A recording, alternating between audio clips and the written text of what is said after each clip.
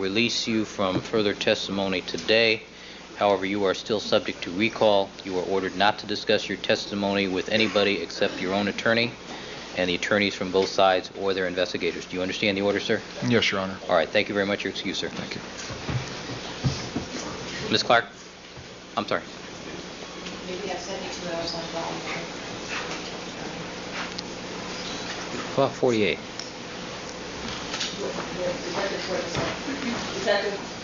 All right. Detective, part of the court's order is you agree to return within 72 hours of being notified. Do you understand the order? Yes, Your Honor. All right. Thank you. Thank you. And you'll give the court plenty of notice. Yes, sir. All right. Next witness. Thank you. People call Lieutenant Spangler.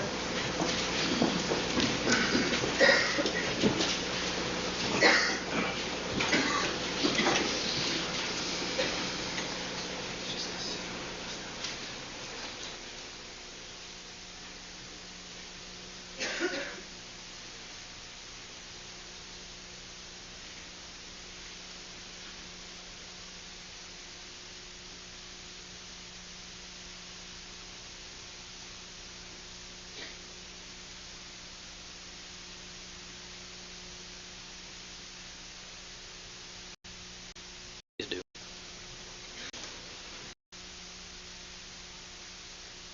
Please do.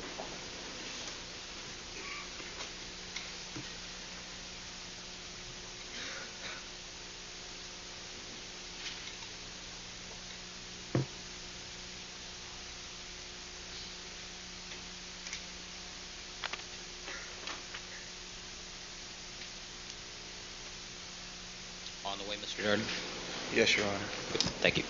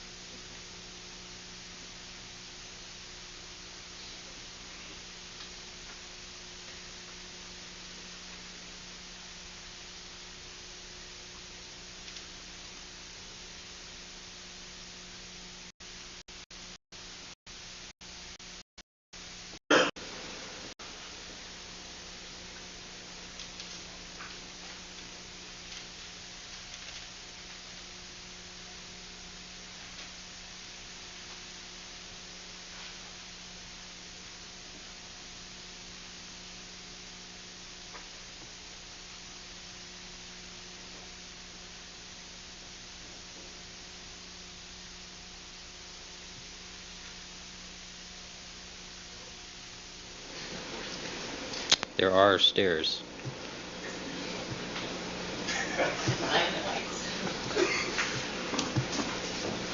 Well, you remember Steve Trott?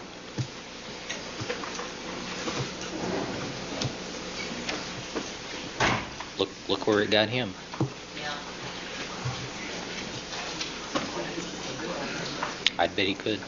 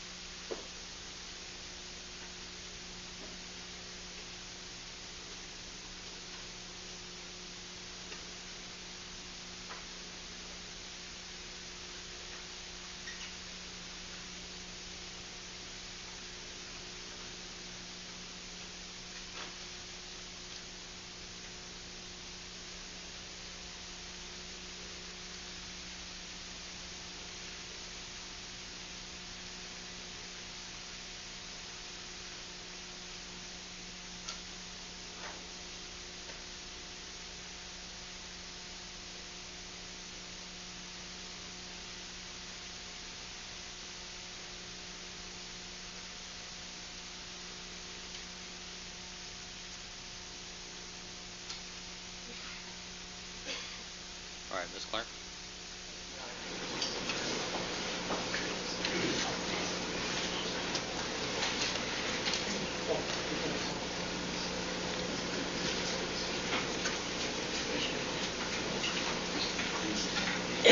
solemnly swear that the testimony you may give in the cause now pending before this court should be the truth, the whole truth, and nothing but the truth, so help you God? I do. Please have a seat and witness stand. These statements spell your first and last names for the record.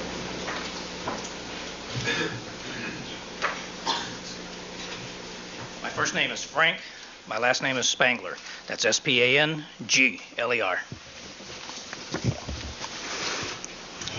Ms. Clark.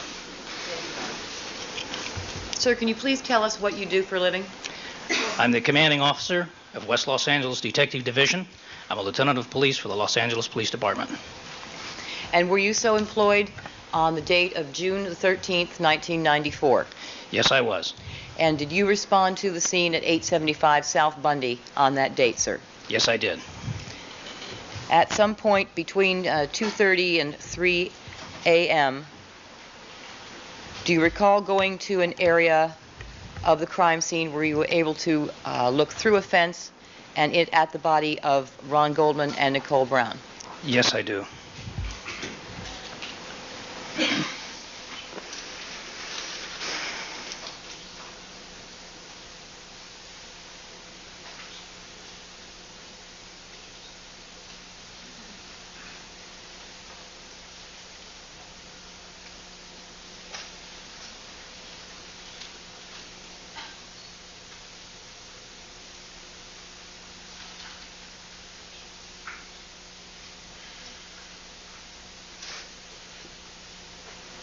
Your Honor, could you please cut the feed? This is People's Exhibit number 46. Two, please. I'm going to ask you to look at your monitor, sir.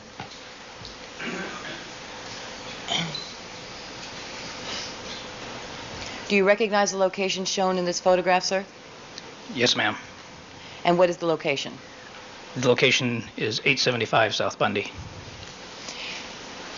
Do you see the area that I indicated earlier, a walkway along the north side of the fence of 875 South Bundy where you walked? Yes, I do. Can you please direct? I'm going to ask you to watch the arrow, direct the arrow to the location where you walked How do I do along that? the north side. You're going to see it in a minute. Oh, okay.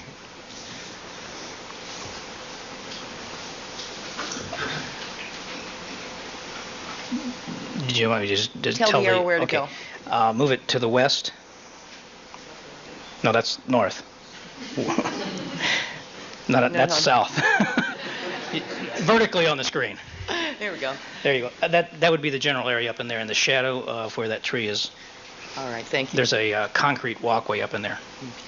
Can you please mark that? And the initials.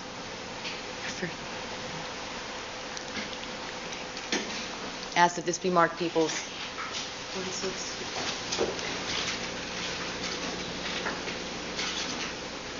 We have so many letters after the numbers, I have to catch up. 46B. All right, 46B.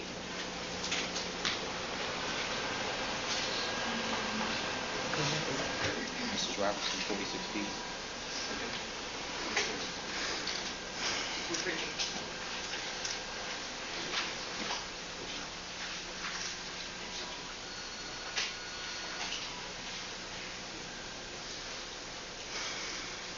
Your Honor, this is People's Exhibit number 43E, People Nature Men Cut. Showing you this photograph, sir, please look at your monitor. Can you tell us if you recognize the location you've described to us in this photograph? Yes, I do. The fence that is shown behind the body of Ron Goldman, can you tell us whether or not that is the fence that you walked up and looked through, behind which there's that concrete walkway you indicated? Yes, ma'am.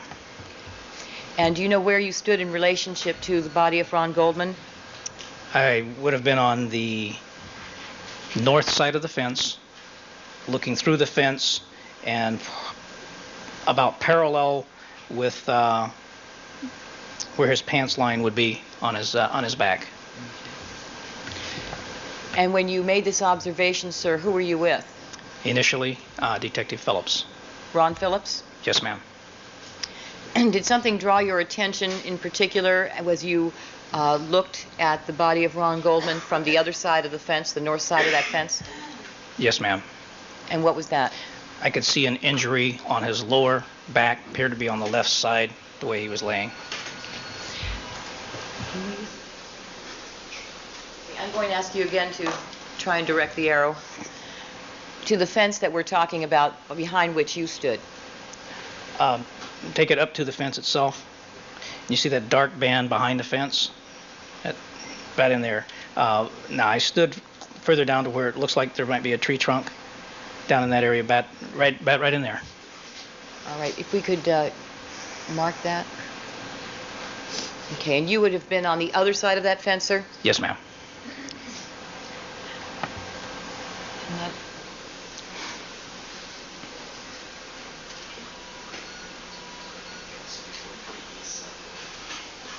Equals 43E sub 1.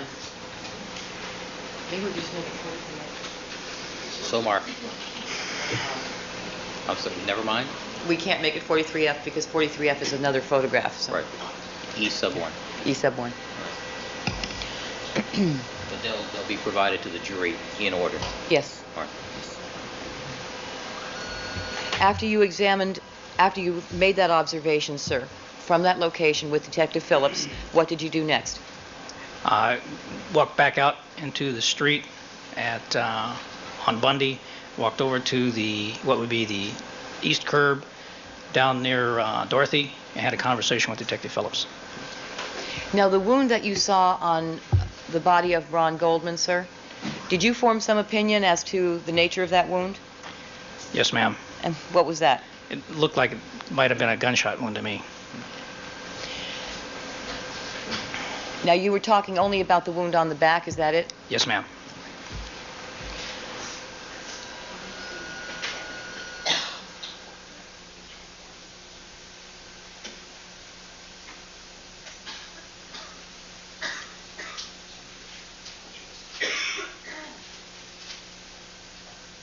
People's Exhibit number 51.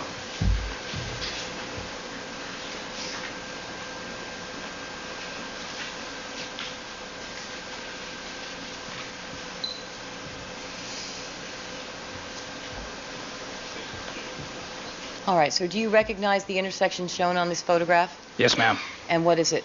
Dorothy and Bundy. Okay. Can you tell us which street is Bundy? You see the sign with the curving, the street sign with the curve on it? Yes.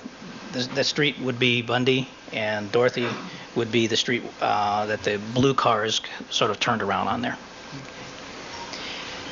Okay, so you indicated that you walked back out from that North Gate area with Detective Phillips, and you went to the east side of Bundy. Would that be the side of Bundy indicated by that yellow sign with the curving arrow? Yes, ma'am.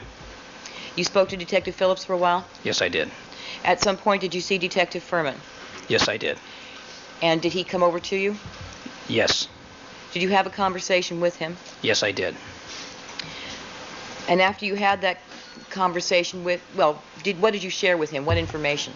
I had discussed the injury that I had seen to the male victim's body, and indicated that, in my opinion, it could possibly be a gunshot wound. Okay. Just the one that you saw in the back? Yes. I'm sorry. And then I asked him to accompany me over to look at it. So what happened next? He accompanied me over. We walked back into the pathway the exact same way that I had been there earlier, and shined a light on the victim, and Detective Furman looked at the injury. Did you walk all the way back to the same position you'd been in earlier, behind the north gate, the north fence, with Detective Furman? Detective Furman was in front of me, so I was a few feet further east than I would have been the first time, but we were there together. Yes, ma'am. Okay. And did you see him walk to the same location you had gone to? Yes, ma'am. And what did he do in that location, sir? He shined his light onto the male victim's back, and illuminating the area of the injury that I observed, looked at it for a few moments, walked back with me back out into the street at Bundy and expressed his opinion that that did not look like a gunshot wound to him, that it looked like possibly a cut. He said possibly a cut. Yes. Okay. Now, were you able to see his hands as he walked to the North Gate area where you had previously been with Detective Phillips and walked back out? Yes, I could. What was in his hands, sir? A flashlight. Anything else? No, ma'am.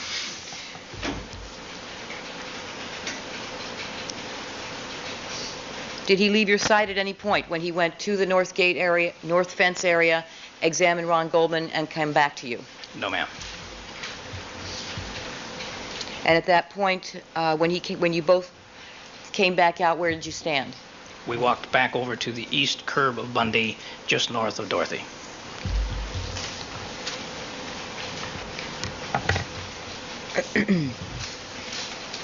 At that point, sir,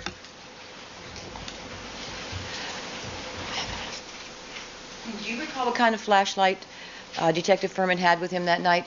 Yes, ma'am. What kind was it? A black pen light. May I see? Mrs. Robertson?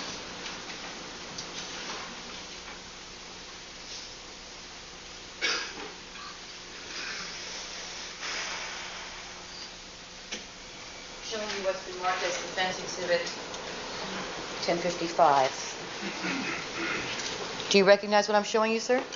Yes, ma'am. What is that? It's a mag light. And how does that compare in similarity to the flashlight that was carried by Detective Furman on the night or early morning hours of June 13th, 1994? Looks to be the same to me.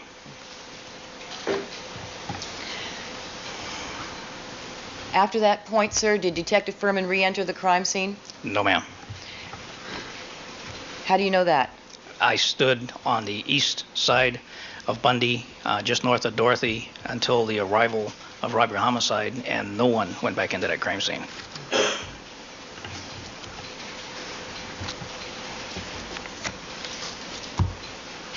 May I have a moment, Your Honor?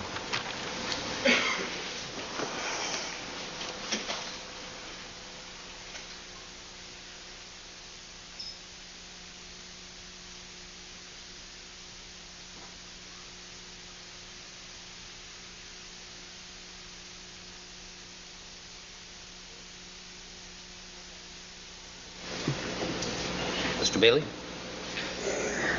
Lieutenant Spangler, what time did you arrive there that night? I believe I arrived approximately 2:30 in the morning, sir. Okay.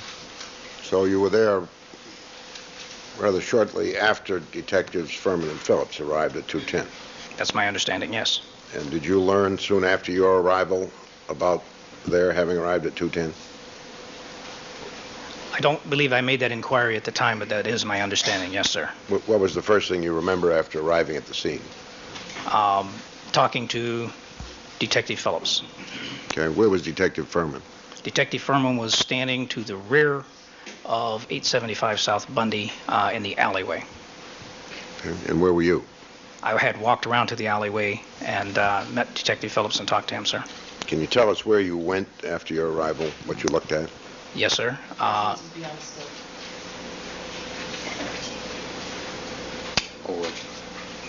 Detective Phillips and Sergeant Rossi spoke to me briefly, and then Detective Phillips escorted me into the condominium via the rear garage. Mm-hmm. And did you view the crime scene from the steps, front steps? I stayed inside the condominium. I did not go outside onto any steps, sir. Okay. And did you ever enter the crime scene from Bundy? Yes, I did, sir. When was that? Detective Phillips, after taking me through the interior of the condominium and showing me some things from the doorway, took me back via Dorothy to the front of the location, and he illuminated a pathway through some plants that were just south of the sidewalk where the female victim was lying, and we approached it from that position, sir. Okay. And can you recall what you did after that? Yes, sir. We walked back out into the street of Bundy and walked north to the pathway that I described and walked in and looked at the body of the male victim from that perspective, sir. And that was at what time? I arrived at 2:30, and by 2:50, we had made all those observations. So over a period of 20 minutes, we were in the condominium, out at the front, and back over on the east curb of Bundy. And by 2:50, you had been up to the body, noticed what you thought was a gunshot wound, and gone back and done the same with Furman, correct? No, sir. Furman, the time that I went up with Furman was a few minutes later, sir. How many? I would estimate just after 3 in the morning, maybe 3:05 max. As I understood it, you came back with Phillips to Yes. the corner, Yes, sir. spoke to Furman, and then took him up to look at the wound. I'm sorry. What time did you and Detective Phillips go look at the wound? That would have been about 2:45. Okay. And how much time elapsed between the viewing with Phillips and the viewing with Furman? 10, 15 minutes. And where was that? I understood from your I direct didn't hear the testimony. question, sir. I understood from your direct testimony that you walked down, told Furman what you'd seen, and took him back without any break. Did No, something sir. happen in between? No, sir. Furman walked over to me. Furman walked from around back behind the condominium out to my location on Bundy, and then we had our conversation. I had discussed my observations with him, and then I walked over with him.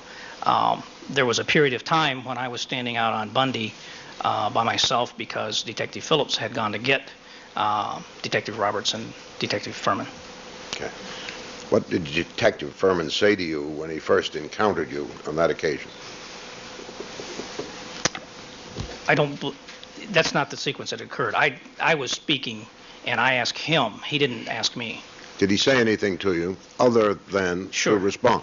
Oh, yes, he said, sure. When I asked him to walk over with me, he said, sure. No. What I'm asking, Lieutenant Spangler, is whether or not Detective Furman said anything unrelated to the alleged wound in the body to you about the case at that time. No, sir, he did not. Did not. Made no comment. No, sir. Okay. Do you know at what point Detective Furman was writing his notes? In other words, was it before or after, if you know, you took him up to look at the wound? I do not recall seeing him writing any notes, sir. Well, you weren't. He has testified that he wrote notes in the house. Were you aware of that? He was not in the house with me, sir. Okay. Was he in the house after you were there at any time? I never saw him in the house. When he walked up to you and Phillips following your observation of Mr. Goldman's body, where was he coming from? I later learned from Detective Phillips that he had been inside the house, sir. Okay. And I believe that's where Detective Phillips found him. All right. Well, now his notes say possible gunshot wound, GSW.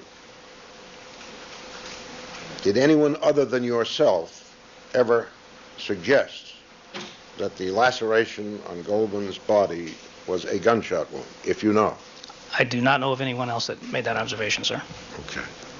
And you say that Detective Furman, upon viewing the wound, thought that it looked more like a cut, Yes, sir. such as would be inflicted by a sharp instrument.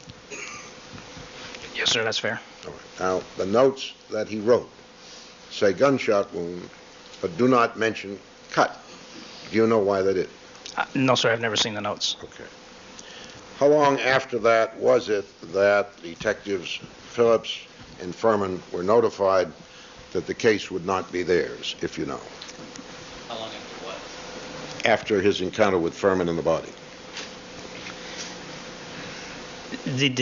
Okay, your question is how long after Furman and I viewed the body? Yes. The decision that Robert Homicide was going to handle? Yes. Okay, decision was made before he and I viewed the body together. I'd made the decision when Detective Phillips and I were standing out on Bundy after he and I had viewed the bodies, and that would have been roughly 10 minutes to 3, sir. And what, if anything, did Phillips do? Phillips left me, walked around to the rear where Detective Roberts and Detective Furman had been, and brought them back to the front where I was standing. Did he go in the house? He was out of my sight, sir. I don't know. I later learned that Detectives Roberts and Furman apparently were inside the condominium, so I can surmise that he did, but I don't have personal knowledge of that. And he brought Furman back with him. Is that the way it happened? Yes, sir. Okay. Now, had you learned at that point that a single glove had been located that might be connected with the murders? I saw it, sir. Okay. Did you direct anyone to see if there was another glove around, since they normally come in pairs? When I was looking at the crime scene, I illuminated the area with a flashlight, and there was never any other glove there. There was only that one that I could see by both an oblique illumination of the crime scene and a horizontal illumination. I only ever saw the one, sir. Did you look around the body? Yes, I did. Where? From two perspectives. Actually three, excuse me. From the doorway inside the condominium, you could look down and have a limited view. From the south side of the bodies when we walked through the planted area, and then from the north side of the bodies when we walked up on the outside of the fence. I looked at it 3 different angles. All right. 2 of the angles you were within the enclosure that is now called the crime scene. Is that correct? If you consider the fence and the gate to be an enclosure. I never entered inside the gate, if that's a question you're asking, sir. Okay. Well, would you review them again, if you will, because it's not clear to me without Okay, sir. putting a picture up Yes, as to where you were standing. Time Yes, sir. 1?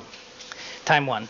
Time 1 was standing in the doorway of the condominium inside Oh, okay. the house. You couldn't see any glove from there, could you? Don't recall seeing a glove from there, sir. Okay. Time 2 was from just south of the walkway where the female victim was lying. Time 3 was from the north side outside the fence at the residence that's immediately north of 875 South Bundy. Did you look anywhere else on any other occasion? Yes, sir. Where? I looked on sidewalks. I looked in the street. I looked on the lawn. And as I walked, I looked to make sure you don't step on anything or disturb anything, Sure. that sort of thing. Yes, sir. All right. Now back to my original question. Did you ever ask if another glove had been seen or direct anyone to look for one? I don't recall making that specific request, sir. You never wrote a report of any of these matters, did you, Lieutenant? No, sir, I have never written a report on any of these matters. So you are now, I take it, you never testified about this matter either, have you before? No, sir, I've never testified in this matter. So you are relying totally on your memory at the moment, or your memory and the reports of others? Independent recollection and recall, sir. Okay. Now, my understanding is that you returned from the 3rd viewing of the crime scene with Detective Furman. No, sir. I returned from the 3rd viewing of the crime scene with Detective Phillips to South Bundy. 4th, then. When Detective Furman and I went up there, that would have been a 4th time. That's correct, sir. A 4th time. Yes, but Okay. yes, sir. You returned at about 3 o'clock? About 3:05, I would think. Tell the jury, if you can, everything you did for the next 2 hours. For the next 2 hours, after viewing the crime scene with Detective Furman, Yes. Objection, Yellowstone. Or will, do you want to look at, why don't you review item 4? Mr. Bailey?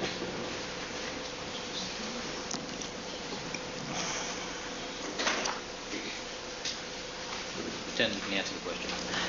I stood on the east side of Bundy, just north of Dorothy, and the only time that I left that position was when I walked over to look at the dog. Sorry, I didn't catch the last. The only time I left my position, what we were doing is we were waiting for robbery homicide to arrive, and I walked over and looked at the dog. That was about it. Looked at the dog? Yes, sir. Okay. This is the Akita? I don't know the brand, but the breed, excuse me, but but it was a pretty good sized dog, yes, sir. Did the dog have a leash on it when you saw it? I seem to recall it was a rope. A rope? Yeah, I think it looked more like a rope to me than a leash, yes, sir. Around his neck, dragging? No, I believe he was tied to something, a street pole or Oh, okay. tree or something like The that. dog was tethered the only time you saw him? Yes, sir. Okay. About what time was that?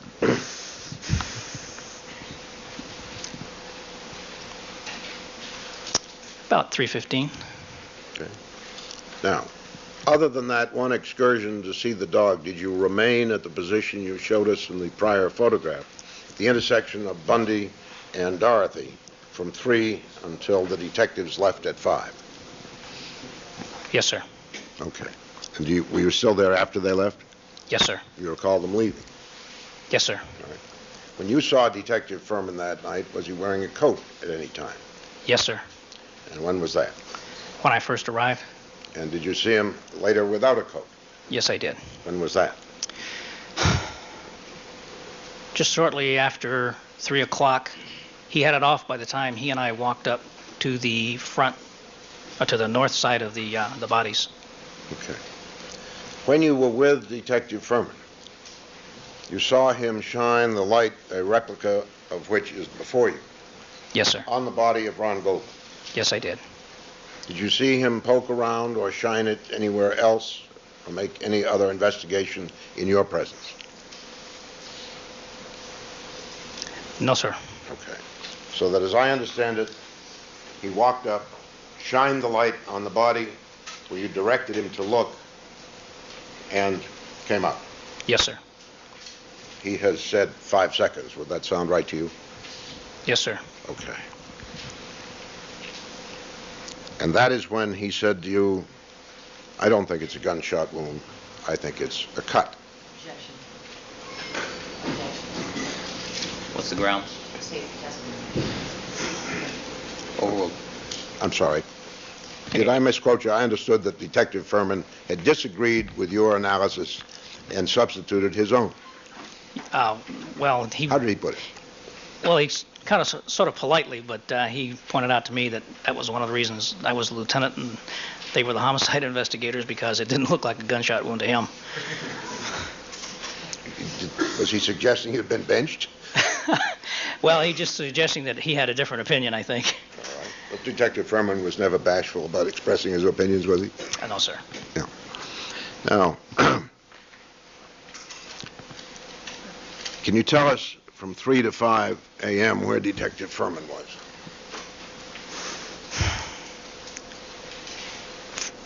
Until, I believe it was Detective Lang or Van Natter, and I don't recall which one it was, arrived, he was with me.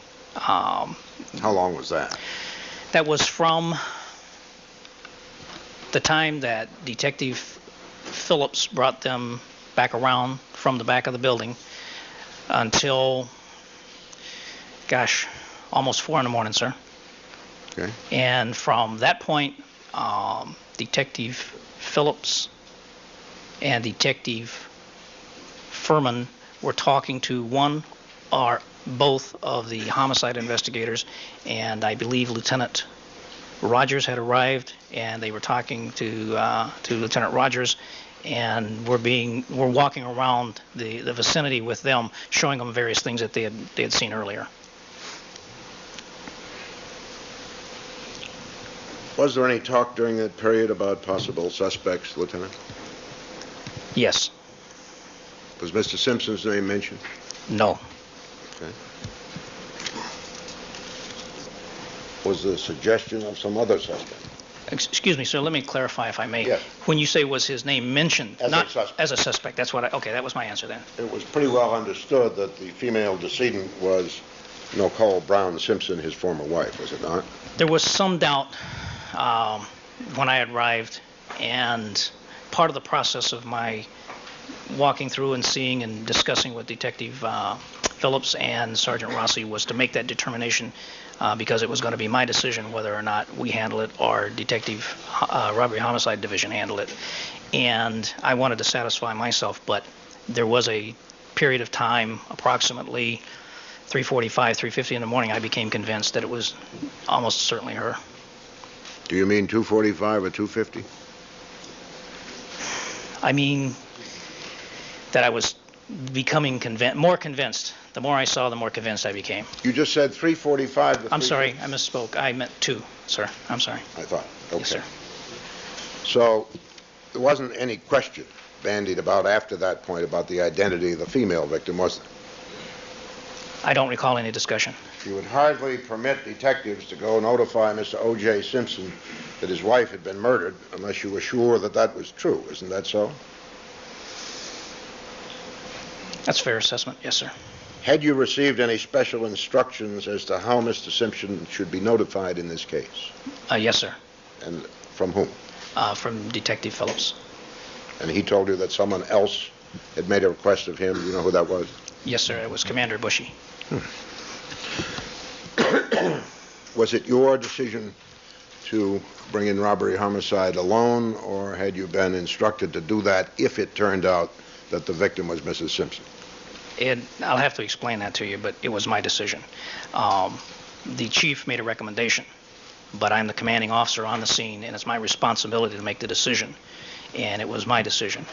His recommendation, however, preceded your decision, did it not? Yes, it did, sir. And was identical with your decision, was it not? I'm very grateful to him for having suggested that, yes, sir. Yes. In retrospect. Yes, sir.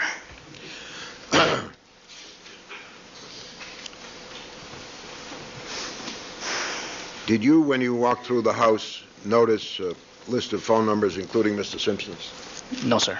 Did you notice a telephone with a dialer on it that said Daddy? No, sir. Did you know that 2 children had been taken out of the house? I was informed, yes, sir. And did you know that Mr. Simpson and Mrs. Simpson had 2 children? Had you known that? No, I did not know that. Was there any talk in your presence by any of the detectives about any difficulties Mr. Simpson might have had in 1985 or 1989? Not in my presence, sir. Did Detective Furman ever discuss that subject with you? He never did, sir. When you talked to Detective Furman and then walked with him up to the north side, as we call it, of the enclosed area that has been described as the crime scene, did he tell you that he had been there before? No, sir. Did he mention anything at all? No, sir. Do you recall, Lieutenant, that there is an area of heavy foliage immediately outside the crime scene? Yes, sir. Did you personally carry a flashlight with you? Yes, sir. Did you go through that area? What do you mean by go through it? Did I walk through it? Did I walk through it? Or search through it? Yes, shine the light and look through, yes, sir. When did you do that? When I had walked up with Detective Phillips. All right. Tell me exactly where it was that you shined your light. Both to the south of the sidewalk and to the north of the sidewalk, from the curb going west all the way up to the fence, and then when we walked around inside the area. I tried to shine it all over the area as best I could. Did you leave the sidewalk as you walked by the east boundary of the fence, or simply looked from the sidewalk with your flashlight? I stayed on the sidewalk. Okay. The pathway that runs from the east to the west is what I'm referring to as a sidewalk now, not the public sidewalk. Is that what you're talking about? I'm talking about both. Okay. And in fact, I did look at both with a flashlight, yes, sir. Okay. But you stayed on the concrete. I think that's the easiest way to frame it. Yes, sir. I did not You walked step north off on the concrete and west on concrete. Both of you, let him finish asking the question before you start answering, Lieutenant. Yes, Your Honor. Mr. Bailey, please let him finish his answer before you start asking I the third apologize, question. Your Honor. I'm afraid the witness may share a common lineage as a Marine. You served in U.S. the Army, military? sir. What's that? Command Sergeant Major, U.S. Army, sir. U.S. Army? Yes. Oh, well. Pardon me. Mr. Darden apparently doesn't know his uniforms. He told me you were a Marine.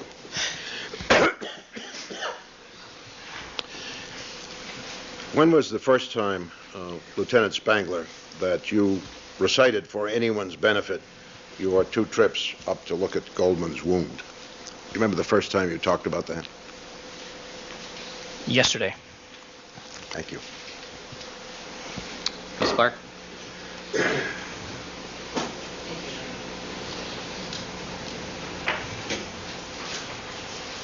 Lieutenant Spangler, is it common for police officers to carry flashlights at crime scenes? Especially at night, yes, ma'am. And what is the importance of having a flashlight at a crime scene? To aid your vision, to allow you to identify and see potential items of evidence. And would a flashlight also illuminate where you're walking? Yes, it would. And is it important to see where you're walking in a crime scene that contains potential evidence? Yes, ma'am. And why is that? So you don't disturb the evidence or just possibly destroy it. And so is it a common practice, in fact, always done in a nighttime crime scene, that police officers use flashlights to illuminate where they walk? It's my practice.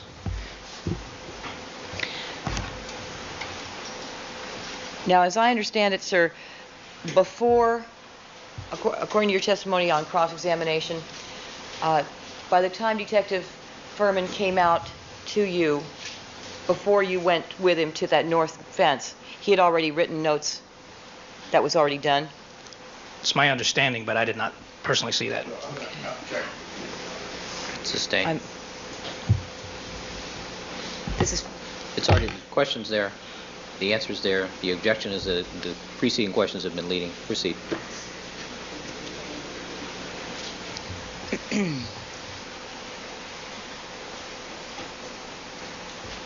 You testified on cross-examination, sir, as I understand it, that Detective Phillips brought Detective Furman out, to the best of your knowledge. Okay. Tell us what was your knowledge about where Detective Furman had been before you saw him and spoke to him on the east side of Bundy. Well, I had seen him and Detective Roberts at the rear of the location in the alleyway. And when Detective Phillips left me, he walked around that direction and he returned with them. My understanding was that they were inside the condominium, but I did not personally see that. Okay. And then what was your understanding about what Detective Furman was doing inside the condominium before he came out with Detective Phillips to see you on the east side of Bundy? Beginning their investigation. Okay. Was it your understanding that he was writing notes inside the condominium at that time? Yes. And it was after that point that you had your conversation on the east side of Bundy, and what did you do after that? After Detective Phillips, Detective Furman, and Detective Roberts returned to my location, Yes. I made my observation, or discussed my observation of the injury, and I asked Detective Furman to accompany me over to look at it for his opinion. Now, the observation that you made, the conversation you had about that, was that with respect to the one wound on the back or with respect to all of the wounds on the body? That one wound, ma'am. Okay. Did you have a conversation with Detective Furman about any of the other possible wounds on the body? No, I did not.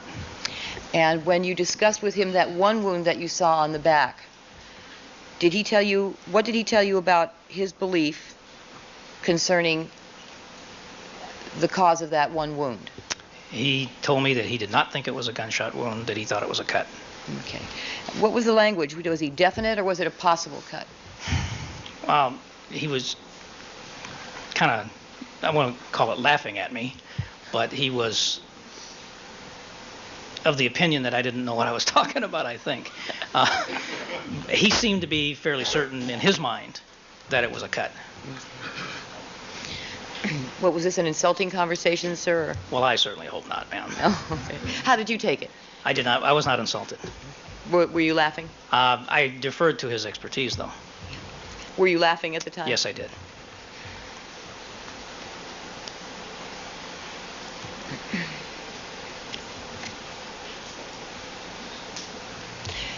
You indicated, sir, that you were glad that you had made the decision to refer the case to robbery homicide, Yes, ma'am.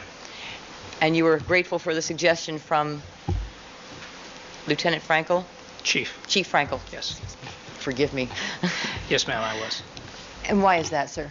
Because I have, counting Detective Phillips, a four-man homicide unit, and I don't have the resources to adequately investigate a crime that would of this magnitude. I mean, I have something like 38 detectives in my entire division. We'd have had to shut down everything and handle nothing but this case. Couldn't do it. And then, just so it's clear, sir,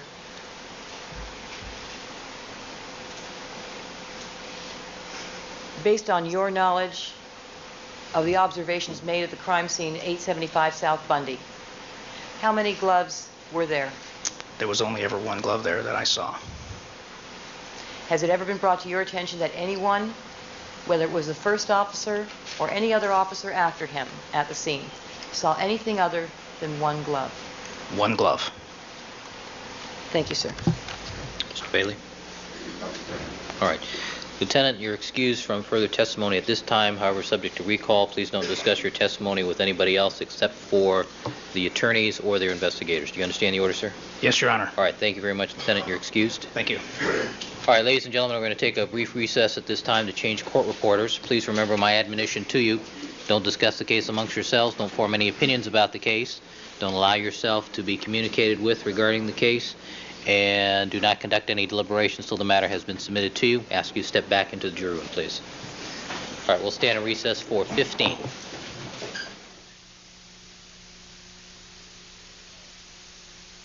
Additional boards, is that correct? Yes, Your Honor.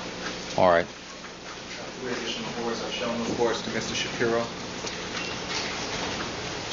All right, are we ready to proceed?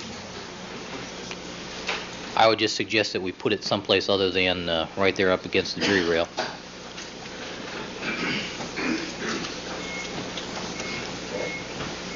All right, Deputy McNair, let's have the jurors, please.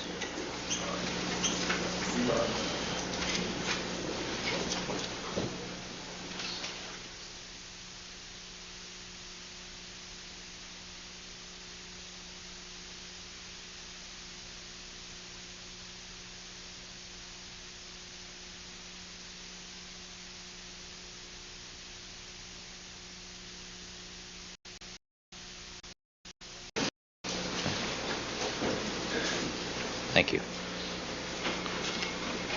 All right, counsel, who is your next witness? Yes, Your Honor. The people call Mr. Darrell Smith. All right, Mr. Smith, report, please.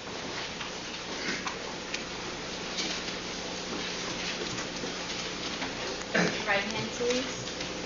You do solemnly swear that the testimony you may give in class now pending before this court shall be the truth, the whole truth, and nothing but the truth, so help you God? I do. Please be seated and state and spell your first and last names for the record.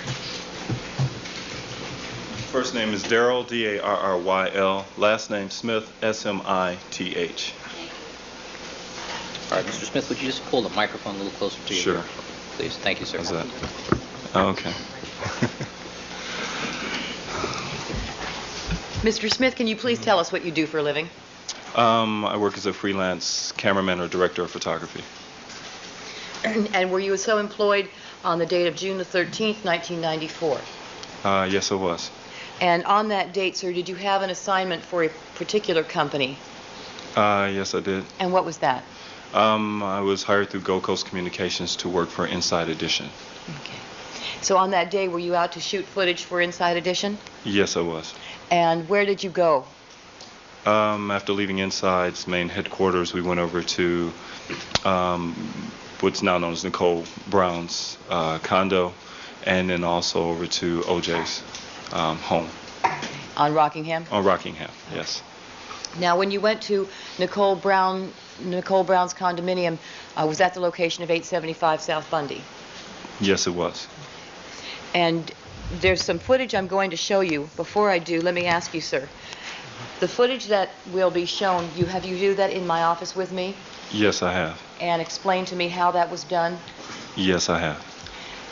Does the footage show the events and the order, the chronological order that they occurred? Yes, it does. So that the first shot that we're going to see, that's what occurred first in time? Yes, I believe so. And then every shot thereafter? Every shot thereafter, yes. Okay. In order. In order. Thank you, Ron. In order. Are there pieces cut out of the footage? There are pieces cut out. The footage has been edited, but it tells a story basically in chronological order. Thank you, sir. Ms. Clark, let me inquire. You've reviewed this, is that correct? It's already been marked and shown, Your Honor. All right, refresh my recollection. Is the feed appropriately cut on these? Yes, it should be cut. And this is the tape that was shown with Detective Lang. Fine, okay. 101? People's 101, Your Honor. All right, Mr. Smith, there's a monitor right there for you to Right watch. here. Thank Yep. you.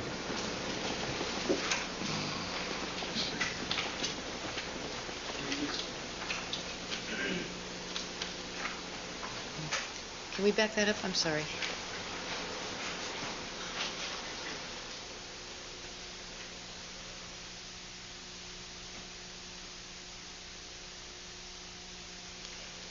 I'm sorry.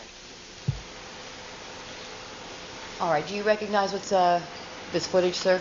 Yes, I do. Currently, we're across the street as no cameramen were permitted to go across the street. They had us all basically stationed on the opposite side of the street. Okay, so all of the news crews there and the cameramen were stationed on the east side of Bundy? Basically on the east side of Bundy. There were a couple guys across the street down towards, I guess that would be the south side, and they were making their way to the east side. Okay. So then the crime scene tape shot, the shot of the crime scene tape coming down, that was the first thing that occurred Yes, before any of this happened. before any of this? Right. Indicating the police officer was lifting the cotton blanket. And walking on the walkway? Yes.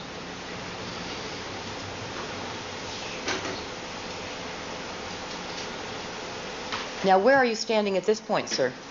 I'm standing across the street. Well, actually, I guess that would be the west side after the tape went down, and I'm pretty much standing on the grass. On the grass? Mm-hmm. And can we run that through one more time, please? So while the crime scene tape was still up, sir, where were all the cameramen and the news crews and the media? Well, the media that was there, a lot of media had left and I guess headed over towards Rockingham, but the media that was there at that time was basically across the street. When the tape went down, I just basically instinctively went across the street and stood on the grass, because then you can approach a crime scene. So the first time any cameramen were allowed to get close to the crime scene was after the tape came down? After the tape came down, at the time, that I was there, we were all stationed across the street. And when the tape came down, again, that's when we were allowed to come over by the crime scene.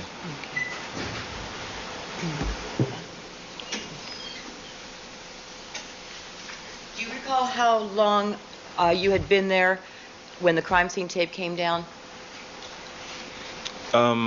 Best of my recollection, about 30 to 45 minutes.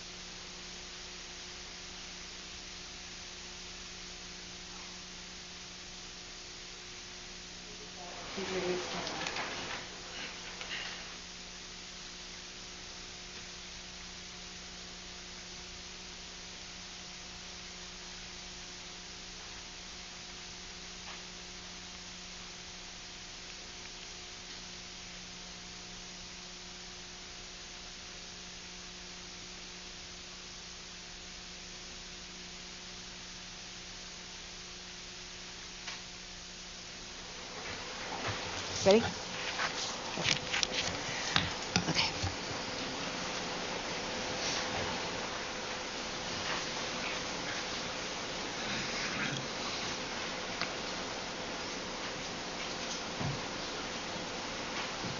All right. Where are you standing when this part of the tape, if you could stop it here, when this part of the tape is being shot? Across the street from the residence. I guess that would be the east side Of of Bundy. Bundy. Stop. All right. Now you see this kid roller skating down the sidewalk? Yeah, I do. Wait, what? Whoa. Scar, I'm sorry. First portion that Mr. Smith answered to was the officer who was rolling up the crime scene tape. Yes, ma'am. Right. Thank you. Okay, you're still across the street at this point, is that right? Yes, I am. Okay.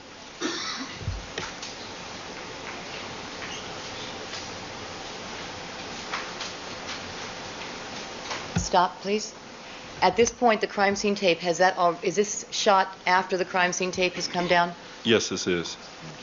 And can you tell us, sir, where you're standing at the time this shot is filmed? Approximately, I'm either right on the grass or right by the curb on the west side of Bundy. Okay. So you're much closer now? Yeah, I am. All right, Director, Okay. it's like that the witness is referring to a portion of the tape where it appears that there is a child leaning over, rollerblading past the West Tech sign. Yes, Your Honor, thank you. Okay. All right. Stop here. Can you back it up? Thanks. All right. At this point, sir, chronologically speaking, does this event occur after the child is rollerblading? Yes.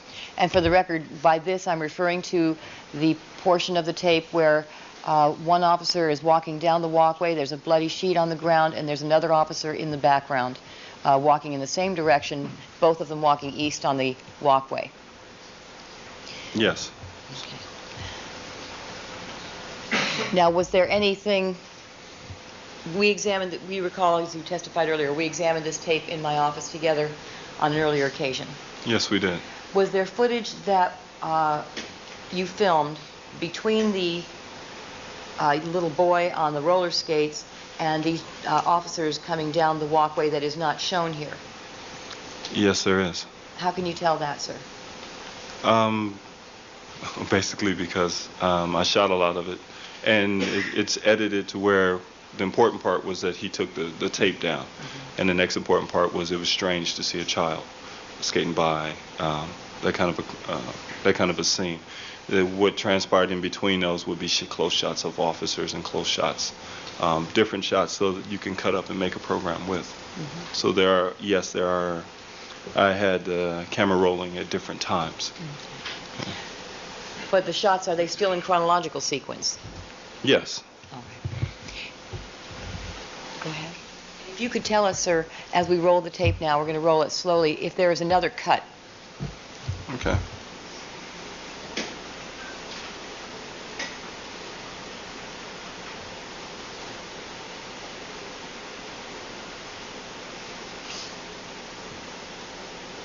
Can you stop there?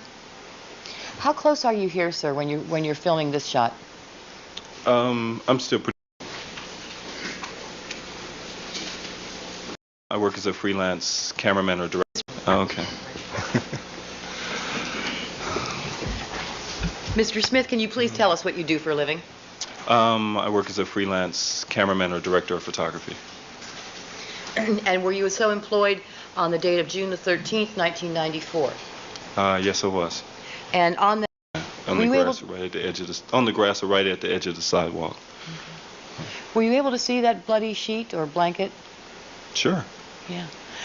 Did the blood on it still look wet or moist to you? That I couldn't tell. Okay. I couldn't tell. You saw the flies around it. In my best recollection, all I pretty much saw is pretty much what you see here. I can't say I really remember flies. Okay. But if it's on the tape, if it's on the tape, I saw it. Yeah. Basically. Okay. Okay.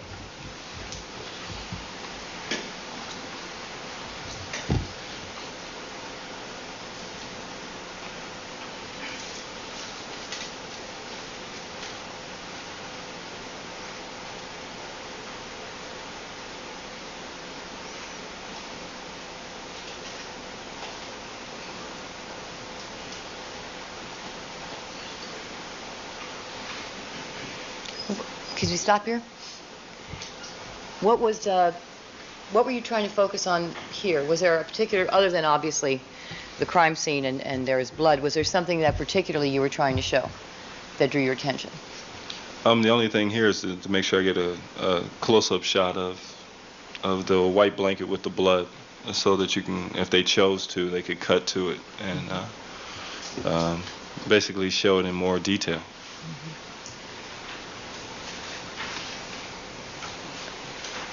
Do you see, sir, you're looking at the monitor, in the upper, I want to say the right-hand corner kind of, that in the upper right-hand tile of this frame, and for the record, the frame I'm now describing is showing the blanket and the first step of the steps that go from the walkway up to the landing. What appears to be a... Oh, thanks. Can you look at the screen, sir? And I'm going to look at the red dot Sure. that I'm... Can you see it? The red dot that I'm using? Yeah, I can see the red dot. I can barely make out the screen, but I can see the area that you're circling. Okay. In the tile. Okay. Do you recall seeing that spot? Does this... Yeah, I do. And what was that? It's basically a large amount of blood. It's coagulated blood. Okay, go ahead.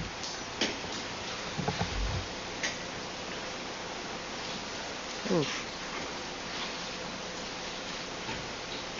All right, stop.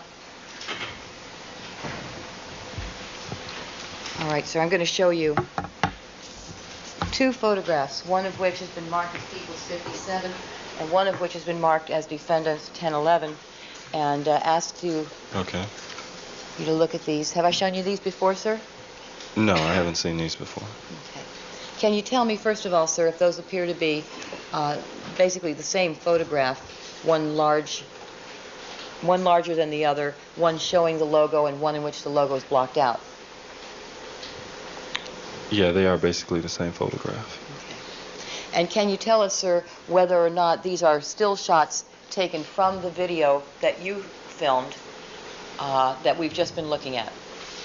Yeah, they do look to be taken from video. Okay. And if you could look at your monitor, sir, the frame that is now being shown, do these appear to be stills, the still frame from the video that you shot, the frame that's now being shown to you? Yes, it does. And so if what you shot and what is shown in this tape is all in chronological sequence, this particular shot, which is a still of which is shown to you in People's 57 and Defense 1011, occurred after the crime scene tape was taken down? Yes. Yes. Okay, roll the rest. Thank you. Chris? Mr. Cochran?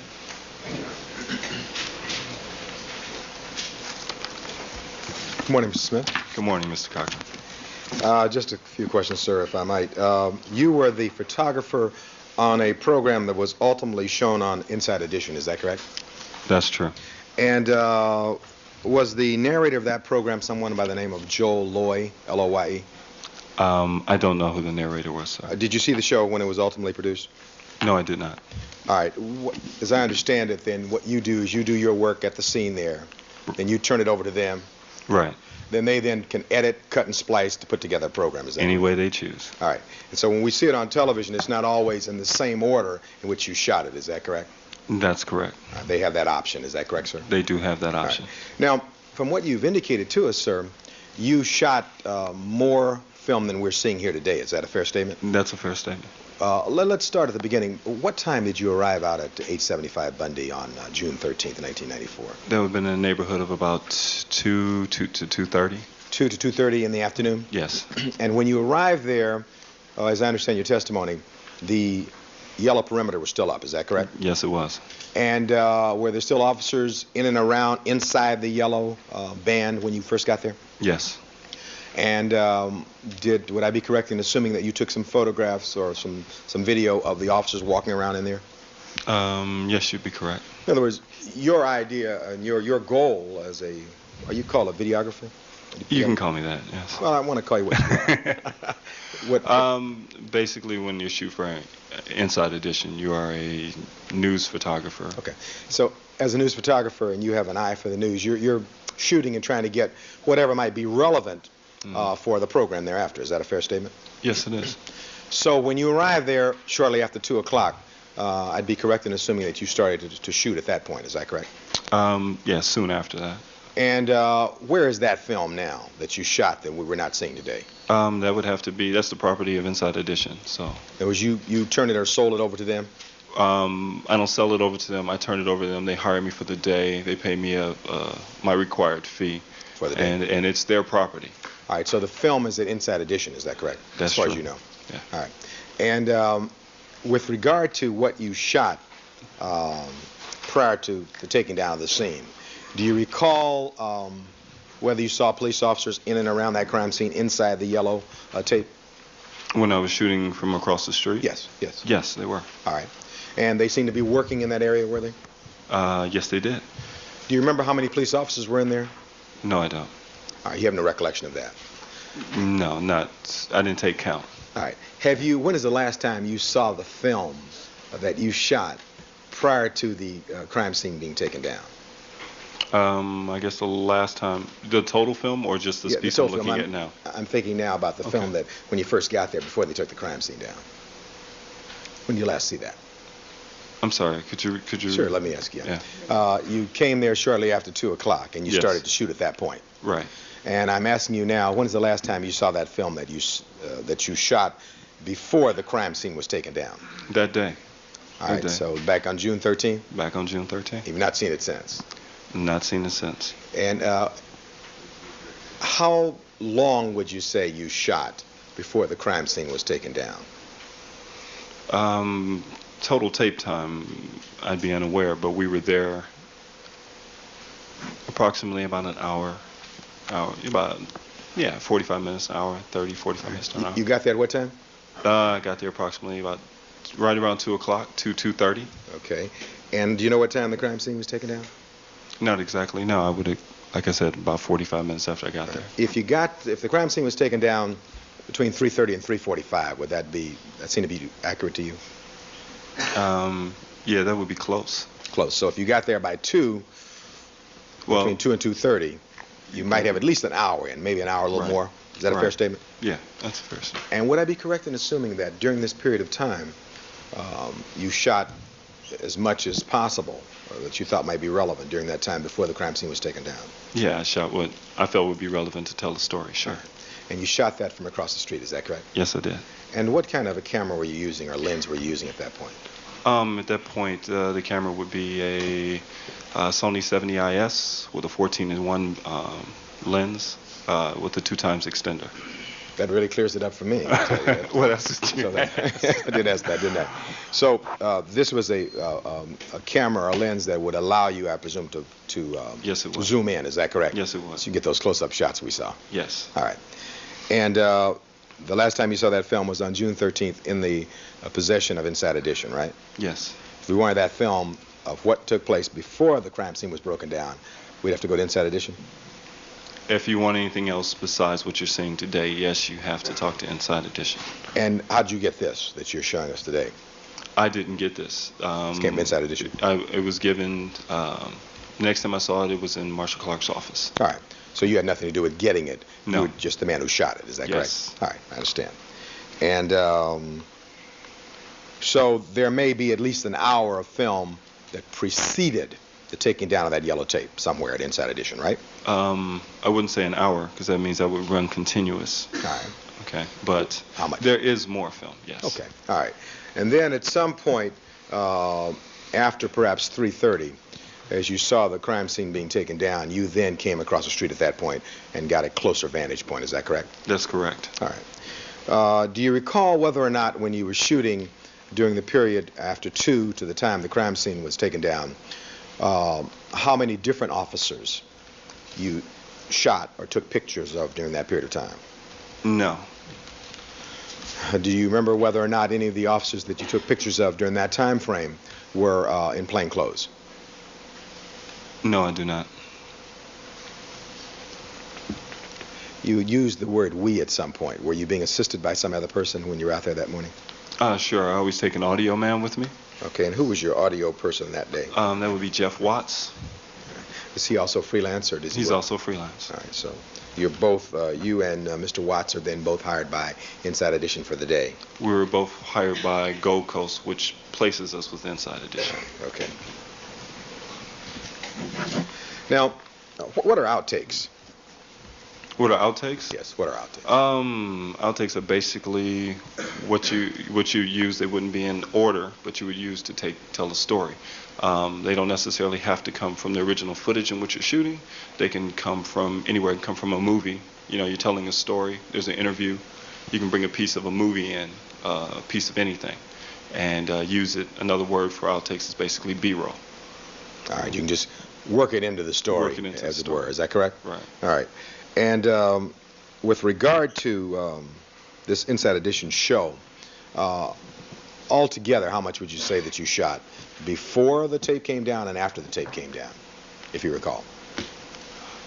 Well, I would probably, before the tape came down, I'd probably roll about around 30 minutes. I would say 20 to 30 minutes.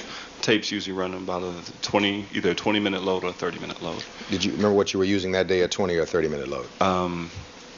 Inside generally uses, at that time they were generally using 30-minute loads. And do you recall whether or not you used more than one tape prior to the yellow tape being taken down?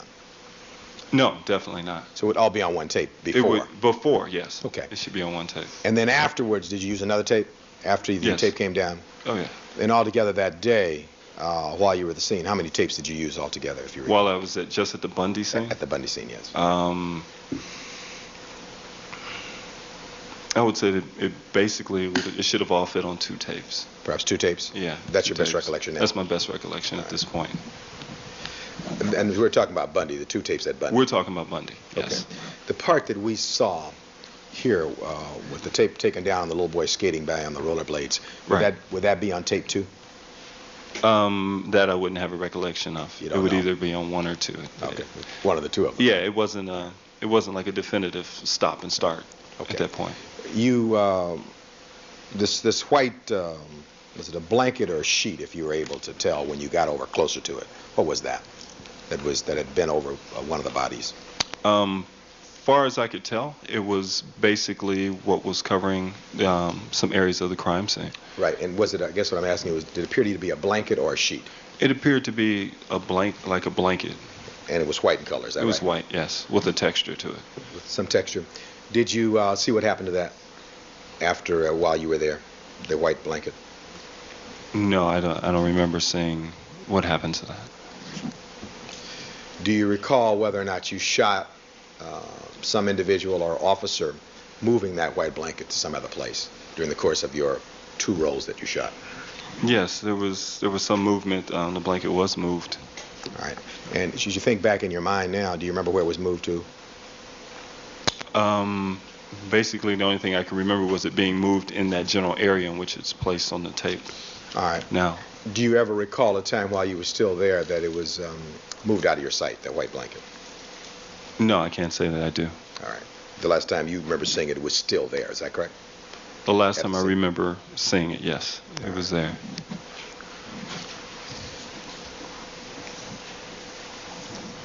Now, in addition to yourself, were there other cameramen out there shooting also at about the time that you arrived shortly after 2 o'clock?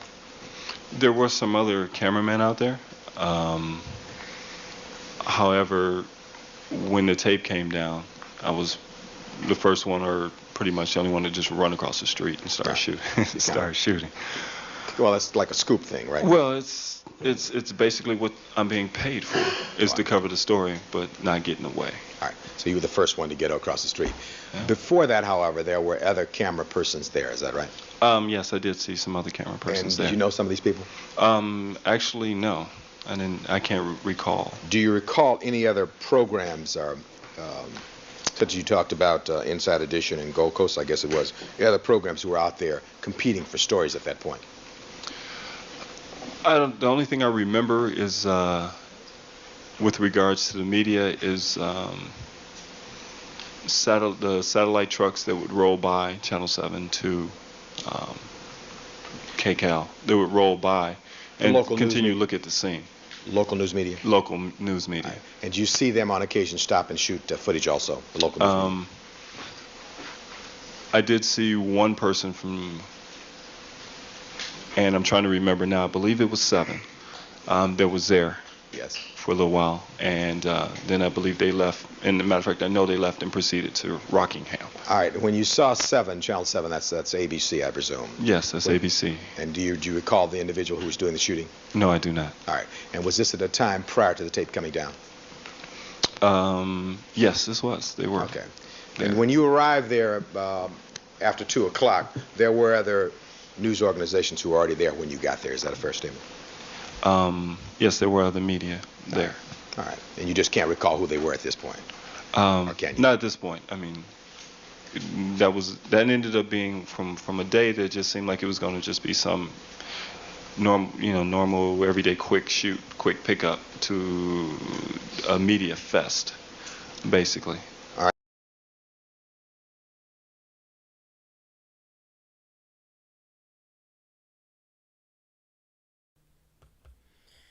All right, and we'll see. Christine says, only had like 1 sip of wine, 8 appetizers for dinner, a lot of them, but all day yesterday I was feeling very sluggish.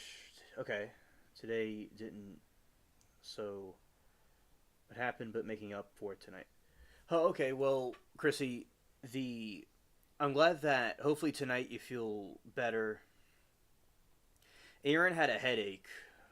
So, I don't know if there, certain atmospheric pressures can cause people to feel a certain way. But yeah, it certainly does happen. But glad that you're here with us this time and for the new year. And yeah, so unless there was a lot of activity, maybe there's a lot of activity going on. And then, or over a time, a lot of activity, then it just hit at a certain point. There's where it became sluggish. That's another possibility, because sometimes there's like a build-up, then it happens. That could be an answer as well, because, also to me too, sometimes all of a sudden it'll just come over me. Yeah. Right now, we'll continue. All right, and by that you mean a media fest, you mean there were a lot of media? I mean, a lot of media turned out later on in the day when we were at different places and stuff. So. All right. From what you've indicated to us, at some point, you left Bundy at some point. And about what time was that, sir? Leaving Bundy, I would say it had to be in the neighborhood around 5. 5, so you stayed at Bundy something maybe just a little bit short of 3 hours. Is that correct? That would be correct. And 2 to 3 hours, yes. 2 to 3 hours. Yes. And did you continue to shoot till the time you left? Yeah, pretty much. And over that time now, if you stayed 2 hours plus, could you shot more than 2 rolls if you're using 30-minute rolls? Actually, probably not. While I am documenting things that are going on, I'm also being selective on which shots I'm taking. It takes time sometimes to see and to actually be creative in your process of how to tell a story or how to make sure it's ready for the editors to tell the story and the director or the producer to tell the story when they get back. And was there a director or a producer at the scene that day at all? Sure, there was a producer there. And who was the producer? That should be Malcolm. Malcolm. I don't remember Malcolm's last name. Sorry, Malcolm. Malcolm. Malcolm. Okay, well. But probably call in and tell us right. Oh, Malcolm. I wasn't thinking about that. That was just, but. Okay, but it's Malcolm, and he's a male. Yes, he is. Okay. Was he with you the entire time? Yes, he pretty much dogged my every step. Well, all right. Now I'm sure he called in, right? Was Malcolm directing you as to what to shoot also? No, I mean, he'll have suggestions at a time and say, let's make sure we get this, let's make sure we get that. But a lot of it is also we've worked together, they know I'm going to deliver, what they need to tell the story. So if they see something special, they usually suggest it. All right, so that we can make sure this is clear. There were at least 3 of you in your group, the audio man, Jeff Watts, Malcolm, the producer, Right. and you as the videographer, is that correct? Yes, sir. And there's no log that you have written anywhere that would tell the exact time you got there, is there? There's a log when we checked in to Gold Coast Communications, and they wanted us there by 1:20. We checked in at 1:30. Then we proceeded over to Inside, which is about 15 to 20 minutes away. Proceed over to where? To Inside Edition. Okay, and where is that located? Inside Edition is located on Wilshire Boulevard. I don't know the exact address. Okay, but how far is that from the Bundy location? From the Bundy location, it's neighborhood of about 25 minutes, 25 minutes. You were at Inside Edition a short period of time, I presume. Right. Then you We went to basically went there to pick up Malcolm. Bundy. Okay. All right. And then ultimately when you did leave after 5, did you go over to the Rockingham location? Yes, we did. Did you shoot footage there also? Yes, we did. And who has that footage? Inside Edition.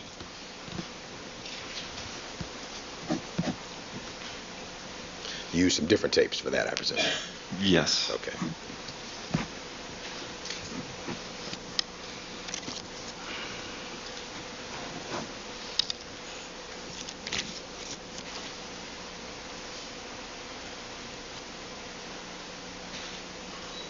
When did you talk to when were you in Miss Clark's office? When did you have this conversation with her?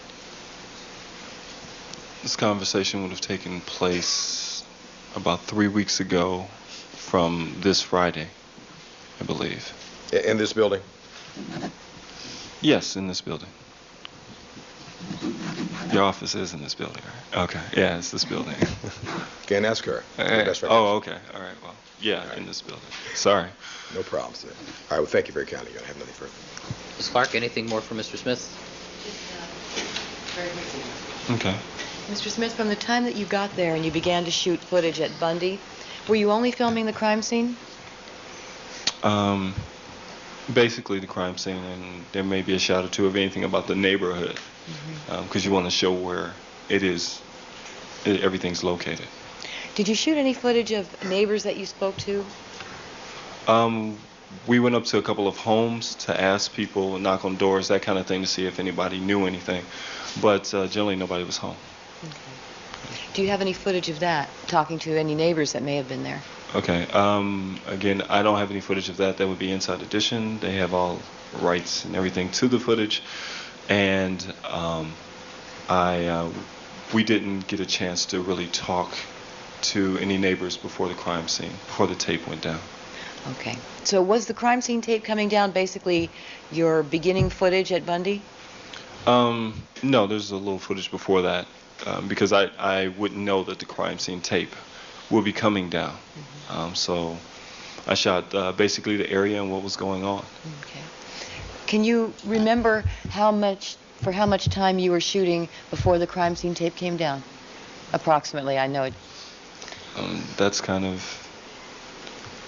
I really can't answer that. I mean, we were there shooting, knocking on some doors, that kind of thing. My best recollection could be 30, 45 minutes. We were all surprised when the tape came down. So. Okay, so that 30 to 45 minutes before the tape came down, was not just the crime scene that you were filming then? Is that? Right. Okay. Thank you. Mr. Cochran? Sure. So clear. We're abundantly clear here.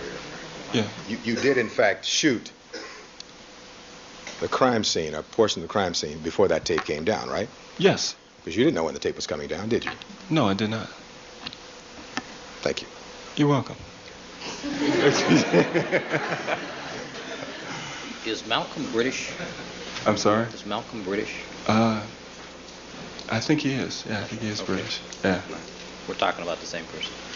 All right, Mr. Smith, thank you very much for coming in. You're now excused. You're welcome. Thank you. All right. Next witness. next witness, Your Honor, will be Detective Philip Van Adder. All right.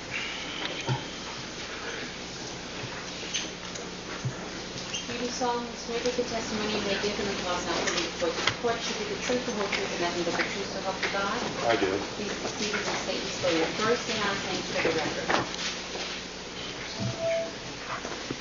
record. My name is Philip Van Adder. Philip is spelled with one L. Van Adder, V-A-N-N-A-T-T-E-R.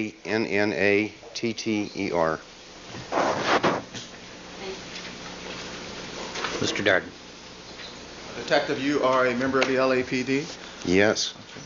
How long have you been a police officer employed by the LAPD, sir? 26 years plus. And you are Detective Tom Lang's partner, is that right? Yes, And you were his partner on the morning of June 13th? that's correct. Okay. Now, I would rather not discuss all of your assignments during the past 26 plus years, Detective, but what year did you join the department? In January of 1969. Okay. And were you assigned to patrol after that? Yes. What year did you first become a detective? The last part of 1971. Okay. Now, at some point, were you transferred to West LA Division? Yes, The same division we've been hearing about during this trial? that's correct. Okay. And during what time period were you assigned to West LA Division? I went to West LA the latter part of 1975 and left there the first couple of months of 1979. Okay. And were you a detective throughout your assignment to West LA? Yes. Okay. You never worked patrol? No. You never had any or performed any patrol functions? No. And what is your current assignment, sir? I'm a police detective, Los Angeles Police Department, assigned to Robbery Homicide Division, Homicide Special Section. Okay. Now, you've watched some portions of this trial, have you? Yes, I have. Okay. You watched Detective Lang testify to some extent? Some of his testimony, yes. Okay. Not all of his testimony? No. Okay. You've been monitoring the trial, have you? Yes, I have. Okay. You are a co-lead investigator in this case. Is that right? That's correct. Okay.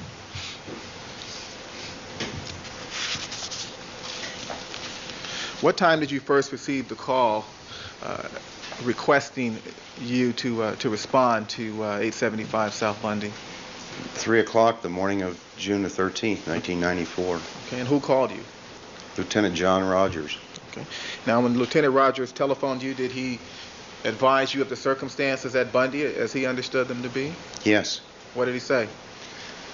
Lieutenant Rogers told me that we were assuming the responsibility of a double homicide at 875 South Bundy, and that one of the victims was believed to be Nicole Brown Simpson. Okay. And he told you that Nicole Brown Simpson was O.J. Simpson's ex-wife, did he? Yes. Okay. And I take it that you consider this a serious situation, that is the fact that there were two dead people on Bundy. Well, I consider any homicide call that I go on a serious situation, yes. Okay. Well, the fact that it involved Nicole Brown Simpson, did that make the situation seem any more urgent or important in your mind? The only thing that triggered in my mind, that knowing that there was a connection to Mr. Simpson, that there would probably be a lot of media, yes. Okay.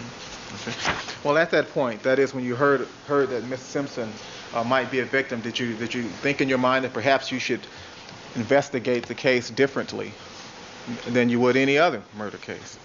No, sir. Every homicide case is important. And so what time did you arrive at 875 South Bundy, sir? 4:05 in the morning. And when you arrived, was your partner, Detective Lang, there? No, he wasn't. And when you arrived, where did you park your vehicle? I parked my vehicle headed north on Bundy, on the east side of the street, south of Dorothy. And were you greeted by any other detectives? Well, I approached two detectives that were standing inside the intersection of Dorothy and Bundy. Okay. And these two detectives, were you acquainted with them previously? No, I didn't know them. You never met them before? No. Okay. And you introduced yourself to these two detectives? That's correct. Okay. And what names did they give you at that time? I introduced myself to Detective Phillips and Detective Furman. And did you have a conversation with Detective Phillips and Detective Furman at that time?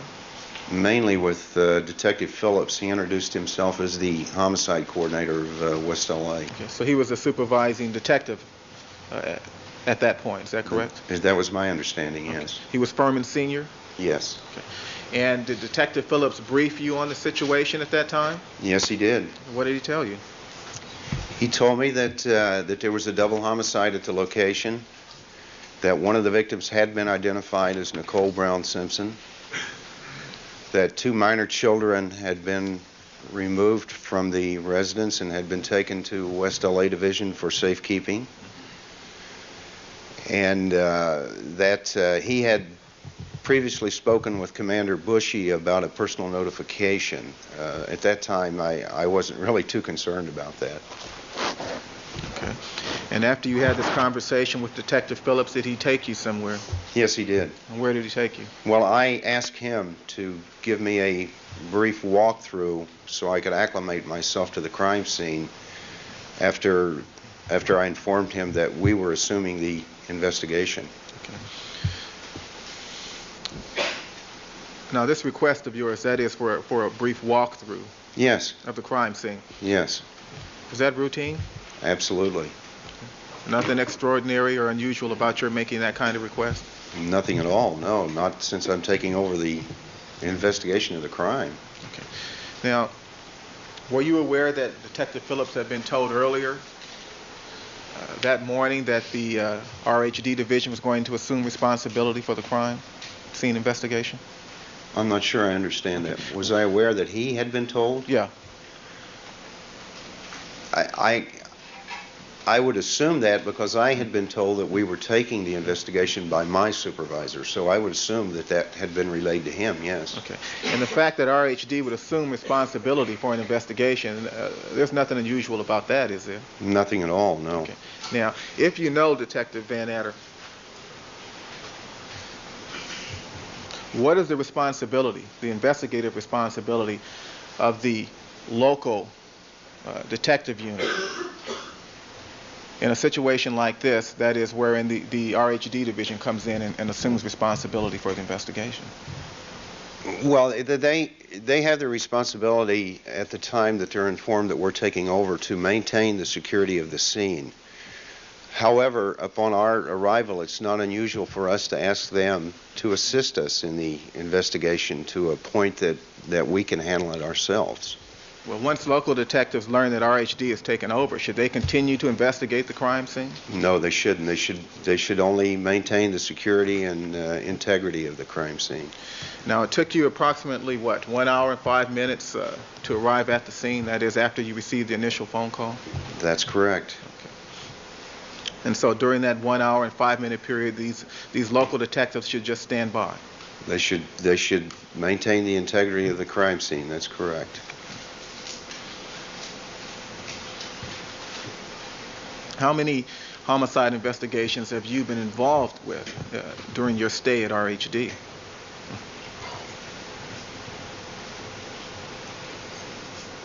Quite a few. At RHD, I would guess my overall career, I could probably give you a figure. Probably over 200 I've been personally involved in. I've probably been at the scene of maybe as many as 500 to 600 homicides. Okay. And in each of those situations where RHD took over, the local detectives always stood by until RHD arrived. Is that right? That's correct. They maintain the integrity and isolate witnesses and things like that. Now, you told us a moment ago that Detective Phillips took you on a walkthrough? Yes. Okay. Where did you and Detective Phillips go first? That is, after you left the intersection at Dorothy and Bundy. Detective Phillips, we walked north on Bundy, and he took me to the south side of the walkway that leads to the front of the residence through the shrubbery. I stood back behind him a couple of feet, and he pointed out items in the crime scene to me. Now, as you approached the crime scene from the front, were you carrying a flashlight? Yes. What kind of flashlight? A 4-cell D battery flashlight, a long flashlight like that. I don't know the brand of it. Okay. And how long is that flashlight? How many inches? Oh, it's probably, I'd guess 14 inches maybe. Okay. And was Detective Phillips also carrying a flashlight? As I recall, yes. Okay. Now, you've told us that you've been to many crime scenes. When you approach a crime scene, are you careful not to step on things? Yes. Okay. And why is that? Well, can I relate it to this crime scene? Okay. This was a very, very bloody crime scene. You don't want to contaminate the area. The area has been secured. So you're very careful, and you pick your route very carefully. Not only do you not want to contaminate a crime scene, I also have a lot of health concerns regarding being exposed to blood. So I try to be extremely careful to keep blood off from me. And so you're shining that flashlight on the ground then, I take it? Every place, that's correct. And you're making certain that you don't step on any evidence? Yes. You saw Officer Risky testify? Yes, I saw part of his testimony. And Sergeant Rossi? Yes. Okay. And did you also watch them draw for us the path that they used as they approached the crime scene from the front? I did. Okay. Was that the same path you took? I was taking the same path.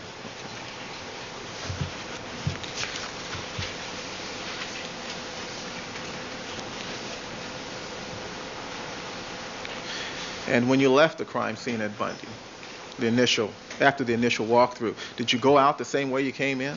Yes. Okay, and why did you do that? To maintain the integrity of the crime scene.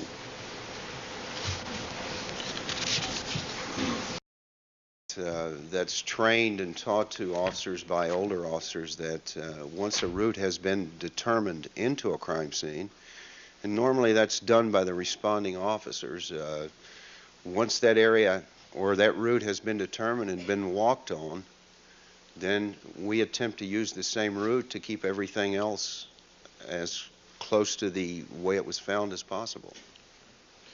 Okay, so I take it that you walked all the way up to the gate area or mailbox area? Well, yeah, I was a little east of the south corner of the gate, back in the foliage. And did you view the bodies at that point? Yes. Okay. Using your flashlight? Yes. Okay. Could you see Nicole Brown? Yes. Could you see Ron Goldman from that perspective? I could see him, but not well. Okay. Did Detective Phillips point anything out to you at that time? Yes, he did. What did he point out to you? He illuminated a plant area at the feet of the male victim, Ron Goldman. And he illuminated a white envelope that was lying there on the ground, as well as what appeared to be a blue knit cap and a leather glove, a man's leather glove. And how long did you remain there at that specific location? Very short time. Okay. And you backed out of the crime scene? That's correct. Okay. Where'd you go at that point? Detective Phillips showed me the front area. There appeared to be canine prints that had come from the area of the crime scene down the walkway. And he instructed me about those, told me to be careful, and he walked me south on the west sidewalk of Bundy toward Dorothy. As I walked south, he pointed out several canine prints that appeared to be prints in blood that headed south on the sidewalk. He took me to the intersection of Dorothy, and we turned west on the north sidewalk of Dorothy, and the canine prints were fading out at that point. We're getting very light. And he walked me to the alley, which would be the north-south alley west of the front of the residence, to take me to the rear of the location. Okay, and so did you approach the rear of 875 South Bundy? Yes, I did. Is there a driveway in the rear? There's an apron. I don't know that you would call it a driveway. It would be more of an apron to a garage off the alley. Okay. Was there a vehicle parked on that apron? Yes, there was. Okay. What kind of vehicle was that? It was a Jeep Cherokee, black in color. Okay. And you've seen photographs of that Jeep Cherokee, I take it? Yes, I have. Would you like to see it again? If you want me to, I will. Now, did you walk past the black Jeep Cherokee? First, when I was taken back there, I was directed to the north side of the vehicle, which would have been the driver's side. It was parked headed east on the apron. And Detective Phillips pointed out what appeared to be a blood drop on the pavement, as well as some change. And then from there, we walked back around the Jeep and entered the rear of the location into the residence. So you entered the garage. Through the garage into the residence, that's correct. And as you entered the residence, did you then begin to climb the stairs? Yes. And was there a small banister, rather, to the left of the stairway? Yes, there was. Did you notice anything on the stairway? Detective Phillips pointed out a ice cream cup sitting on the at the bottom of the banister. Okay. And did you seize that ice cream cup at that particular moment, Detective? I did not, no.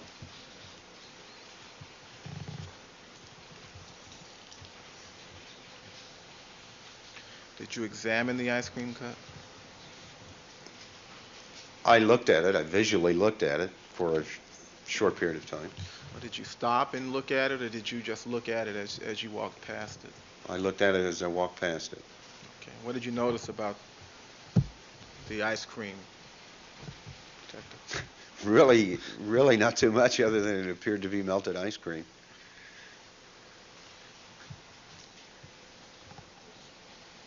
Did you consider this ice cream to be a critical piece of evidence in this case, Detective? At that point? Yeah. No. How about at any other point? No, I've never considered it to be a critical piece of evidence.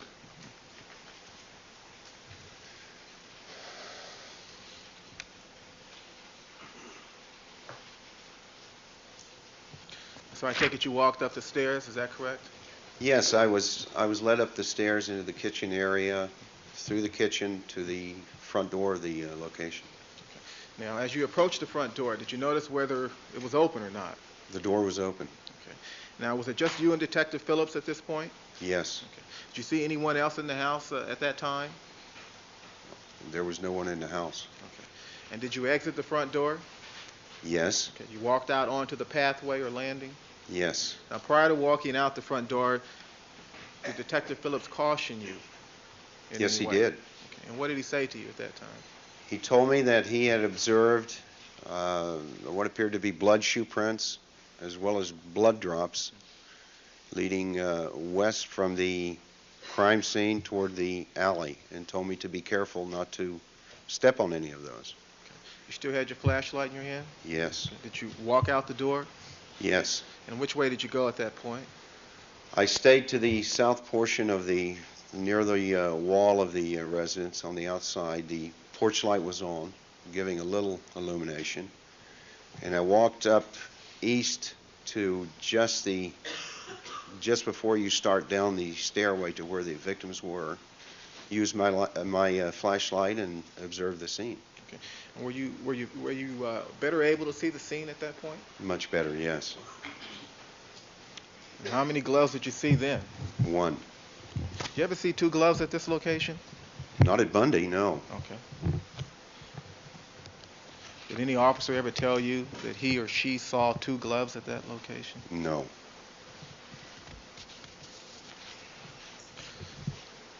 Now, as you approached the bodies, and this is after you exited the front door, did you see any bloody footprints on the landing? On the landing? Yeah. Yes. Okay. All right. I saw the first prints.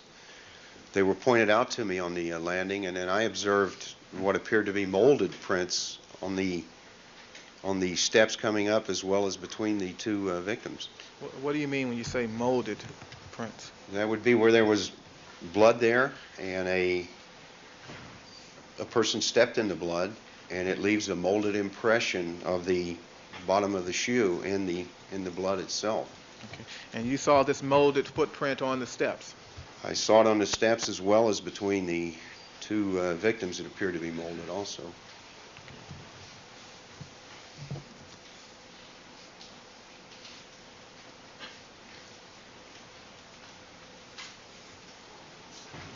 You've been watching the trial, right? Yes, I have. Why approach the scene a second time at all? Are you talking about my second approach on the landing? Yeah. I need to acclimate myself to the crime scene to know what evidence I have and where the case is going to lead me, so I can instruct the people that I call out to assist me on what I want recovered, how I want it protected, and what I want done with it. Okay. Who, in fact, is in charge of these homicide investigations? Is it you, the detective, or is it the criminalist? It's the detective. Okay. And who directs the criminalist? The detective. Okay. And if you call out a fingerprint person, who directs the fingerprint person? The detective.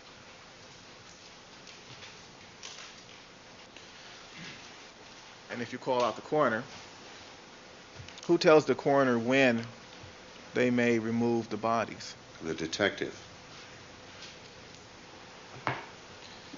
Does the coroner have the right to just walk into your crime scene and remove bodies anytime they like? Absolutely not.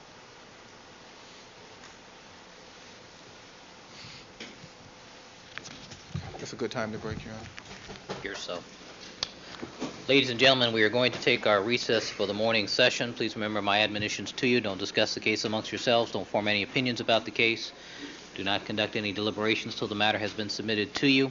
Do not allow anybody to communicate with you regarding the case. We will stand in recess until 1:30. Detective Van Adder, you're excused till 1:30, sir.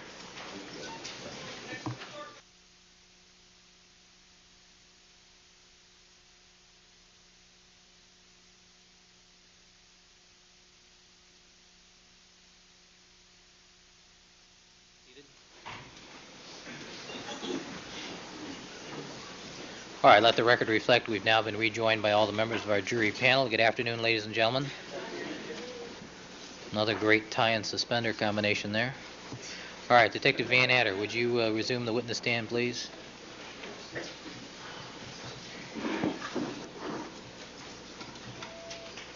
Good afternoon, Detective Van Adder. Good afternoon, Your Honor. You're reminded you're still under oath, sir. Mr. Darden, you may continue. Thank you, Your Honor. Good afternoon. Detective Van Adder, when we left off, you had just told us that the coroner had no authority to enter your crime scene until such time that you gave them your consent or permission. Is that correct? That's correct, yes. But you do have a duty to notify the coroner. Is that right? Yes. Okay. And we have seen on the Alamo section from the Health and Safety Code and LAPD Special Order number 21. Yes. Okay. You're familiar with those? Yes. And they indicate that you should notify the coroner immediately. Is that right? That's what they indicate, yes. Okay. Well, you've been a detective 20 years, right? Actually, over 20 years. Okay. And in the real world, and from a practical point of view, what does immediate mean in the context of you as a detective conducting a homicide investigation? Oh, well.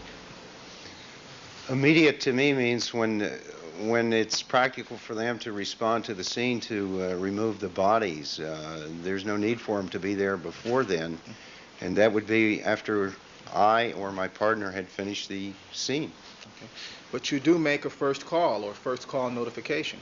That's correct. Okay, and what is the purpose of that first call or first notification to the coroner? The first call is made so they can set their deployment and their manpower so they don't have people standing at scenes for hours waiting for the detectives to finish their work before they can remove the bodies. Okay. And so I assume then that after you make that first call or notification that you also make a subsequent call or second call. That's correct, yes. Can I have one moment, Sean? Certainly.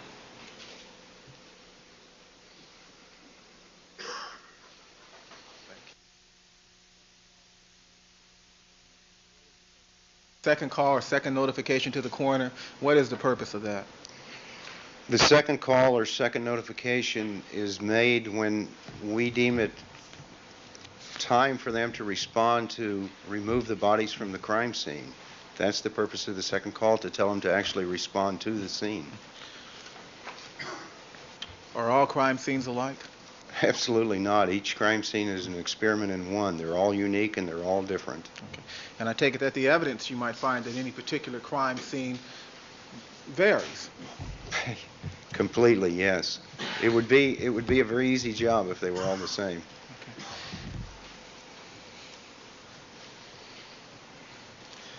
When you conduct a homicide investigation, do you... We'll strike that. After you exited the front door at Bundy, and after you viewed the bodies from the landing, did you follow the bloody footprints that you described to us earlier? I was led along the footprints, yes. Okay. You had your flashlight with you? Yes, I did. Okay. And you were led by Detective Phillips, is that correct? Yes, sir. Okay. And he also had a flashlight? Yes, And you saw the bloody shoe prints? I did. Did you see anything else of interest to you as a homicide investigator near those bloody shoe prints? Yes. What did you see? I saw 5 blood drops that led from the area of the bodies along the left side of the shoe prints to the mouth of the, or out to the end of the walkway out on the apron of the driveway. You saw 5. There were a total of 5 that I saw, yes. Now, what was the significance that you attached to these blood drops, if any? Well, they appeared to be not associated with the crime scene itself. It appeared to me that the bloody shoe prints were being left by the suspect as he was exiting west, and that he was either bleeding himself or was carrying an object to his left that was dripping blood. So I either had an injury or I had him dropping blood from some object. Some object or some injury to the left of that person's body? That's correct. And you say you followed the shoe prints and the blood drops, rather? That's correct. And they went outside, or rather you walked outside the rear gate? That's correct. And did you see any blood drops outside the rear gate?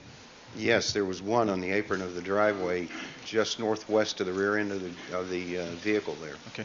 And there is a point where the apron to the driveway meets the pavement in the alley, is that right? Meets the asphalt, that's correct. It goes, the apron is cement and it ends at the alley, which is asphalt. Okay.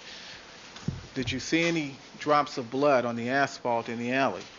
No, I did not. Did you see any bloody shoe prints in the alley? No. This fact, the fact that you saw no blood on the asphalt in the alley, what significance, if any, did you attach to that observation? That indicated to me that most likely a suspect had entered some mode of transportation, possibly a vehicle, at that point and had left the scene. Is why there were no further blood drops.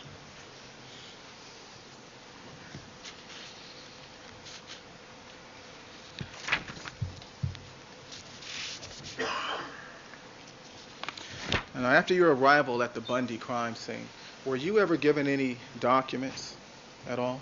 Yes. What documents? I was given Mark Furman's notes that he had completed before my arrival. And who gave you those notes? Detective Phillips. Okay. And you've seen Detective Furman's notes on the Alamo here in court, have you? Yes, I have. Are those the same notes Detective Phillips gave you? Yes. And did you maintain possession of those notes? That's correct. And do you recall what time it was that Detective Phillips gave you those notes? It would have been shortly after 4:05, my arrival. We stood and talked for approximately 5 minutes, and during that period of time, he gave them to me. Now, as you walked down the walkway at Bundy and exited the rear gate, did you notice anything on the rear gate at all? Yes, I did. What did you notice? I noticed what appeared to be blood wipings along the upper rail of the gate, and what appeared to be blood drops on the bottom rail of the gate. And were these blood wipings and blood drops pointed out to you by Detective Phillips? They were. You've told us that you have visited approximately 500 homicide scenes, is that right? Approximately, yes. Okay. And on how many occasions, on how many of those visits did you wear booties over your shoes? I don't think I ever have. I can't recall ever doing that.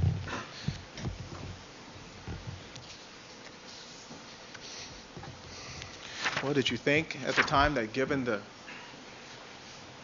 suspected identity of the victim in this case, or one of the victims, that perhaps you should do things different or differently from the way you've done them in the past?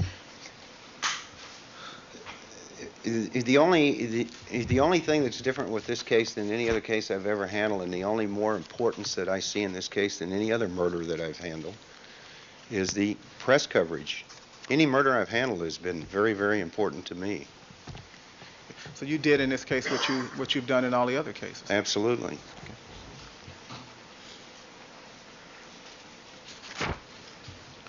Okay. What did you do after you exited the rear gate at Bundy? Excuse me. Myself and Detective Phillips walked back to the front to the intersection of Dorothy and Bundy, and I awaited the arrival of my partner, who hadn't arrived there yet. I didn't want to start the investigation without him, so he could be acclimated also. Okay. So you waited for Detective... Yes, that's correct. Detective Lang? Yes. Okay. And what time did you arrive back at the intersection at Bundy and Dorothy? I would say approximately 4:15 to 4:20. Okay.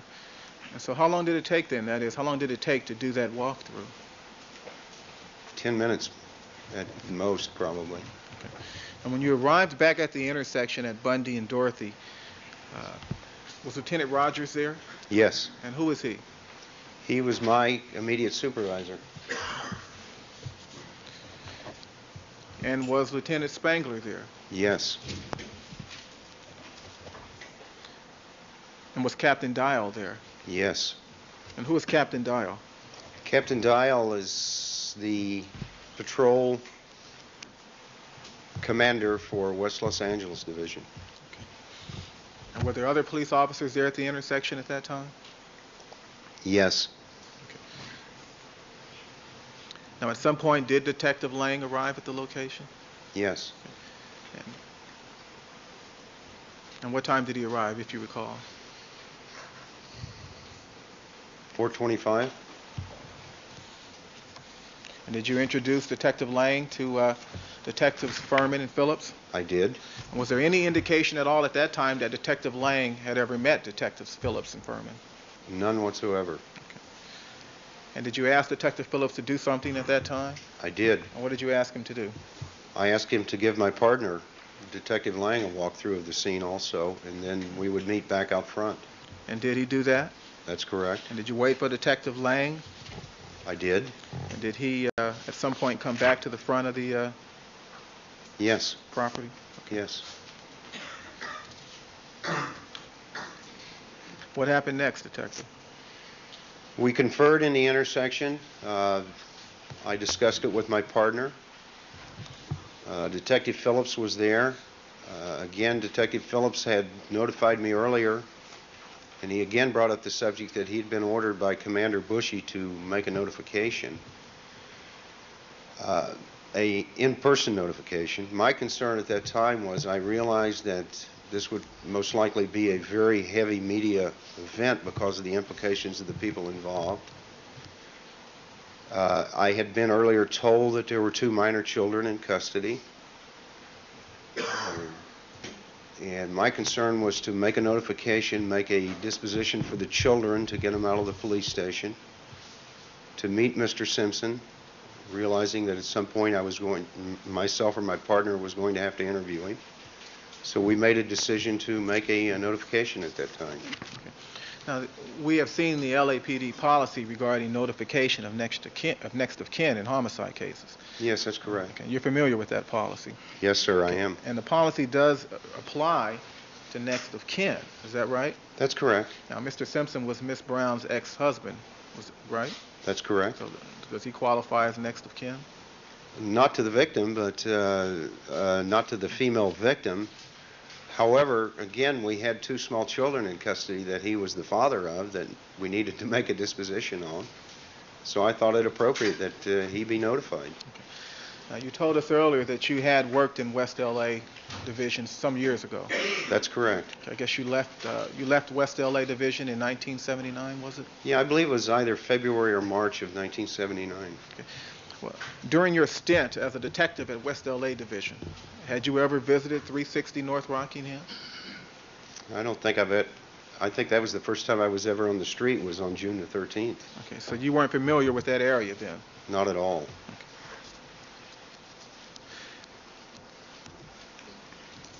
It wasn't Detective Furman's idea that you should go to Mr. Simpson's home? No.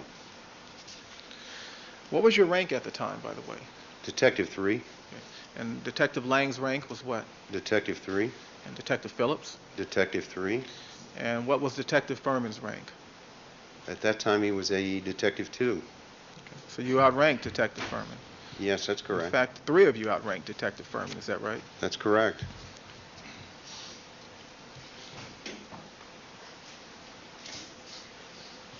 So what did you do after you made the decision to notify Mr. Simpson of Nicole Brown's death? During the conversation, Detective Phillips had informed us that Detective Furman had been to the location on a prior incident back a number of years. And he asked Detective Furman, or we asked Detective Furman, if he could lead us up to that location. And he inquired, I believe he inquired from Officer Risky at that point to get the exact address and the directions up there. Okay. And at some point, did you prepare to leave for Rockingham? Yes. Okay. And was Detective Lang to go? Yes. Okay.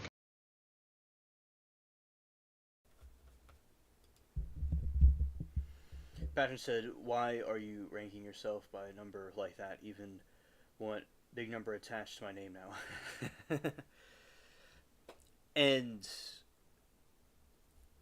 let's see. Let's go here.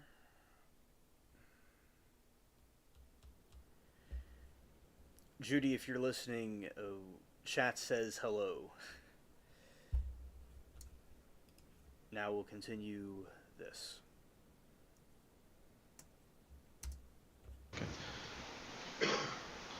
But a decision was made as well to take Furman and Phillips, is that right? That's correct. Why should 4 detectives go to Rockingham to notify Mr. Simpson? Well, we knew we had a situation, again, we had 2 small children there that needed something needed to be done with to get them out of the police station. It was our intention, myself and my partner, to go up there and meet Mr. Simpson so we could know him. Oh, okay, so Judy's in chat, and she says that, "LO, I snoozed off." Okay. Yeah. Yamoki has returned and said hello. And ultimately interview him regarding this murder. And we believe that Phillips and Furman may be able to assist us in the disposition of the children and handling of the situation.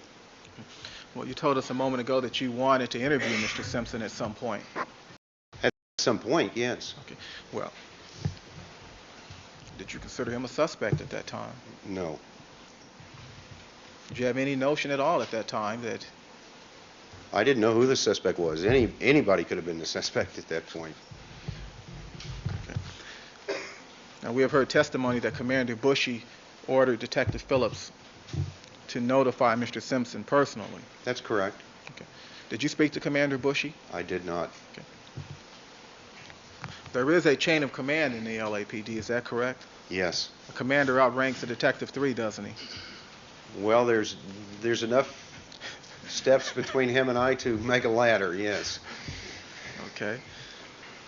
And when you are given an order by a commander in the LAPD, do you have a duty to follow that order? I have to follow that order, yes.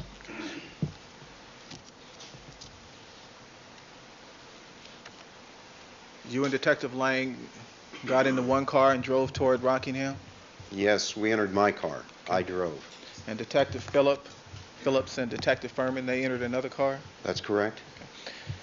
Now, prior to leaving Bundy, did you tell someone that you were leaving? Yes. Who did you tell? Lieutenant John Rogers, my supervisor. Okay. And was Captain Dial nearby when you told Lieutenant Rogers you were leaving?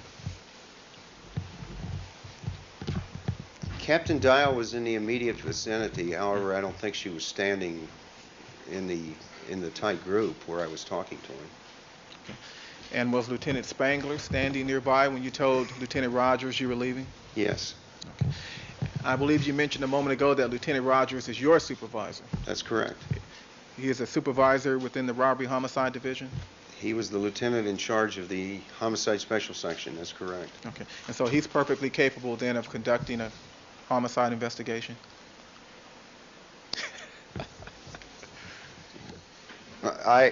You're putting me on the spot. I would say probably not at that point. I'm not going to ask you why you say that, but at any event, he is capable of maintaining the crime scene. Oh, absolutely. He's a supervisor. Okay.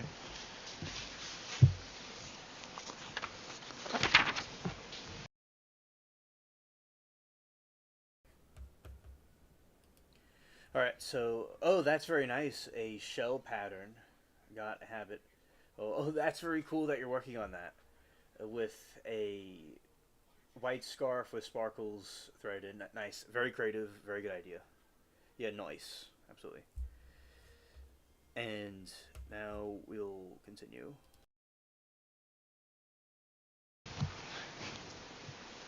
When you spoke to Detective Phillips about going to Rockingham, did you ask him how long it would take to get there? Well, I don't think no, I don't think I talked about that. I believe I realized from the location we were that it was not too far away, but I didn't know exactly where because I was told it was off Sunset Boulevard.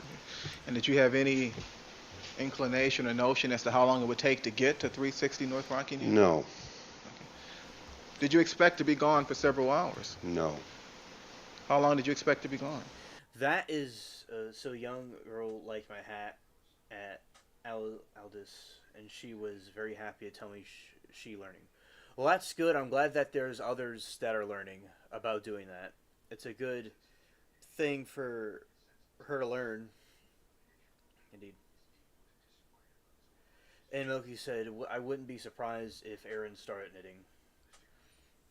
Oh, I wouldn't be surprised either. She's that's certainly something I could see her getting into also.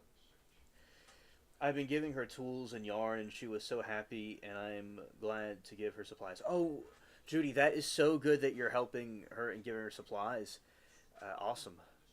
And yeah, the yarn, yeah, and the supplies to get that done. It's a very complex, I think, a very excellent craft to learn and for them to do. You can make something out of thin air. It's awesome. As I said, my mom's aunt does that all the time. Oh yeah, I can understand you're proud. Yeah. Teaching the new generation about that.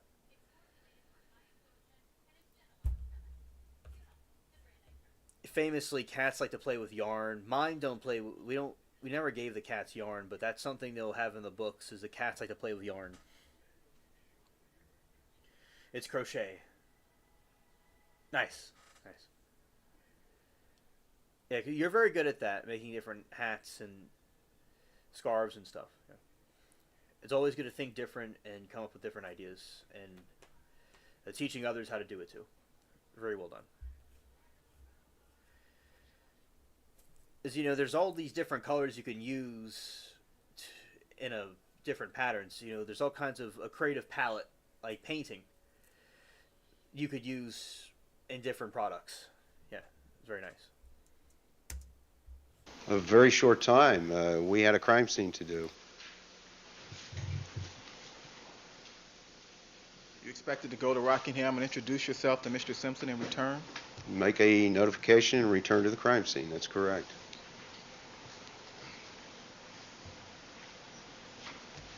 But that didn't happen, did it? It certainly didn't.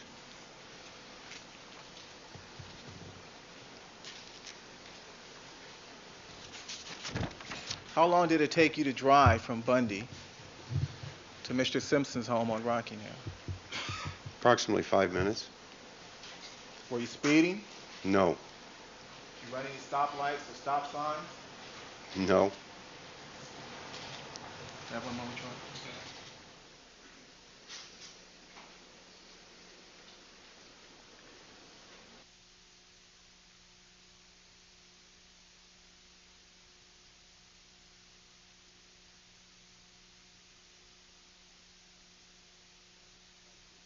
I'm sorry, how long did you say it took to drive from Bundy to Rockingham?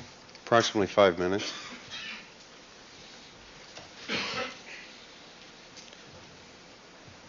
Do you recall the route you drove? Yes, I do. Have one moment, Troy.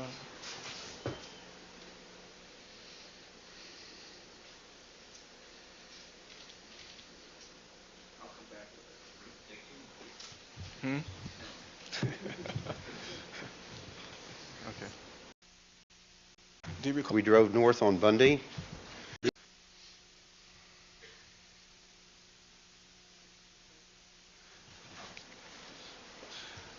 you recall the streets, the route that you took? Yes. Okay, can you describe that route for us, please? Yes, we drove north on Bundy to Sunset Boulevard, and I believe Bundy turns into Kentner right before Sunset Boulevard. We turned left west on Sunset, proceeded to Rockingham, and turned right north on Rockingham. Okay. Did you ever drive on San Vicente at all? Yes, there's a very short jag on San Vicente where you make a left turn off of Bundy, and then I believe it's Kentner that is actually the extension of Bundy that you turn left onto San Vicente and right immediately onto Kentner. Okay, let's back up for a moment. You drove north on Bundy. North on Bundy to San Vicente Boulevard. Okay, hold on. Let me write this down. Okay, north on Bundy to San Vicente. That's why we have the court reporter. Okay. I can read my writing. I can't read hers. Okay, north on Bundy to San Vicente. That's correct. Okay. And when you drive on to San Vicente, did you go west? Well, that was pretty bold of Darden. Yeah, he was just like completely nonchalant. He was just like, I can read my handwriting, I can't read hers. Yeah, so he's not afraid to say what he thinks, and there's just a little chuckle right there. You would see these little back and forth of schisms, these little that'll happen. It's like they all like get along, but that low key they're like very nerve wracked about the trial. Indeed, you could use a map too, or overhead helicopter shot.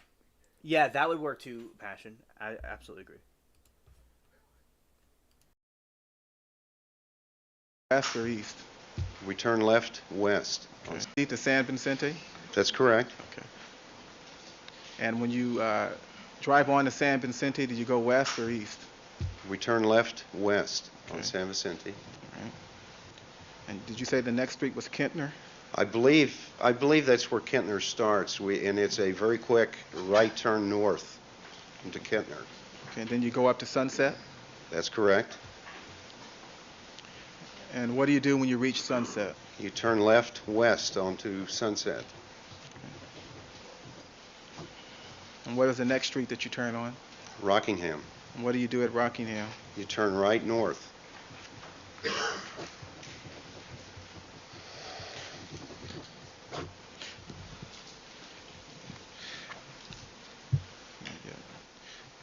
Which car was the lead car? Detective Phillips' vehicle.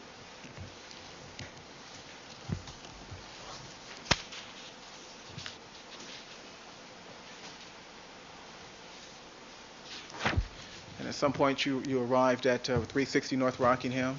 That's correct. Okay, and you said it took, what, approximately 5 minutes to drive there? Yes. You were driving north on Rockingham when you reached the property? Yes. And is there a gate at 360 North Rockingham? That is a gate located on Rockingham. Yes. Did you drive past that gate? Yes. Now, as you drove past that gate, what, if anything, did you notice? Well, as I proceeded north in the 300 block of Rockingham, right before you get to Ashford, I observed a white Bronco parked at the east curb just north of the Rockingham gate. And was there anything unusual about that Ford Bronco that caught your attention at that time? Well, yeah, there were a couple things. It appeared to be the only vehicle in the area that was parked on the street, and it appeared to me to have been hastily parked on the street with the back end a little farther out than the front end, as if someone had quickly pulled in and just stopped and got out at that point.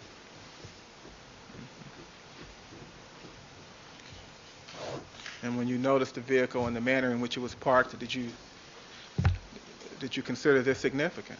Not at that point, no. Did you drive past the Bronco? Yes. Did you note the license plate on the Bronco at that time? No.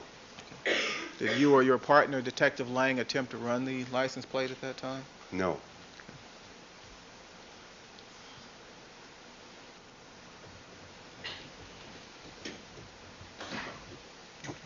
What happened next, Detective?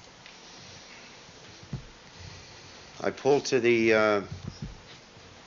the Ashford intersection and parked at the south curve of Ashford, just east of Rockingham.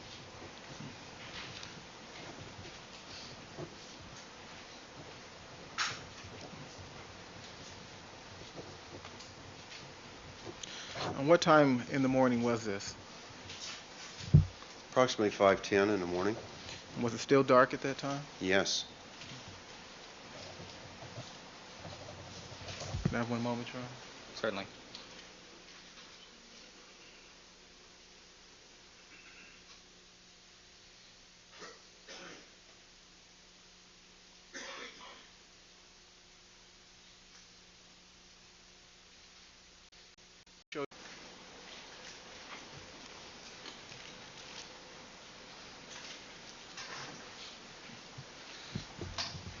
Detective Van Adder, do you recognize the intersection depicted in that photograph?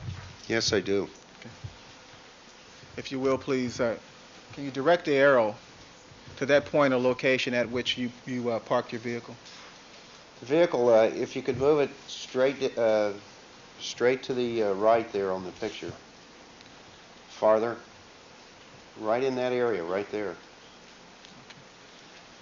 If you'd mark that spot with an arrow.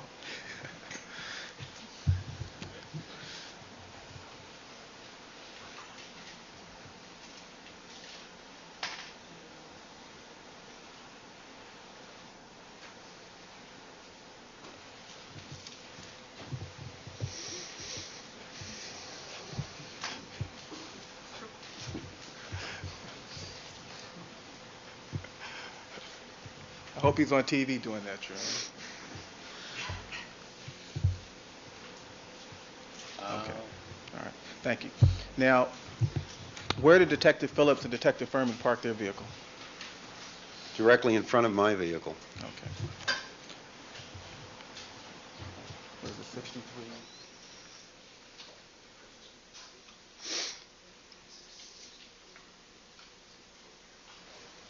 Detective, there is a gate depicted in the background in that photograph, is that right? Yes, sir, there is. Okay. Is that the Ashford gate? Yes, that's correct. Now, from your parked position here in the photograph, can you see the Ashford gate? Can I put my glasses on? It may help.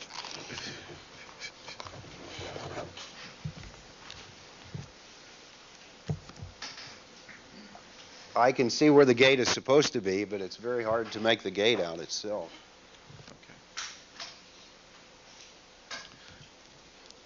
Okay. I take it that you and the other detectives got out of your police vehicles? Yes, that's correct. And did you approach one of the gates? Yes. Which gate did you approach? We walked to the Ashford gate.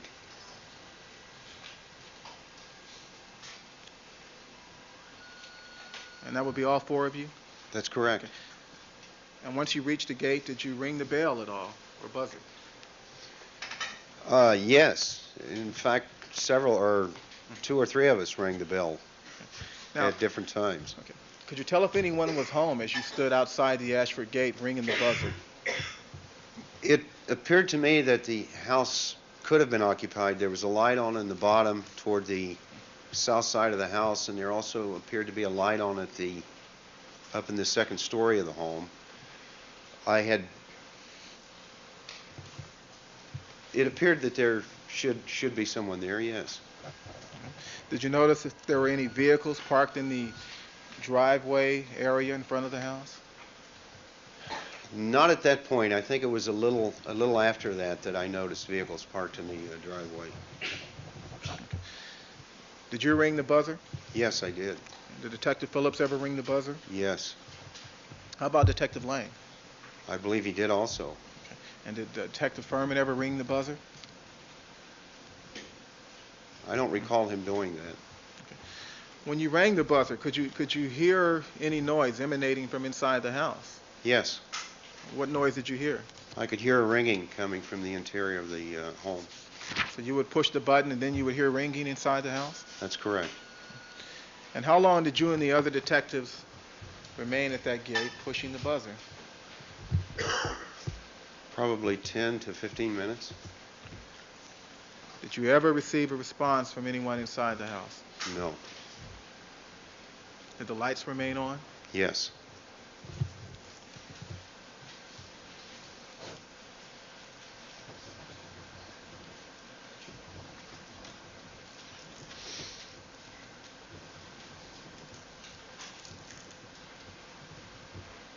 Now, at some point, did you notice vehicles in the driveway? Yes, I did.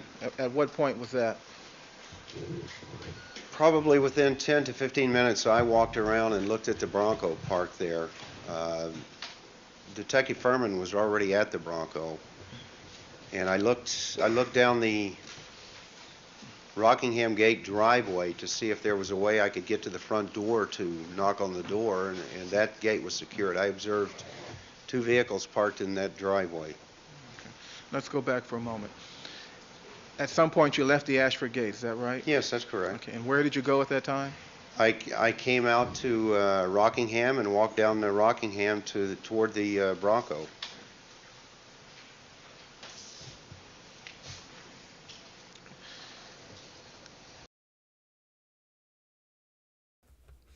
Okay, thank you, chat. So, OJ's house was purchased by someone in the neighborhood and then bulldozed. Okay, rich man bought it, rebuilt one. I wouldn't know either one maybe would draw tourism, but the wrong kind of tourists. Neighbors were sick of looky-loos. Oh, okay, yeah, because it would bring a lot of tourism, maybe unwanted guests. And they didn't answer when I buzzed, move aside, out, nobody answering. You're pressing the button wrong, shoves over, it'll do nothing. Yeah, so I appreciate knowing about what the fate of the house was, and I certainly do think it would be drawing attention that may not be wanted. So, thanks for the additional info, chat, about that as we continue this testimony. Was Detective Furman with you initially, that is, when you began ringing the buzzer? Yes. He left at some point? Yeah, all of this is occurring at one time. While we're ringing the buzzer, to put it in chronological order, while we're ringing the buzzer, I observed a West Tech sign on the west side of the Ashford Gate. I was aware that Detective Phillips had a cellular phone, and I asked him to make a phone call to to the security company to see if we could get a phone number to the residence. He walked to the vehicle, Police vehicle? his police vehicle, to get his telephone. I walked out toward the intersection. At the same time, Detective Furman walked with us back toward the police vehicle. I stood there in the intersection as Detective Phillips was making phone calls. Detective Furman walked down toward the vehicle. I could see him at all times. You could see Detective Furman walk toward the Bronco parked on Rockingham. Yes. And at some point, you also walked toward the Bronco located on Rockingham? That's correct. And why did you walk toward the Bronco? Again, I wanted to see, regarding the Rockingham gate, if there was a possible way to get to the front door, to knock on the front door, or see what I could see from that perspective of the home. Okay. Your Honor, we have printed a copy of the photograph just shown on the Alamo. May it be marked People 63D? Right, 63D as in David. I'm sorry, you said you walked toward the Bronco. That's correct, to get a perspective. Exactly, yeah. The brick-sized cell phones and the cinder block-sized number pad. The buttons are the size of the cinder blocks, and then the phone itself is a giant brick. Yeah. Perspective of the home and the area to see if there was a way I could get to the front door from the Rockingham gate. Okay. Who reached the Bronco first? You or Detective Furman? Detective Furman. And was he in your view at all times? Yes. Okay. And as you reached the Bronco, did he say anything to you? Yes. Did he point something out to you? Yes. What did he point out to you? He pointed out a stick on the parkway and some articles that were in the cargo area of the vehicle. And did you pick that stick up? No. How close to the stick did you come? I observed it from maybe 3 or 4 feet away. Okay. And did you look through the rear of the Bronco? I did. And what did you see inside? I noticed a shovel, what appeared to be a piece of plastic in a pocket area along the passenger's rear cargo area, and what appeared to be a white cloth or something in the back of the car. Now, what significance, if any, did you attach to the stick lying on the parkway there? Well, at that point, it just didn't seem to fit the area and the location. It was a foreign object in a very manicured neighborhood. And what significance, if any, did you attach to the shovel located in the rear of the Bronco? None at that point. And what significance, if any, did you attach to the, you said you saw a plastic bag? What appeared to be, yeah. Okay. Folded up plastic. And did you consider that significant at all at the time? At that moment, no. While I was looking in, there was a package in the back also that was addressed, I believe, Orenthal Productions. Okay. And I knew Mr. Simpson's name was Orenthal James. I knew that, so I believed at that point that possibly this was his vehicle. I asked Detective Furman to do a Department of Motor Vehicle check on the vehicle. Now, up to this point, had you noticed any blood on the door? No. Okay. Well, what happened after you observed the shovel and the bag and the package in the rear of the Bronco? I looked down the Rockingham driveway. I saw vehicles, and I walked back toward the intersection of Ashford, where I observed a West-Tech unit that had pulled up and apparently had been stopped by Detective Phillips. Okay. What happened next? I walked up to that location. Detective Phillips was having a conversation with the West-Tech officer, was requesting a telephone number for the location. At some point, did you notice a blood spot Yes. on the Bronco? Yes. Detective Furman came to me and told me that the vehicle was registered to the Hertz Corporation. While I was standing in the street, he walked back to the Bronco, was there a very short time, and walked a little way back up the street and called me to come back to the Bronco.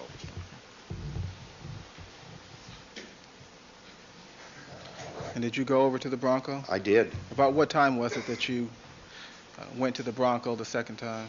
Approximately 5:30 in the morning. Okay. And did you view a spot on the Bronco? He pointed out a spot above the driver's door handle that appeared to be a reddish brownish type stain that looked like blood to me.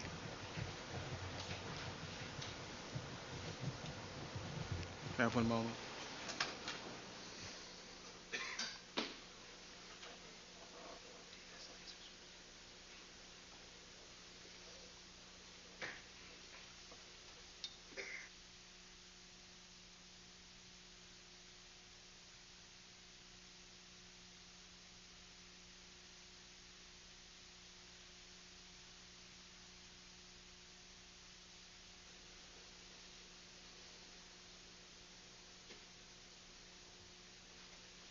Detective, showing you what has been marked as People 62.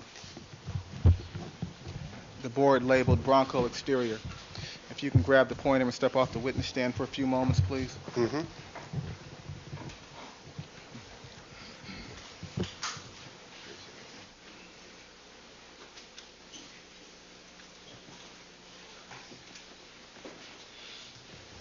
Detective, directing your attention to 62A, the first photograph here.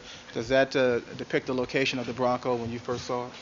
Yes, that's where the Bronco was parked when I first saw it when I drove up the street. Okay. And that is near the driveway on Rockingham, is that correct? Just north of the driveway, yes.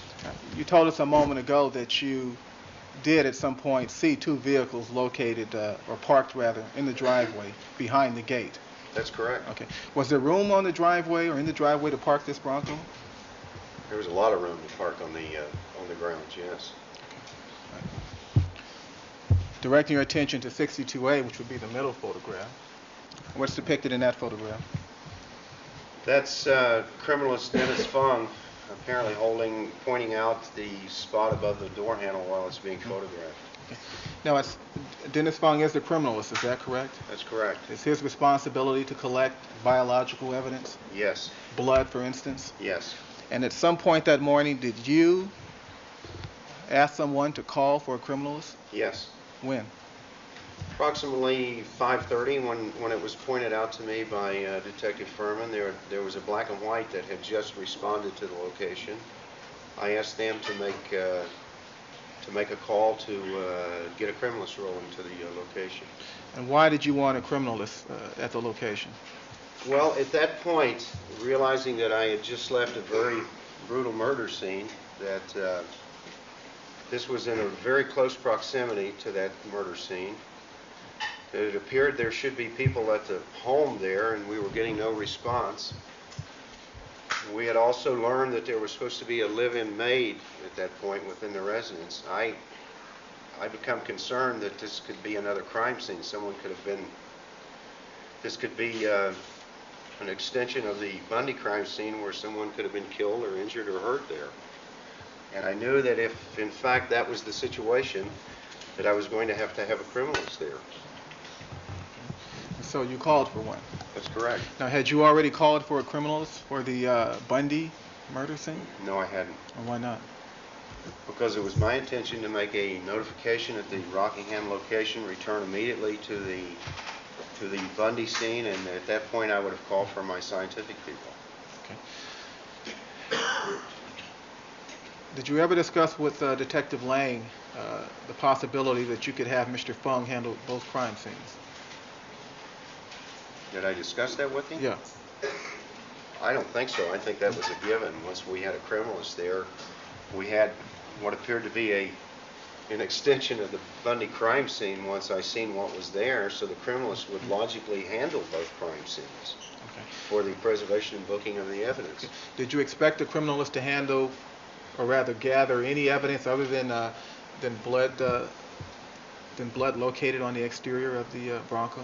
At that point, I didn't know there was other evidence there. Okay. This was all you knew about then, that is the blood on the side of the Bronco. Exactly. Now, what did you want the criminalist to do once he arrived at Rockingham? To do a presumptive test on the spot to tell me whether it was blood or not. And how long would that take? Well, that's done very, very quickly, within a minute or so. And after that, after getting those results, you would have dispatched a criminalist down to Bundy? Exactly. Showing you 62C, the third photograph. What is depicted in that photograph? That's a close-up view of what's being pointed out in the second photograph here. Photographer's scale and the number number 1 there that's being photographed in the spot on the side of the car. Is that the spot you saw that morning? Yes, it is.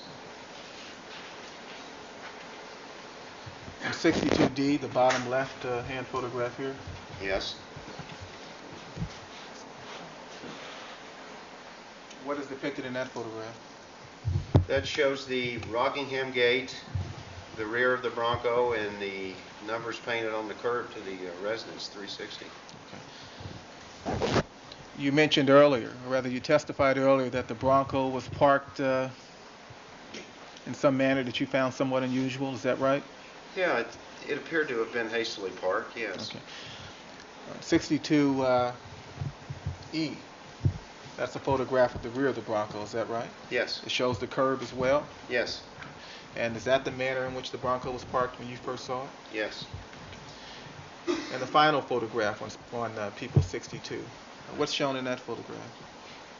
That's a photograph from outside the vehicle into the cargo area that shows the package and a portion of the shovel and some other items that were in there. Okay, thank you, Detective.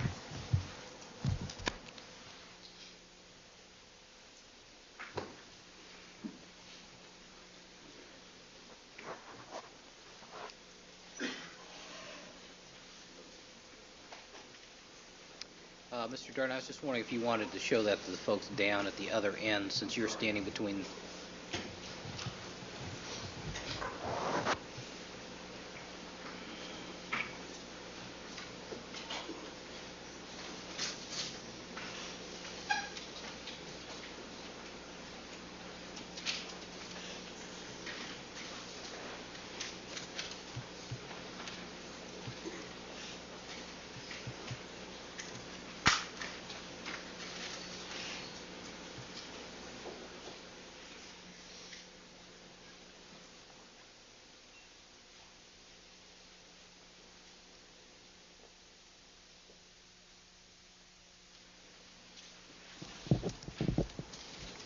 Detective, you told us that you called for a criminalist around 5:30, is that right? That's correct, yes. Okay. And this is immediately after you saw the blood spot on the door? That's correct. Did Detective Furman point out any other blood stains or spots at that particular time to you? You know, he may have, but I don't really recall. I don't really recall if he did or not to me. Okay. Okay, so what did you do after you noticed the blood spot and after you noticed, strike that. What did you do after you called for a criminalist?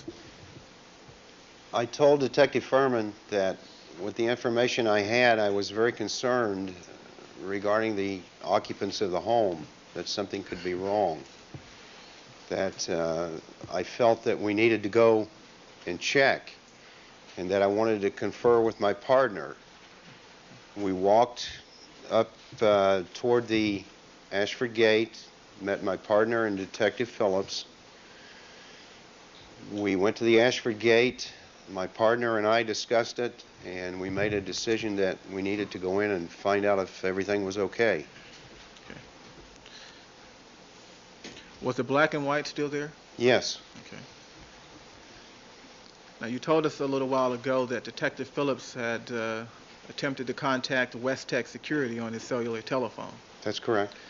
Now, at any time prior to your entry onto the property, did a West Tech Security vehicle arrive?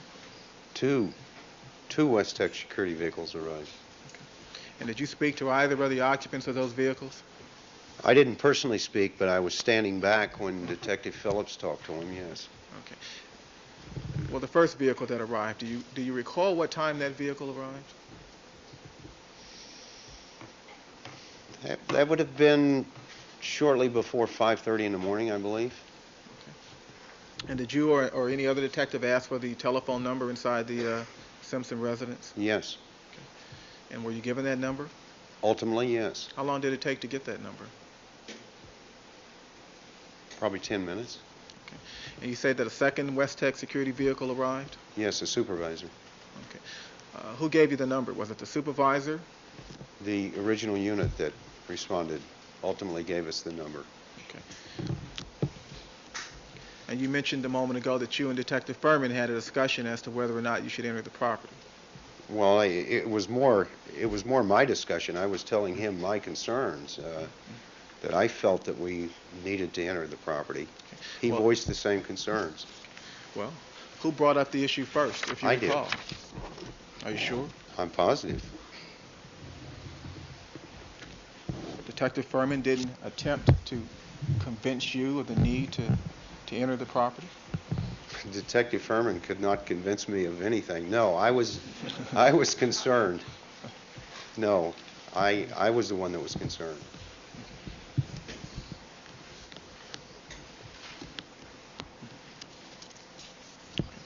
And if you will, Detective, outline for us the information that you had at that time, up to that point, that caused you to be concerned that someone on the property might be injured. Certainly. I had a location that appeared to be occupied, that had lights on in it. I had vehicles parked in the driveway. I had information that there was supposedly a live-in maid at the location. And I had what appeared to me to be blood on the outside. After leaving a very violent, bloody murder scene, I believe something was wrong there. I made a determination that we needed to go into the property. You say that you had information that there was supposed to be a live-in maid on the property? That's correct. Where'd you get that information? Came from West Tech Security. Okay, and so to be clear, the information you had at that time that caused you to be concerned was the lack of any response from a live-in maid? The lack of any response from anybody. Okay. The lights on inside the house? That's correct. The fact that there were cars in the driveway? Vehicles in the driveway. You just left a bloody homicide scene? Extremely bloody homicide scene. There seemed to be blood on the door of the Bronco? That's correct. And you had some inclination that the Bronco was owned by Mr. Simpson? Yes. Okay. Now, had you ever met Mr. Simpson prior to that morning? No. Or that day, rather? No.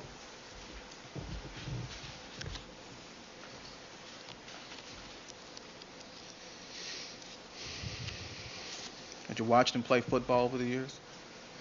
Yes, I've seen him play football. Did you dislike Mr. Simpson for any reason? No, I didn't know him. I thought he was a great football player.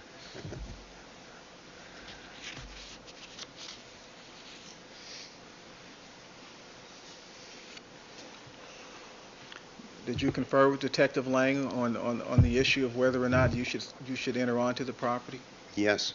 Did you discuss that issue with Detective Phillips as well? Detective Phillips was there, but I believe the discussion was between myself and my partner. During that discussion, did any detective voice any opposition to scaling the wall? No. At that point, did you consider Mr. Simpson a suspect in the murder of Nicole Brown and the other man? No.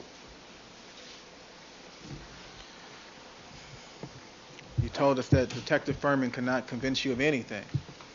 Well, it would be... I think I would take an independent look. I don't think I would be convinced of anything by anybody outside of my own independent look and my own conclusions that I would come to. Wow. Who had the most experience on the job as far as being a homicide investigator at that time, if you knew? Between who and who? Between you and Furman. Me. And of the four detectives, who was the most senior? Well, there's two ways of being senior. Detective Phillips had the most time on the job. I believe I have three or so months in rank on my partner, but that I don't consider that anything. Well, it was your case and it was Detective Lang's case at that point. Is that right? That's correct. That's why we had the discussion. And did you decide to scale the wall? Yes. Did Detective Furman volunteer to go over the wall? Well, I think it was a consensus of opinion that he would, and that's based on a number of things. Number one, he's the youngest guy. and he's probably in better physical condition. And number two, Probably, well, okay, he is, I'll admit it. And number two, he's junior in rank, and that's normally the way things work. When a person is junior, they do the tough work like climbing fences or whatever.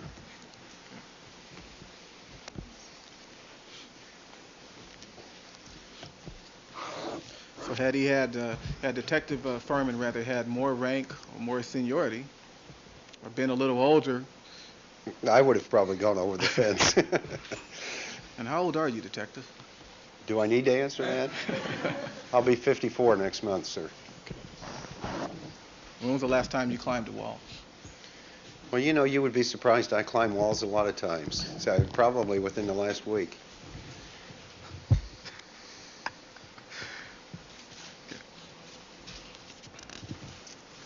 Did Detective Furman climb the wall? Yes, he did. Did you watch him as he climbed over the wall? I did. When he arrived, that is Detective Furman, when he arrived at Rockingham, was he wearing his coat, if you recall? When he got out of the car, he was not wearing his coat, no. And when he climbed over the fence, or the wall, rather, was he wearing his coat? No, he was not. And do you know where his coat was? I would assume it was in the vehicle. I didn't see the coat, but I never saw him wearing the coat either. Okay. You never saw him wearing a coat at Rockingham? Not that morning, no. What happened after Detective Furman climbed over the wall? There was a hinge-type release on the gate. He opened the gate and we entered the property.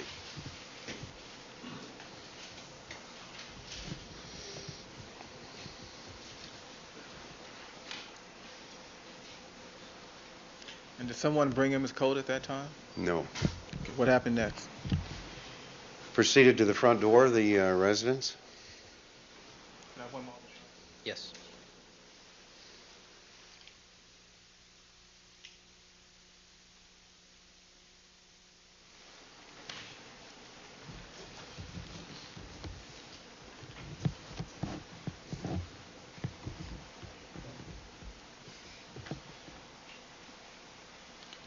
Okay, so all four of you approached the front door at Rockingham? That's correct. Now, as you approached the front door, did you see a dog? Yes, there was a dog on the property.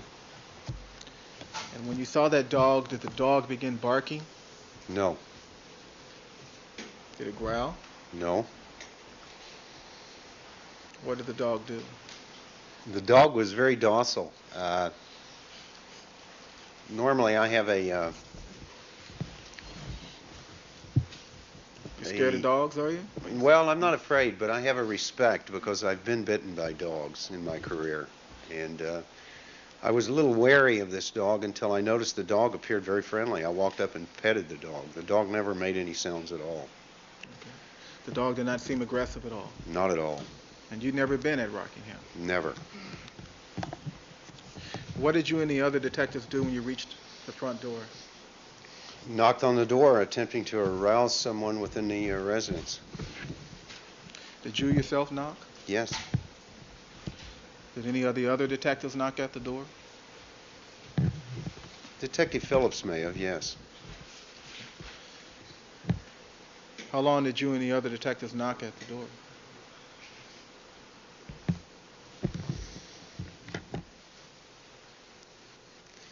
I think we were there maybe 2 to 3 minutes to give someone that may be inside the residence a time to respond to the front door. We didn't get any response, though. Was the light, or were the lights rather, still on inside the house? Yes. The vehicles were still parked in the driveway? Yes. And had you any information at all at that time, any definitive information to suggest that there was no maid on the premises? None whatsoever. And you're concerned that someone might be hurt or injured? Absolutely. It could have been an extension of the crime scene from Bundy. Okay. What did you do after knocking at the door 2 or 3 minutes?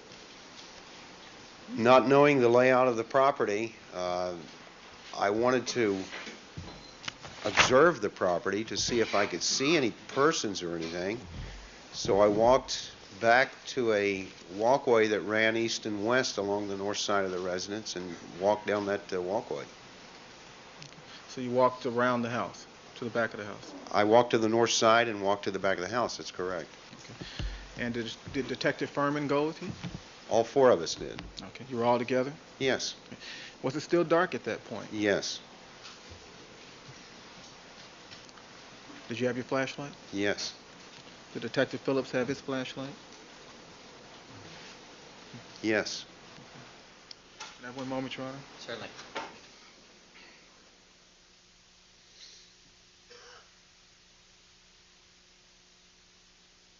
Moment to get people 66, Your Honor.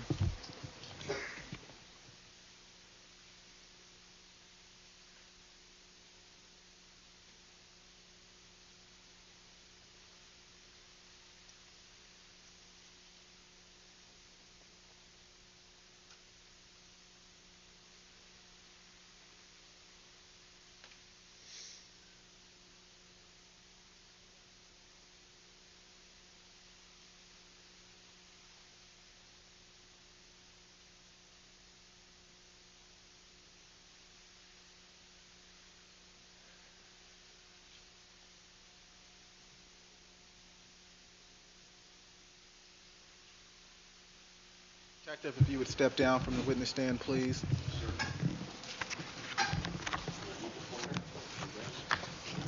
Yes, yes you do. Detective, if you will, show us on People 66 the route you took from the Ashford gate to the front door. Absolutely. We walked, which would be south from Ashford Street, along the driveway after the gate was open, right to the entrance of the home right here. You knocked at that door, the That's front correct. door. That's correct. For 2 to 3 minutes. That's correct. Okay. You didn't attempt to force entry into the house at that point. No. You didn't kick the door in. No. What did you do next? Not getting any response. I didn't know the outlay of the property. I wanted to view the property to see if there was anybody down, hurt, injured, or any persons there at all. So we came back out and walked to this east-west walkway that runs along the north side of the residence. And this is where I encountered the dog. I had seen the dog first when I was out here. The dog was in this area, but when I came back was when I actually encountered and petted the dog. And then you say that you walked around to the back of the house, is that right? That's correct. As I walked, I was looking around the property, shining my flashlight to see if I could see any persons or anything. And at some point, did you reach a door? Pardon? At some point, did you arrive at a door in the back of the property? Yes. Okay. And where is that door located on People 66? The door that I arrived at, or I arrived at a location just at the top of these stairs, and I observed Detective Phillips and Detective Lang at this door right here, which would be Kalen's room. Okay.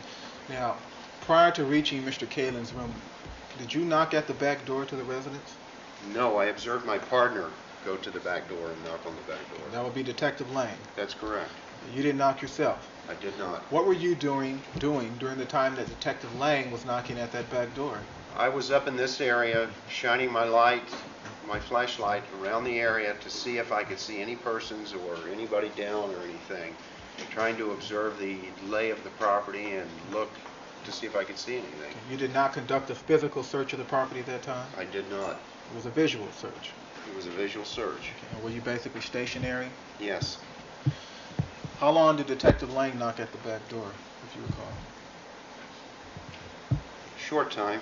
We had been knocking at the front door with no response. He was there a short time. Did you see anybody down or anyone injured or anyone at all out in the rear yard? No, sir. Only the detectives? That's correct. And I'm sorry, how long did you say Detective Lang knocked at the back door? It was a short time. A minute maybe? A minute or less? No one responded? No one responded. And what happened next, Detective? I observed Detective Lang and Detective Phillips. I was behind them, and I believe I was actually the fourth in line at that point Detective Lang and Detective Phillips approached this door. Detective Furman was someplace right in front of me, and I walked up behind him and was standing at the top when I observed Detective Phillips knock on the door here. And the door you're referring to is the door to Kalen's room. Cato Kalin's room. That's correct. And who knocked at that door? Detective Phillips. And how long did he knock at Cato Kalin's door? Just prior to knocking, there was some louvered windows here, and he leaned down and he looked in and he says, I see someone inside, or something to that effect. He knocked at the door, and actually pretty quickly the door was opened. Okay. You didn't kick the door in? No. You didn't force entry? No. And someone did come to the door? Yes. And that is the person we now know as Cato Kalin? That's correct. Did someone speak to Mr. Kalin? At that point, Detective Phillips did, yes. And did you overhear that conversation? Part of it. Okay. What did you hear? I heard him tell Kalin that we needed to get in touch with Mr. Simpson, and I heard Kalin tell him that Arnell Simpson was in the room next door. Okay. What happened next? I observed Phillips and Lang, my partner, start toward that room. I followed, and I observed Furman go into Kalen's room behind me. Now, did you think it was unusual at all that Detective Furman entered Mr. Kalin's room? Not at all. There is this term in police science called officer safety, is that right? It's a very critical term, yes. And what does that term mean? It means that that you deploy the people that you have with you as best you can to ensure your own personal safety when you're in a situation you don't really know what you have. And did you have that notion in mind when you left Detective Furman at Cato Kalin's room? Yeah, that's always a concern. That's one of the primary things you do, and you almost do that unconscious. I mean, that's just something that's done in police work. At that point, I believe that Detective Furman was going to identify and find out who this person was and find out if he had the right to be on the property and so on and so forth. Officer safety just comes as a natural thing. That's something you always do regardless of the situation that you're in. And that's a very narrow walkway there in front of Mr. Kalin's room and in front of Miss Arnell Simpson's room, isn't it? That's correct, yes.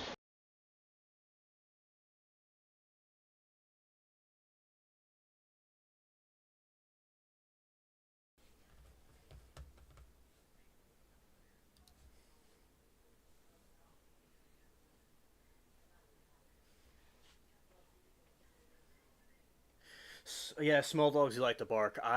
My neighbor has a small dog, and very very sweet. He loves barking all the time. And he feels like he feels just like the Hulk, but it's a small little dog. It's very sweet, and I've known also larger dogs that are kind too. But yeah, it depends on the owners and the experience and the dog's personality. But yeah, definitely. I'm glad that you have your pets that are comfortable for you. And as I said, I can understand where the dog's not able to walk now because he's blind.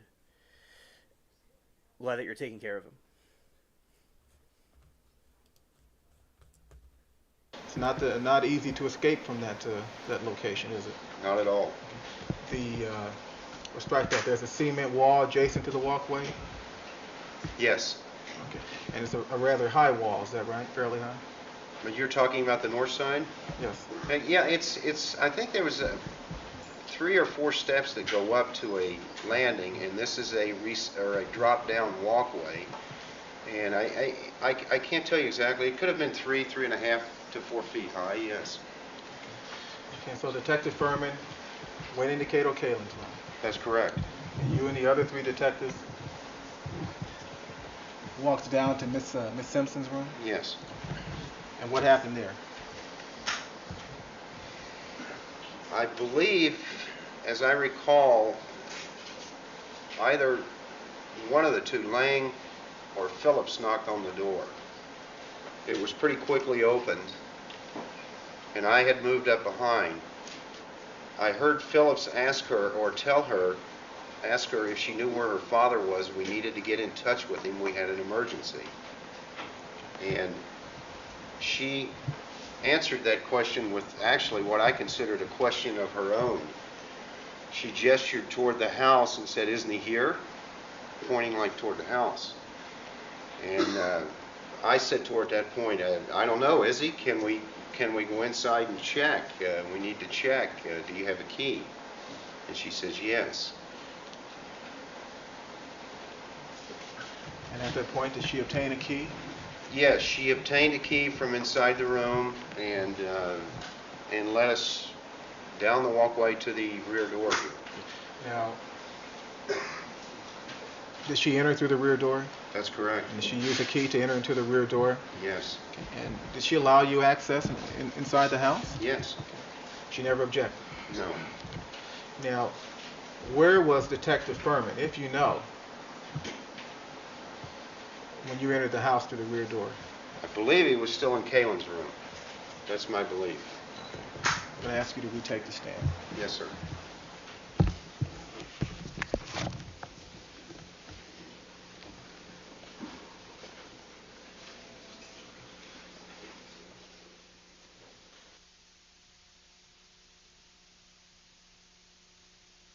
Do we need the exhibit at this point?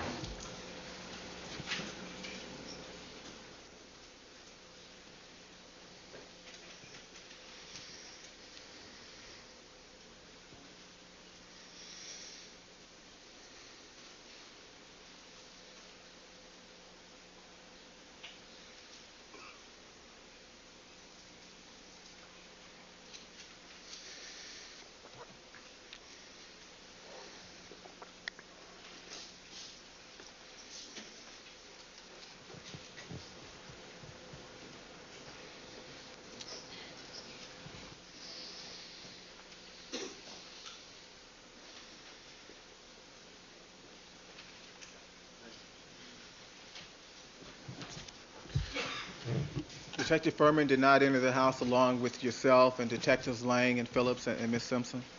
No, he did not. Okay. Where did you go once you entered the house? As we entered the house, I asked Arnell Simpson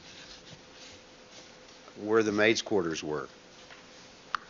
I wanted to check and make sure if there was a maid there, if she was okay. And I was led through a bar area into the kitchen and then into a utility room at the south side of the kitchen. She opened a door to what appeared to be the maid's quarters. I looked in and everything appeared to be in order. You say that you told Miss Simpson that you wanted to look into the maid's quarters to see if the maid was okay?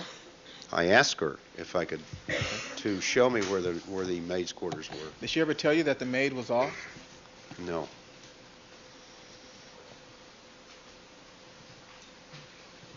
Okay, so you looked inside the maid's quarters and everything seemed to be in order? Okay. Yes.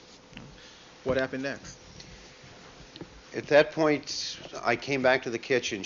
I believe she had already walked out of the utility room back into the kitchen and was conversing with Detective Phillips. I overheard her tell Detective Phillips that she could make a phone call, I believe to her father's secretary, and she could find out where her father was. And she started making a phone call. And what did you do at that point? I wanted to inspect the bottom floor of the home to make sure there was no one down or injured in the home.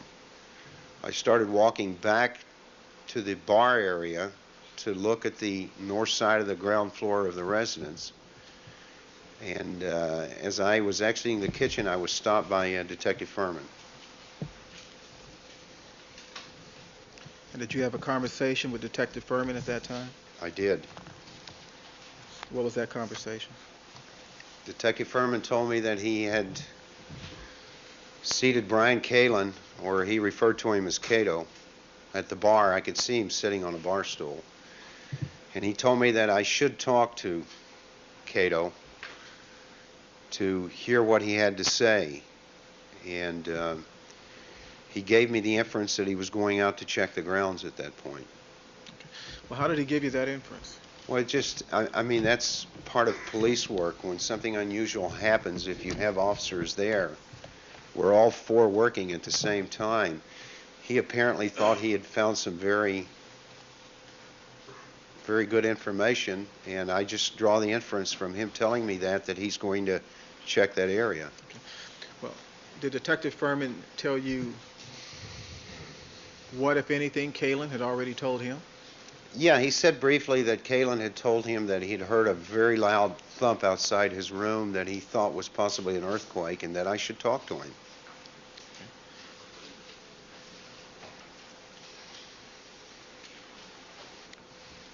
And did you see Detective Furman leave your presence at that point? Yes. Where did he go? As I recall, he walked toward the entranceway to the home, the front entranceway. And where did you go at that point? I sat down at the bar area with Brian Kalen. And did you have a conversation with Mr. Kalen at that time? I did.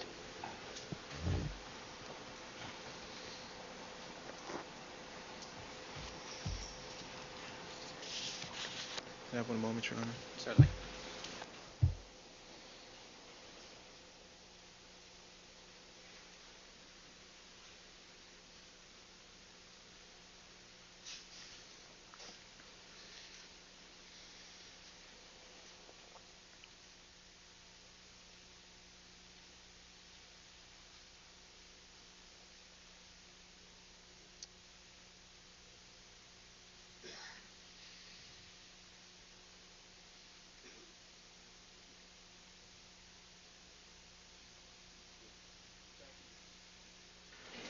You did have a conversation with Mr. Kalen at that time. Yes. And how long did that conversation take? Well, it was probably in the vicinity of 5 minutes. I had a conversation with him, and then after a conversation, I went back and I started writing notes. I was going to do a statement, and while I was writing the notes, I was interrupted. Okay. And were you interrupted by someone or something? By someone. Okay. Who was that? Detective Furman. Did you have a conversation with Detective Furman at that time? Yes. And where were you when you had that conversation with Detective Furman? In the bar area of the home. And how much time had elapsed between Detective Furman telling you that he was going outside and the second interruption? Boy, I would have to estimate that. I would say 10 minutes or so.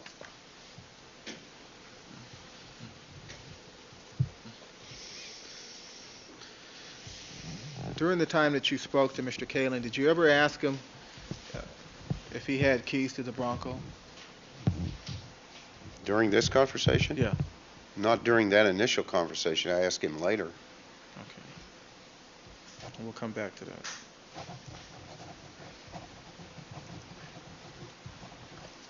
What was the conversation you had with Detective Furman at that time? Detective Furman asked me to accompany him to the south side of the residence. He wanted to show me something. Did he tell you what it was that he wanted to show you at that time? He could have. I don't know. He could have. I don't remember him saying, but he could have.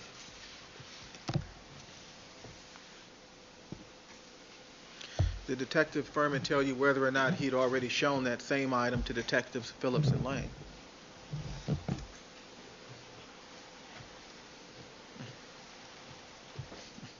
You know, I don't know whether that occurred or not. That could have occurred also. I don't know. I don't recall that. At any event, Detective Furman did take you somewhere, is that right? That's correct. Where did you and Detective Furman go? I followed him out the front door of the residence, walked south in the driveway to the front of the garage, and he took me down the south boundary line of the property.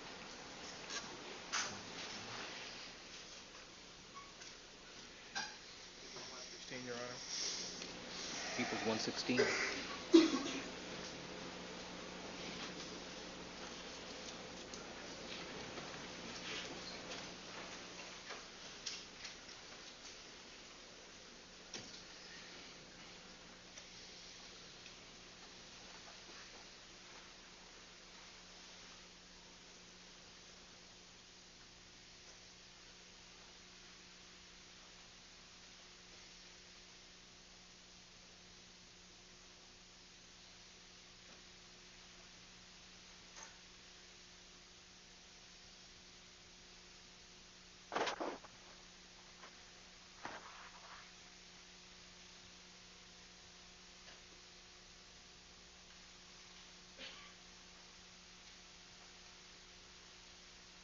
Detective, if you would step down for a moment.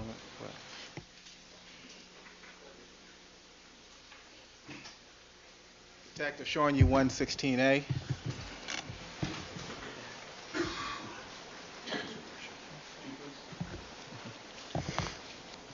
I could do this from the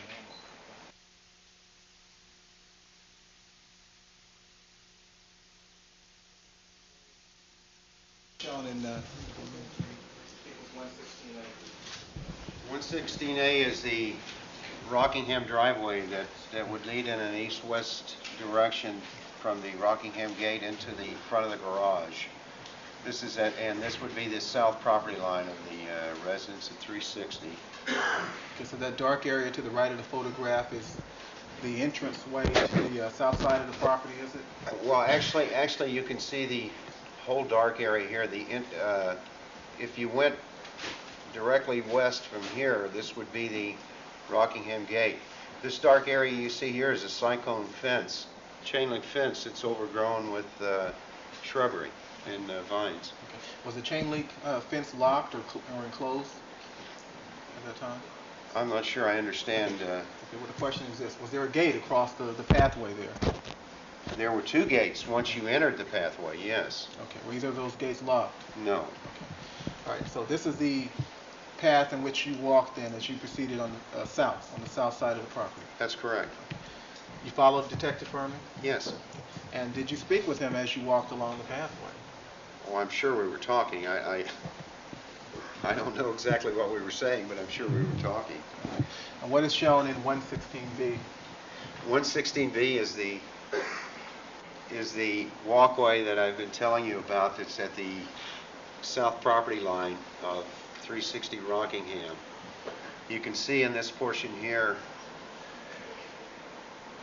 part of the chain link fence and the foliage that grows between the two residences at 360 and the one directly south of it. Now, these photographs were taken during daylight hours, is that right? Yes, sir. What time was it that you began your walk along the path depicted in these photographs? I believe it was approximately 6:30 in the morning. Approximately 6:30.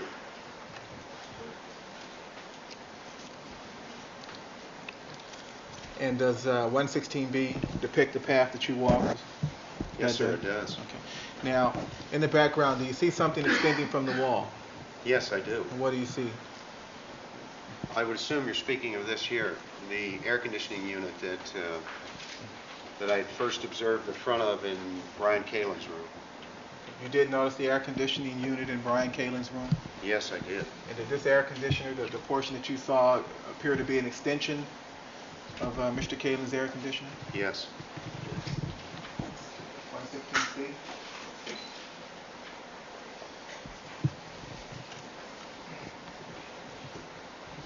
You continued to follow Detective Furman down the path, is that right?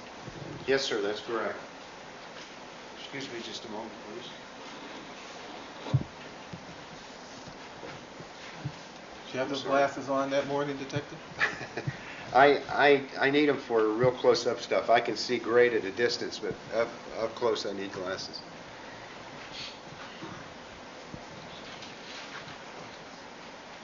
Okay, 116C is just another photograph of the pathway, is that correct? Yeah, that's a close-up of an area just which would be just west of where the air conditioning unit is, yes. And do you see something on the ground there in 116C? Yes, sir, I do. Need your glasses? Well, no, I can see it, but it would be easier. Right here on the ground, right there, is an item that was shown to me by Detective Furman. In 116D? Uh-huh. This is the item that was pointed out to me by Detective Furman, which is a right-hand brown man's leather glove. Now, when the glove was shown to you by Detective Furman, I take it that you walked toward it. Yeah, I walked up within probably 3 to 4 feet of it. Okay. Did you pick it up? No. Did you touch it in any way? No, sir. Did you turn it over? No, sir. From a distance of 3 to 4 feet, could you see what the item was? Yes, I illuminated it with my flashlight. I could see it. Okay. And did you need your flashlight? It was getting light at this point. It was beginning to lighten up. Dawn was breaking, but it's still pretty dark along the side of the house because of the amount of foliage that's grown between the two residences. I could see the item without my flashlight. I illuminated the item to make sure I was seeing what I was seeing. And what did you see? A brown leather man's right-handed glove. And what is shown in 116E? That's the original location and the glove that was pointed out to me that morning. And in 116F? That's a closer picture of the same object. Okay. Now there is a tag bearing the number 9 in 116F. Is that correct? That's correct, yes. Okay. And why is that tag there? That is a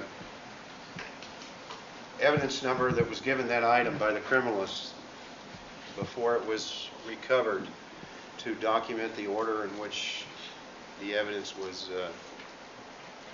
recovered that morning. So this 9 would indicate that this would be item 9 on the property report.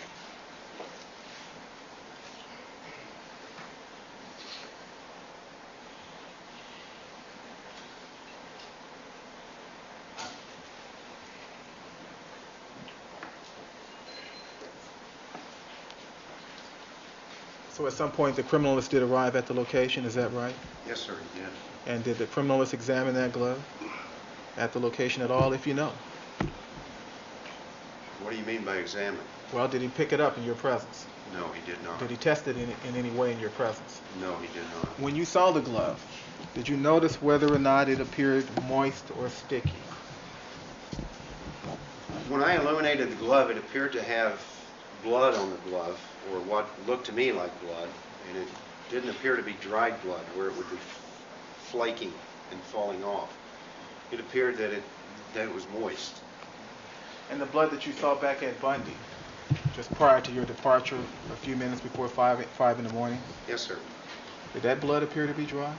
No.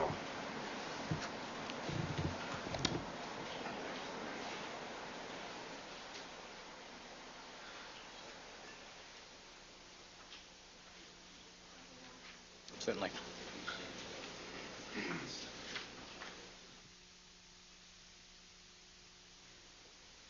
Did the glove appear shiny at all? It appeared to be wet with something which would make it shiny or moist. It appeared to be a leather man's glove. Okay. And what we're talking about here are appearances. Is that right, Detective? Yes, sir. You didn't pick it up, No, sir. so you don't know if it was wet or not. No, I don't know that for a fact. Is this a convenient time to break, Your Honor? Yourself. All right, can we have the exhibit taken down there, please? Thank you. Forward Yes. to the jury for 1 moment, Your Honor.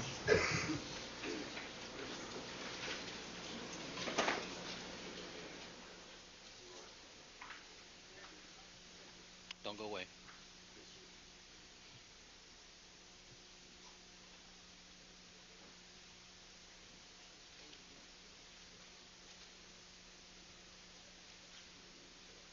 Thank you, gentlemen. Ladies and gentlemen, at this time we're going to take our recess for the afternoon. Please remember my admonitions to you. Don't discuss the case amongst yourselves. Don't form any opinions about the case. Do not conduct any deliberations till the matter has been submitted to you. Do not allow anybody to communicate with you with regard to the case.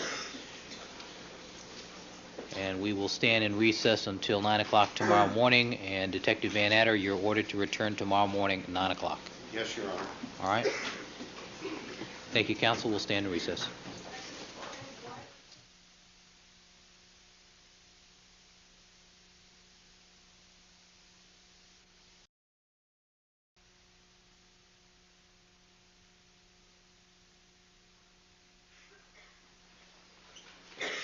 All right, good morning, counsel. Back on the record in the Simpson matter. The defendant's again present with his counsel, Mr. Shapiro, Mr. Cochran, Mr. Kardashian, Mr. Douglas, and Mr.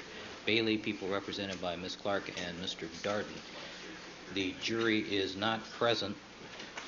We we need to take up two matters. First of all, the court has found abundant good cause to excuse juror number 602, and we will be replacing juror number 602 when the jury joins us. I'm going to direct, excuse me, Mr. Cochran, can I have your attention, please? Yes, sir. Ms. Clark? I'm going to instruct counsel not to discuss publicly in any manner the proceedings that went on in chambers this morning regarding the excusal of this juror till the matter has been concluded. Thank you, Your Honor. All right, any other comment? My recollection is that the excusal was with the consent of both parties. That is true, Your Honor. There was no opposition from either side. All right. That is true. All right, secondly, we have a tape that needs to be displayed to the defense. We have a videotape. All right, good morning, Mr. Darden. Good morning, Your Honor. There's a videotape of Detective Van Adder driving from Bundy to Rockingham. And back. He is attempting to approximate the time in the tape.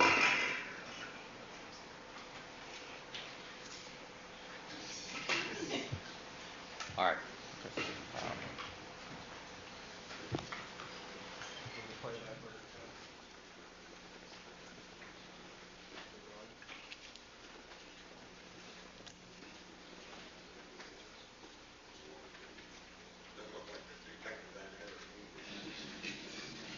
Okay, Ron, go ahead.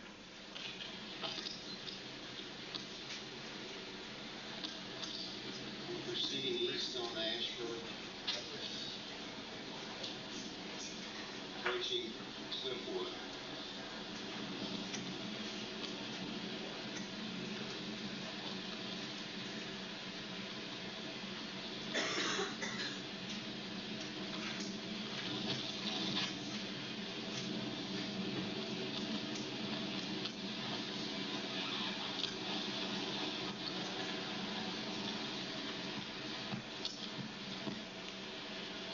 Turning right south on Cliffwood from Ashford.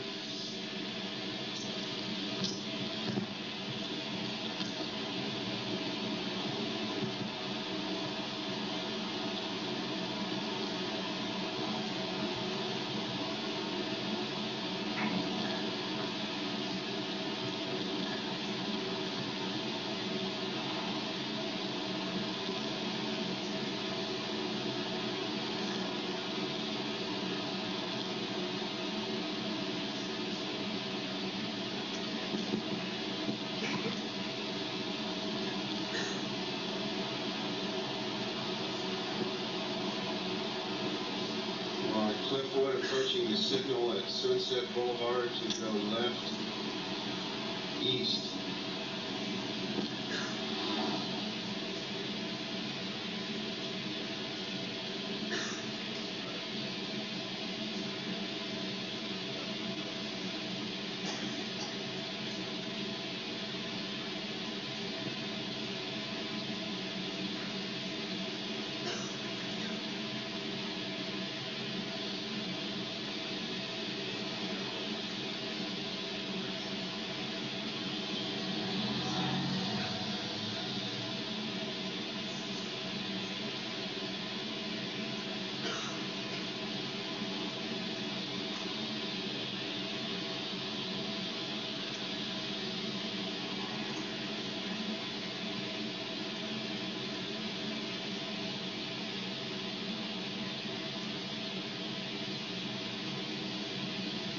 Turning left east on the Sunset.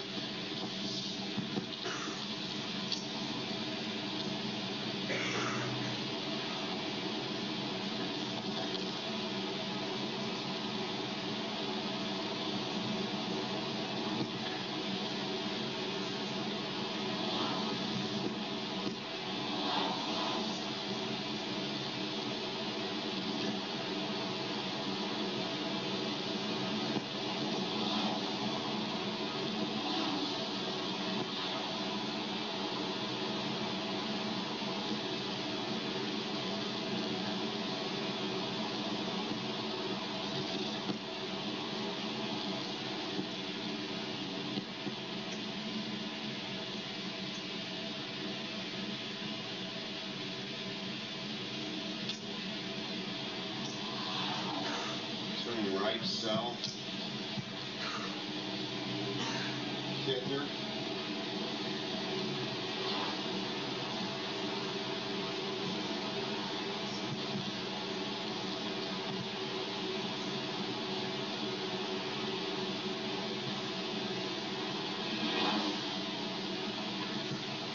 Which turns into Bundy Drive.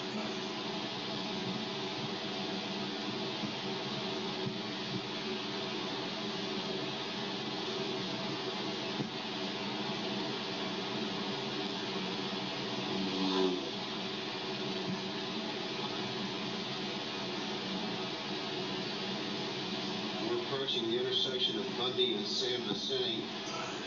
We're going to turn left, east, and then a quick right turn south back on the Bundy.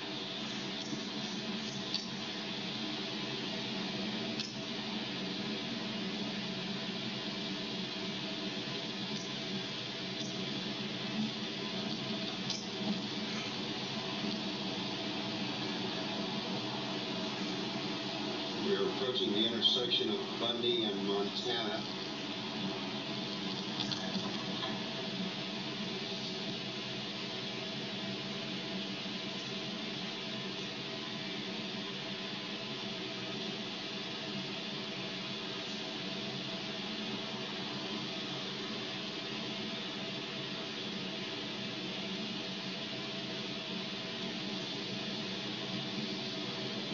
Continuing south across Montana on Bundy Drive.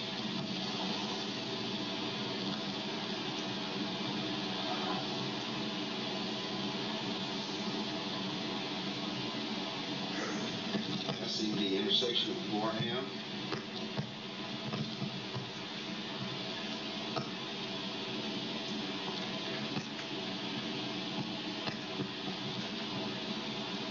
Passing the location of 875 now and turning right on Dorothy Avenue west. To right north in the alley to the rear of 875 Bundy.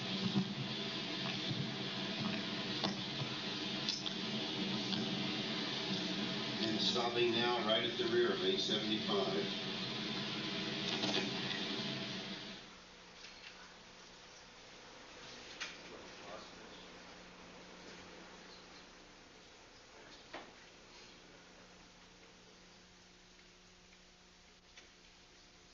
All right, Mr. Darden, is that the complete tape?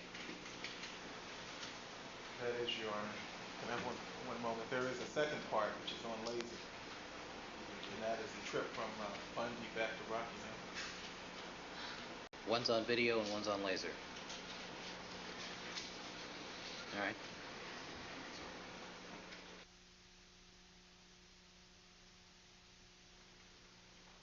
The directions, Your Honor, so that makes it okay.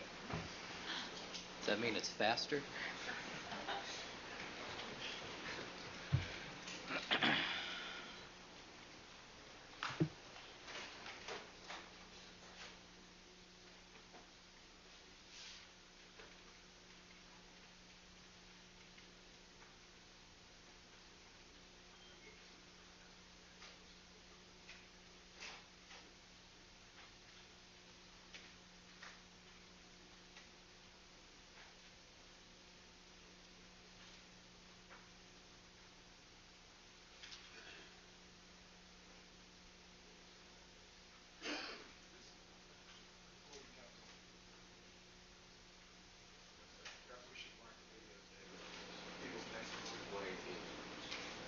All right, how about the videotape as 118 and the laser Okay, is we're gonna start off 119? with a real nice, easy warm-up, right? All we're gonna do is elevate the heart rate. Nope. It's not going to look like detective. Take a little longer to get the Bundy.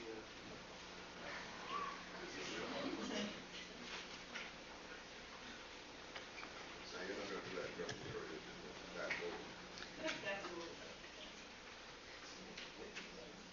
Is there any way we can do a chapter stop on the laser disc?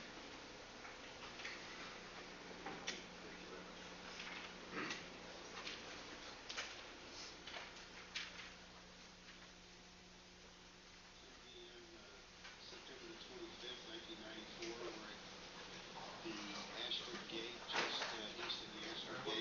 60 North Rockingham. Okay, Ron, go ahead. Excuse me, Mr. Dart, can you hold on to that, please?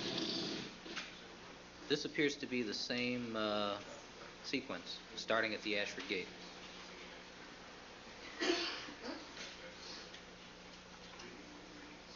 It appeared...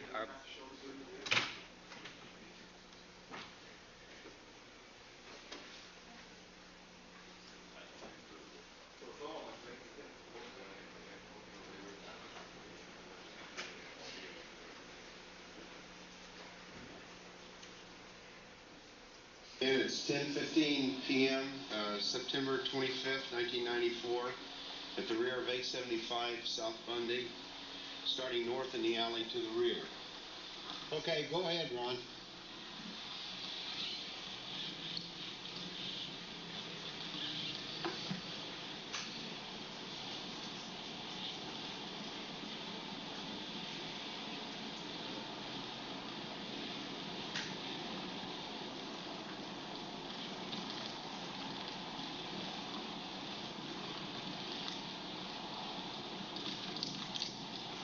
We're approaching Montana Avenue, where we will turn right east.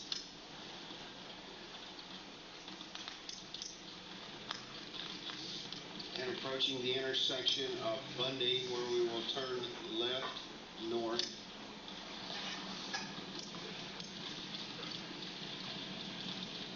We are now headed north on Bundy Drive.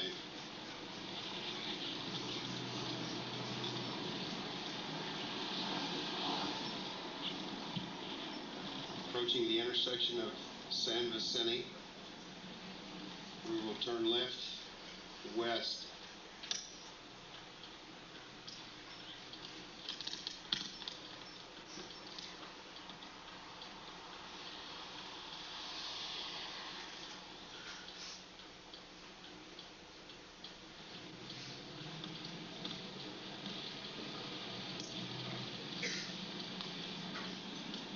Traveling west on San Vicente and making a turn right north on Bundy Drive.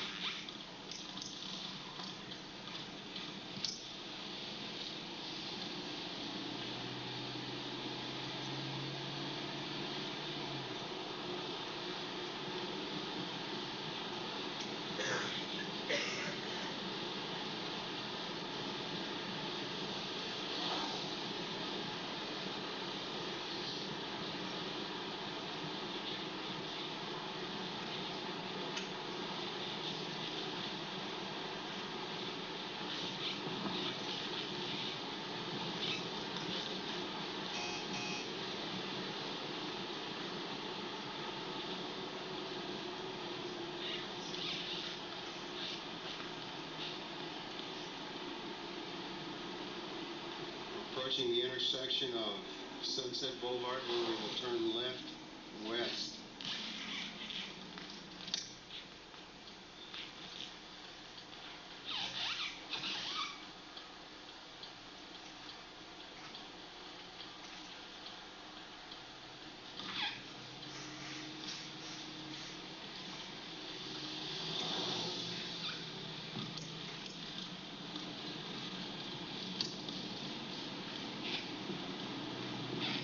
Proceeding west on Sunset Boulevard.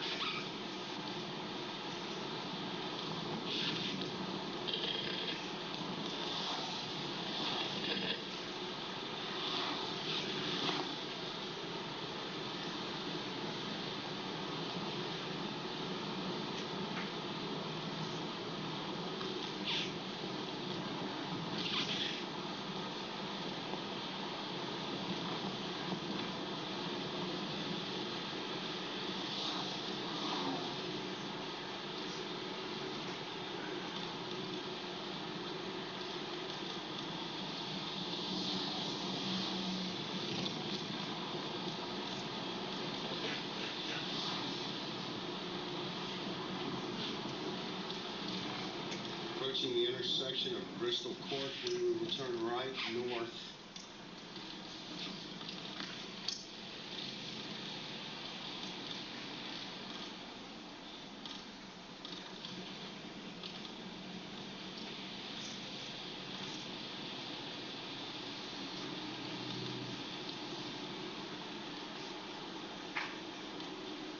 approaching the intersection of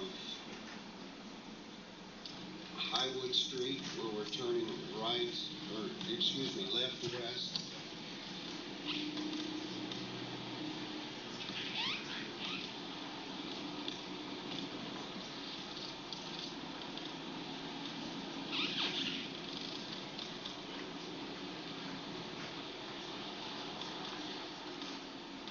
Approaching the intersection of Rockingham Avenue, turning right north.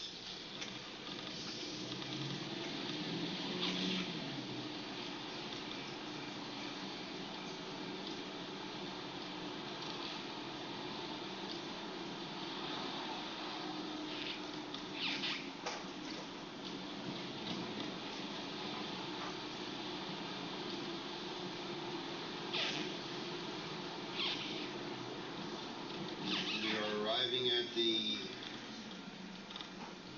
Rockingham Gate at 360 North Rockingham and stopping at the curb.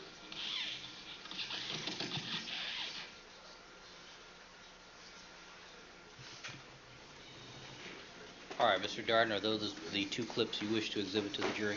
Yes, Your Honor. All right. Any comment from the defense? No, Your Honor. All right, anything else before we invite the jurors to join us? All right, Deputy McNair, let's have the jury, please.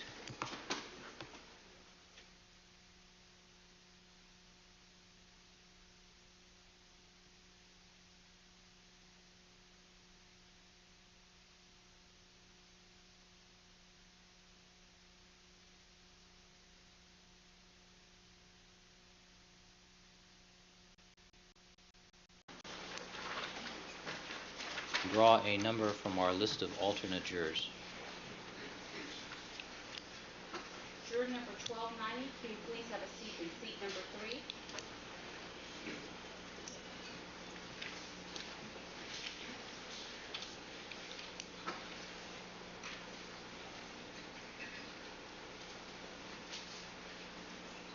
All right, good morning, ladies and gentlemen. My apologies to you again. This is how we start off every morning. My apologies to you for the delay in getting started. I know that you are aware that we've been in session with the lawyers. We've had some other problems getting started this morning. Other matters that I've had to take up out of your presence. I've had to view some videotapes that are going to be shown this morning before they're shown to you to make sure that they're acceptable. And I apologize to you again for the delay. Deputy McNair has already put a call in for the other problem that we had back there. So hopefully we won't have that problem again, but you have to understand this is a 25-year-old court building and we have those problems from time to time. All right, Mr. Darden, do you wish to resume with your direct examination of Detective Van Ander? Yes, Your Honor. All right, Thank you. Detective, would you resume the witness stand, please? All right, the record should reflect that we have been rejoined by all the members now of our jury panel. Detective Philip Van Ander is on the witness stand on direct examination by Mr. Darden. Good morning, Detective Van Ander. Good morning, Your Honor. Detective, you're reminded you are still under oath. Mr. Darden, you may continue. Thank you, Your Honor. Good morning. Good morning, ladies and gentlemen. Detective Van Ander, when we left off yesterday, you told us that you were speaking to Cato Kaling when you were interrupted by Detective Furman. That's correct, yes. And were you taking Mr. Kaling's statement at that time? I was at that point writing notes to take the entire statement that I had talked to him about, yes. Now, were you writing those notes simultaneous with your conversation with Mr. Kaling? No, sir, I wasn't. Okay. So you'd already spoken to Mr. Kaling? I had a conversation, then I was going to go back, go over the conversation, and write notes of the conversation. Okay. Was Mr. Kaling present, or rather in your presence, when Detective Furman came to get you? Yes, he was. Now, were you the first detective to be taken to the south side of the house to view the glove? I didn't know at that time, but I've subsequently found out that I was not. Okay. Now, and what time was it that you saw the glove, if you recall? It was approximately 6:30. That's an approximation, sometime between 6:15 and 6:30. Okay. Now, yesterday you told us that you climbed a wall just last week. Is that right? Yes. Okay.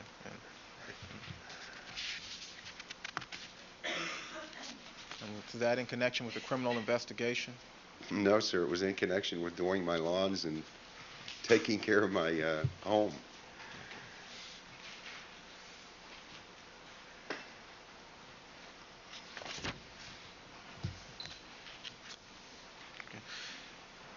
Also yesterday, you told us that you and Detective Furman went to the south side of the house and that you saw the glove there on the ground. Is that right? Yes. Okay. How long did you remain on that south walkway? Not very long. I walked back out front with Furman, and not very long, a minute or two. So you and Detective Furman walked to the front of the house? Back out to the front of the house, that's correct. And at that time, did you and Detective Furman have a conversation? Yes, Did you ask him to do something? I did. What did you ask him to do? I asked him to go back to the Bundy location to look at the other glove and to make sure that I was seeing what I was seeing. And where was Detective Lang at that time? I believe Detective Lang had come out of the house. I believe he had just left Arnell Simpson, but I'm not positive of that. Now, why did you tell Detective Furman to go back to Bundy and view the glove? Because what I had seen originally at Bundy and what I seen at Rockingham, it appeared to be the same type glove. They left in a right-handed glove, man's leather glove. I wanted to make sure that that was actually what I was seeing. I wanted him to go back and confirm that this was a left-handed man's leather glove. And did Detective Furman leave your presence? He did. And did you watch him as he left? Yes. Did you see where he went at that time? I observed him and Detective Phillips exit the Rockingham gate exit the Ashford gate to go to their vehicle that was parked there and leave the location. At what time, if you recall, did Phillips and Furman leave the location? I believe it was approximately 6:40 in the morning.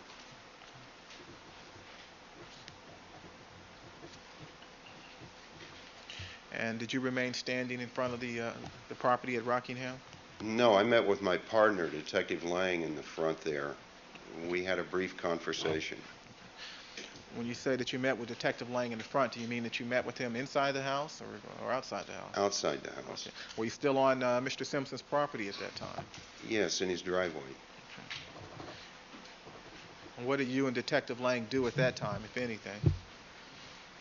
Well, we discussed what had been found, the fact that we may have an extension of the crime scene from Bundy, and we made a determination that Detective Lang would return to the Bundy crime scene immediately and start that investigation.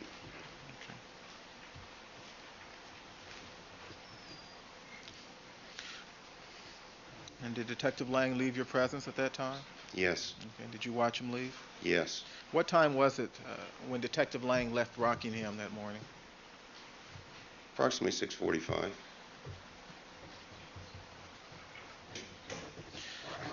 Now, you say that you and Detective Lang discussed the idea that you now had an extension of the Bundy crime scene? Well, we believed at that point that the probability of what had been found, that we had an extension from the Bundy crime scene. Now, did you walk Detective Lang to his car? No. Okay. What, if anything, did you do after Detective Lang left?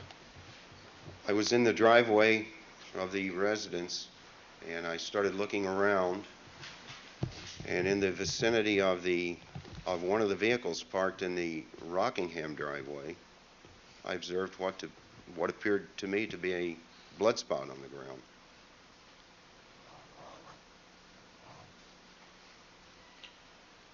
You saw a blood spot.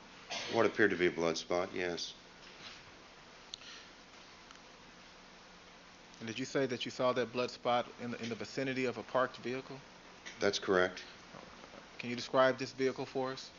It was near the two vehicles that were parked in the driveway, and I believe it was closest to the Bentley that was parked there.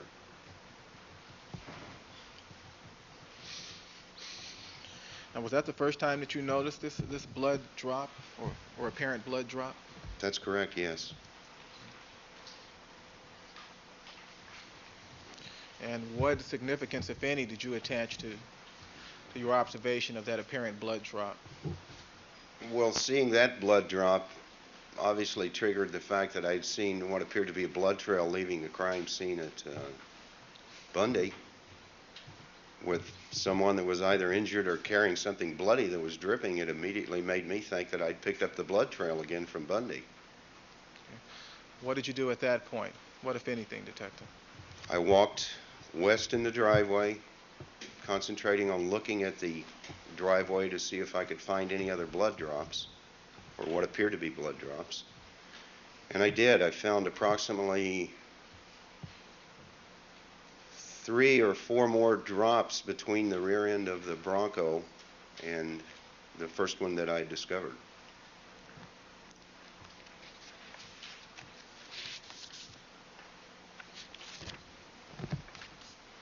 And at that time, did you approach the Bronco again? I did, yes. And what did you do at that time?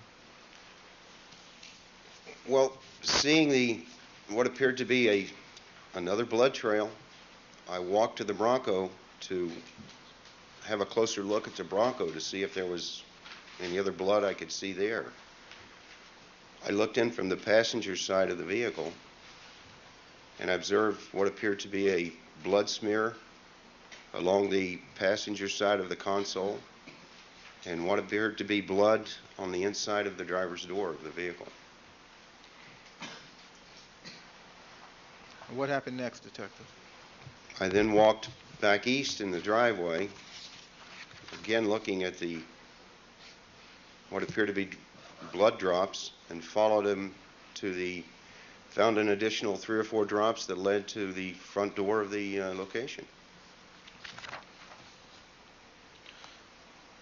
You told us that at some point a criminal appeared at the Rockingham house? Yes, sir. And that was Dennis Fung? Yes. Okay, and what time did he arrive? Approximately 7:10 in the morning. And did a crime scene or photographer appear at Rockingham? Yes. At what point during the day was that? I believe he accompanied Detective Furman back to the location, which would have been shortly after the criminalist arrived.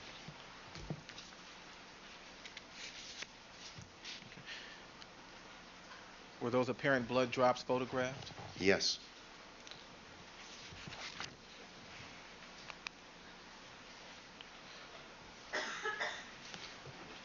And was the Bronco seized? Yes.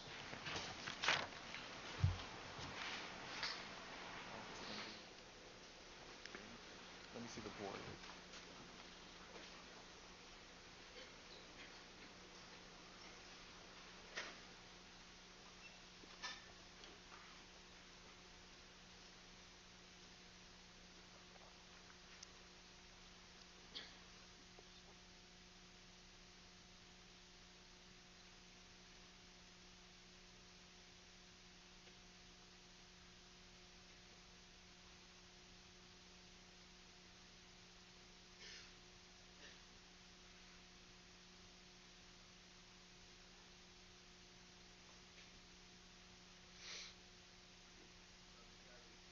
Here, it is entitled Blood Trail at 360 North Rockingham Avenue.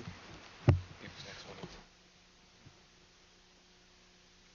May it be marked People's 118? 120? Okay, People's 120. It contains several photographs, Your Honor, and they are lettered A through G. Looks like A through K to me. Me too. It's amazing how I can see through the board, isn't it? That's why you're the judge and I'm the lawyer.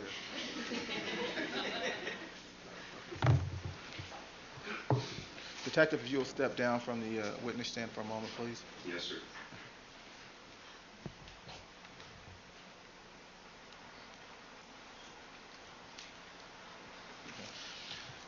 Detective, if you'll walk over to this side of the board, please, and direct your attention to photograph A on the board that has been marked People's 120. Yes, sir.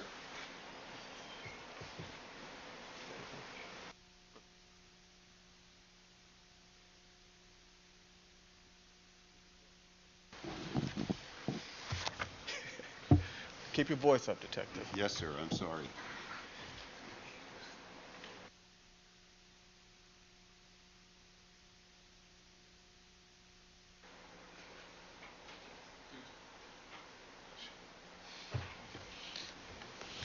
Detective, showing you what is marked People's 120 photograph A.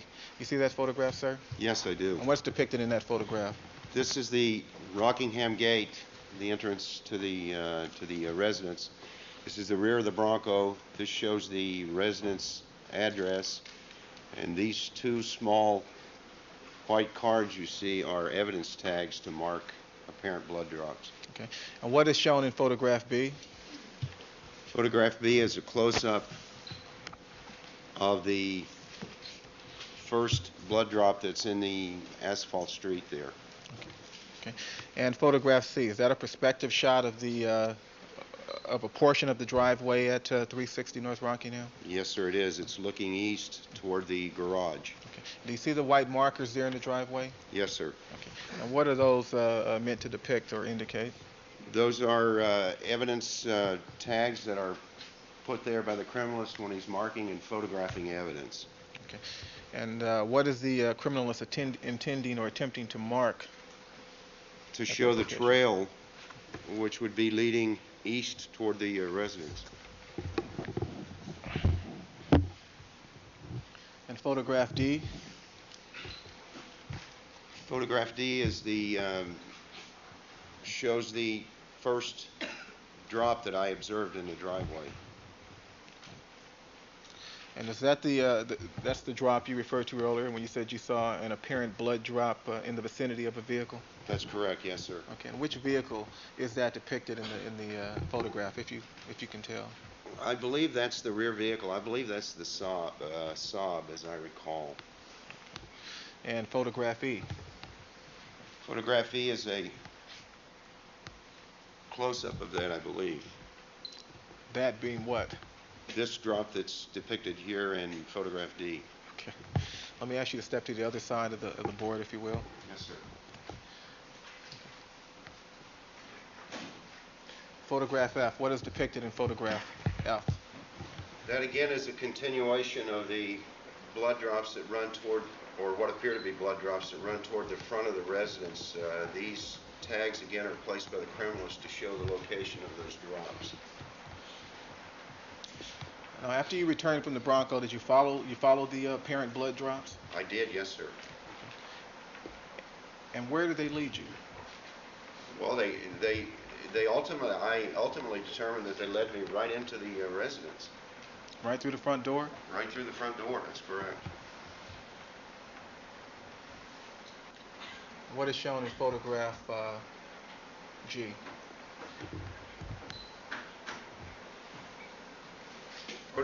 Photograph G, I believe, is a close-up of the first evidence tag that's depicted in photograph F here. And photograph H? Photograph H would be a close-up, I believe, of the drop that's depicted in photograph F and photograph I toward the front of the residence. Photograph I is a different perspective, a closer perspective of the evidence tag that's depicted in photograph F here. And what is depicted in photograph J? Photograph J is a close-up of the droplet that you see from a distance in photograph K. It's first shown in a perspective to the front door, and then the photographer takes a close-up of it to identify it. And photograph K? That's a perspective of the same drop in J from a distance that shows the front door, the perspective to the front door.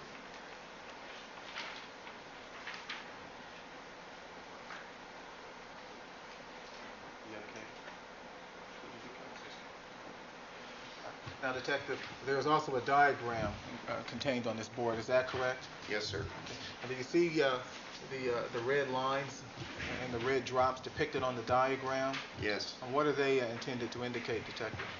That would indicate the start of the trail at the back of the Bronco, which was parked on the street, leads into the driveway and right to the entrance of the home.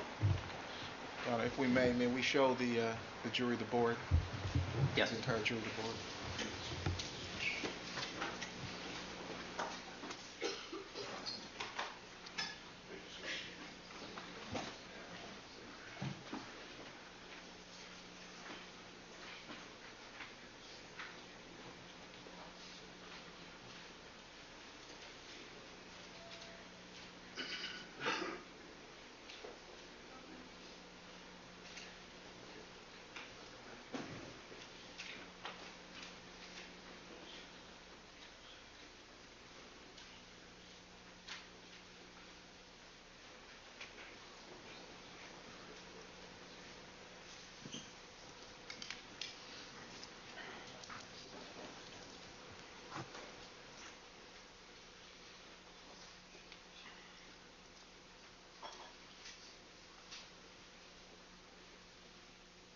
Now, Detective, yesterday you told us that the blood trail at Bundy ended at the apron behind 875 South Bundy. Is that correct? Yes. Okay. If you recall, what is the distance between the blood drop closest to the rear of the Bronco, located at 360 North Rockingham? The distance from the rear of the Bronco to the blood drop? Yeah. I can't tell you exactly. I would have to estimate that. Well, go ahead, estimate. Oh, probably 3-4 feet, maybe. Okay, so you pick up the trail at the rear of the Bronco. Yes. Okay. Now, you told us a moment ago that the blood trail, that you followed the blood trail into the front door. I followed it to the front door. At that point, other detectives were there and pointed out blood spots right in the foyer of the home to me. Other detectives pointed out blood drops inside Mr. Simpson's home? That's correct, yes.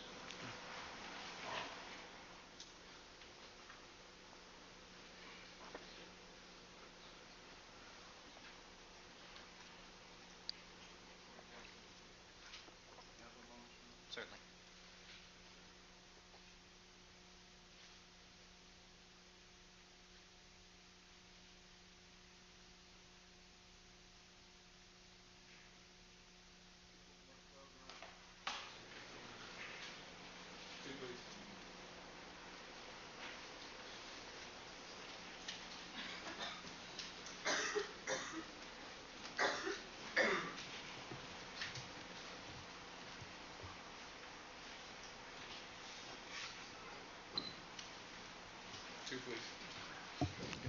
Detective showing you a photograph previously marked as People's 112. What is depicted in that photograph? That photograph shows the foyer area of Mr. Simpson's home, and it shows a criminalist evidence tag of a area that contained what appeared to be blood drops. Your Honor, we have a second photograph. It has not been previously marked. May it be marked People's 121? Yes.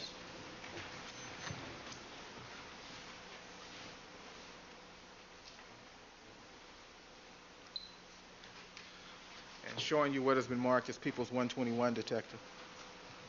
What is depicted in that photograph?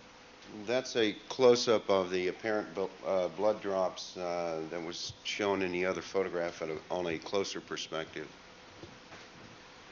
And these blood drops are located inside the foyer at Mr. Simpson's home? Inside the front door, yes, sir. Did you continue to search that area for other blood drops? Not at that point, no.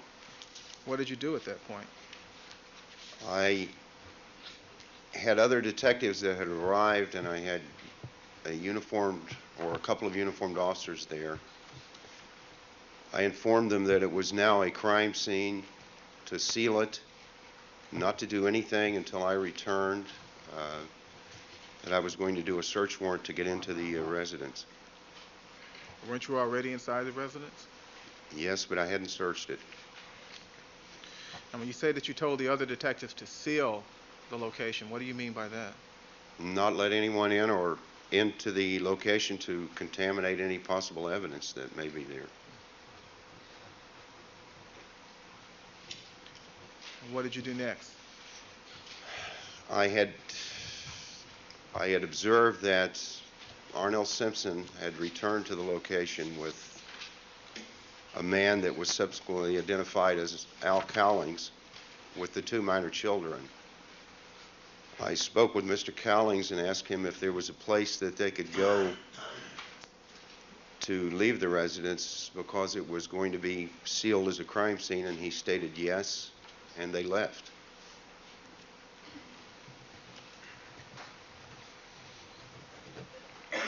What happened next, Detective? I left the location at approximately 7:30. Was the criminalist already there? Oh, yes. Okay. And what was he doing at 7:30, if you know? Well, when he arrived, I had shown him the evidence that had been discovered. I told him that I wanted it tagged, photographed, and to be collected because it was in the elements, and there was a dog running loose on the property, and he was working at that when I left. Now, where was Detective Furman when you left the property at 7:30 in the morning? The last time I saw Detective Furman, he was with Detective Roberts by the front door of the residence. To go back for a moment to your conversation with Mr. Kalin, at any time did you ask Mr. Kalin if there was an extra set of keys to the Bronco? Yes. Did he respond? Yes. What did he say?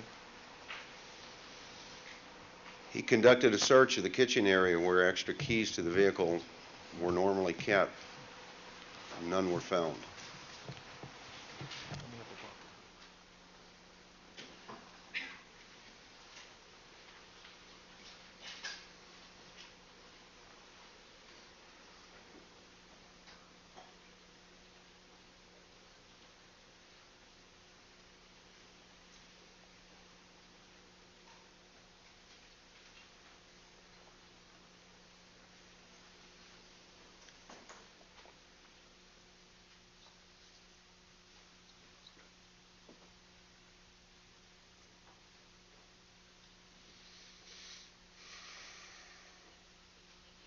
We have another board. It is entitled Bronco Evidence. 122. May it be marked People's 122. People's 122. Detective, before you step down, you told us this morning that you'd asked Detective Furman to return to Bundy to look at the glove at Bundy. Yes. Had he returned from Bundy by the time you left at 7:30? Yes. And when in proximity in time to your departure from Rockingham did Detective Furman return, if you know? He arrived, I believe, about the same time as the criminalist or shortly after the criminalist, which would have been 7:10 to 7:15.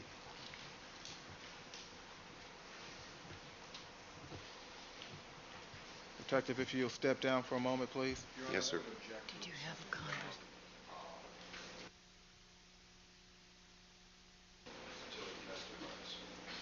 Oh,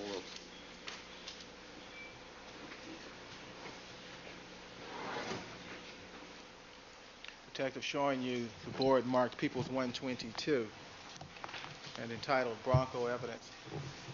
First, in the upper right-hand corner, does that photograph depict the Bronco you saw parked at 360 North Rockingham? It would appear to, yes. And showing you the photograph marked A on People's 122. What is shown in that photograph? That is the inside of the driver's door of the vehicle. And the white tags? You see white tags in photograph A? Yes, I do.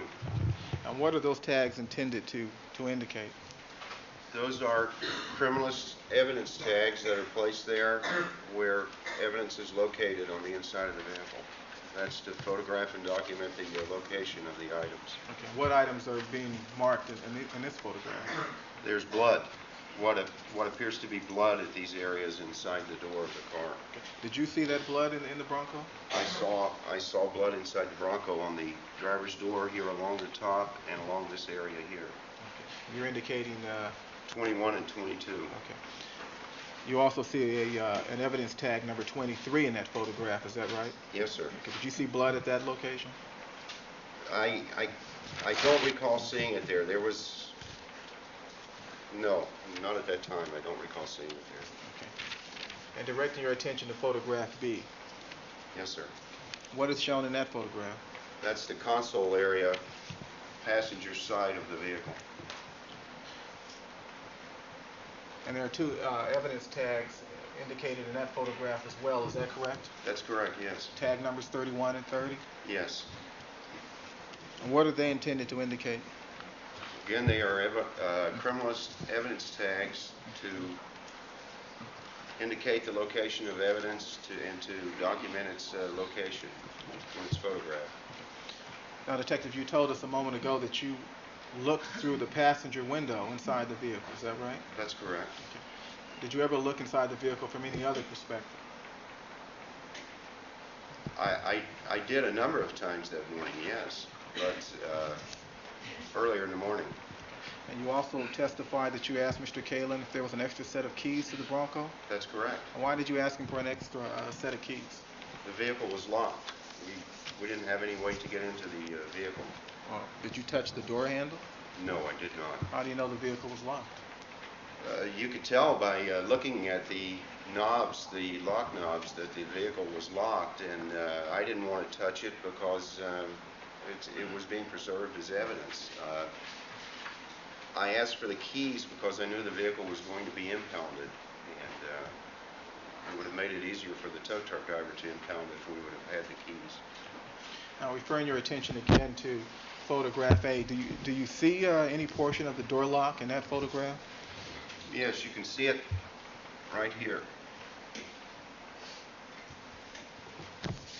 Did you ever see anyone open the door to the Bronco that morning? No. Did you ever see Detective Furman open the door? No. You ever open the door? No. You ever see anyone wipe a bloody glove around inside that vehicle? No. Now, the photographs contained on People's 122, were they taken at Rockingham? Yes. No. Let me correct that. They were taken the following morning at the Los Angeles Police Department print shack where we had the vehicle towed to. Now, you told us a moment ago that you could not see the evidence marked with the number 23. Is that right? I don't recall seeing it down there. I could have, but I don't recall at this point. Okay. You didn't open the door to look? No.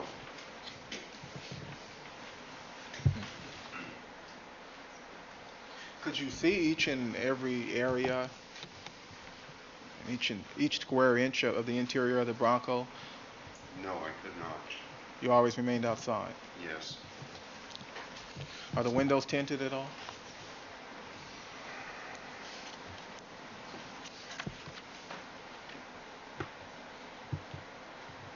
To the best of my recollection, I don't believe they are, but I'm not really positive on that.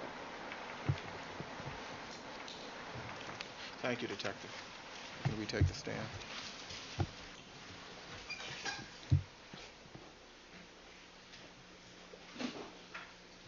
we show the board to the rest of the jury? Yes.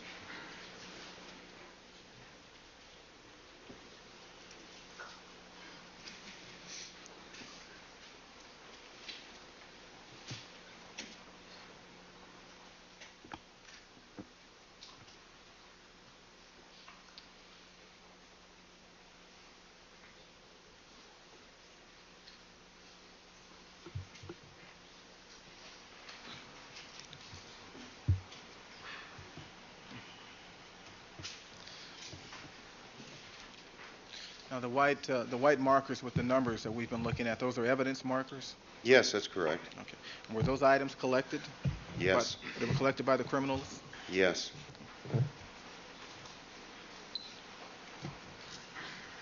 And I'm referring specifically to People's 122, the Bronco board. Yes. Okay. Now, you earlier told us that Mr. Simpson was not a suspect. That is why you were at Bundy, is that correct? At what point are you asking me, sir? Okay, well, after your first walkthrough at Bundy, was he a suspect? No. And when you first arrived at Rockingham, was he a suspect? No.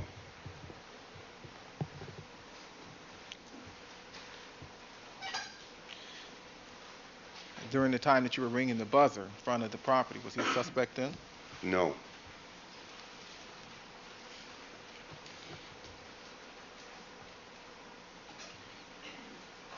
And when you rang the front door at Rockingham, was he a suspect then? No.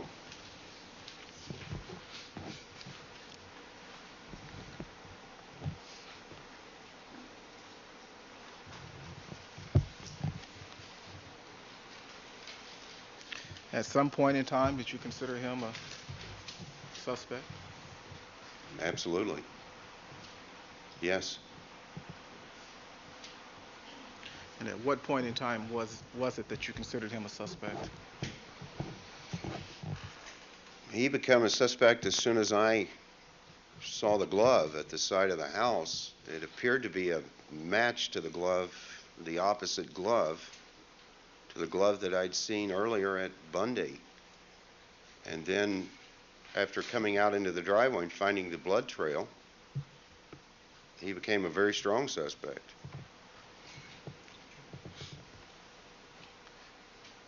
And how, if at all, did your observations of the blood inside the Bronco figure into your decision that Mr. Simpson was a suspect?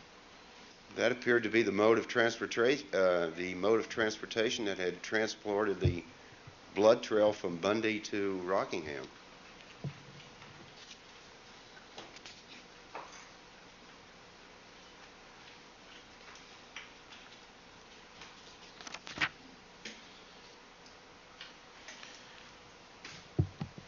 Now, did you testify earlier that you declared Rockingham a crime scene? That's correct. Now, at that point, what were your investigative concerns? At what point, sir? At the point in time that you declared Rockingham a crime scene? At that point, my investigative concerns was to ensure that the location was secured, that there was no destruction of evidence, and to further the investigation by getting a search warrant for the interior of the residence. Okay. And did you obtain a search warrant? I did. Okay. Did you consider the Bronco evidence at all? Oh, absolutely, yes. Okay. Now, what steps did you take to preserve the Bronco? I had a uniformed officer stationed on the vehicle with instructions to protect it, not to let anyone approach or do anything with the vehicle. Okay. Well, you've seen some of the photographs shown by the defense in this case. I have? Did you see the photograph of the woman peering through the window of the Bronco? Yes. How did that happen, if you know? Well, I wasn't there at that time, so I can't tell you how, but it upsets me that it did happen.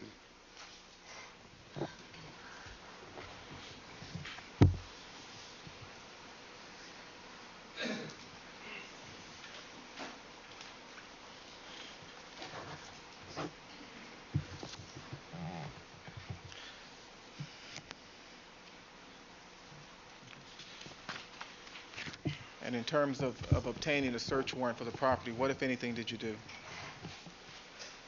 I left the location of Rockingham, drove to the Bundy location to inform my partner very briefly of what I'd found, and then proceeded to West LA Station, where I sat down and worked on the warrant. Now, did you actually leave Rockingham at 7:30 a.m. that morning? Approximately 7:30, yes. Okay. What time did you leave Bundy the second time? Probably 7:45, Okay. So you left Detective Lang's presence at 7:45? approximately 7:45, yes, And where did you go at that particular point in time? to West Los Angeles Station, And what time did you arrive there? close to 8 o'clock. And you returned to Rockingham at some point? Yes, And why did you go back to Rockingham? I had a search warrant, And what time did you return to Rockingham? approximately noon.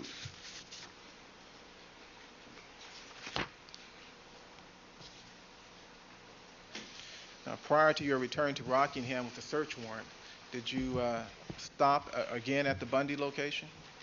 Yes, I did, Okay. Why did you stop there? to inform my partner that I had a search warrant and that I was going to the Rockingham location to have that executed.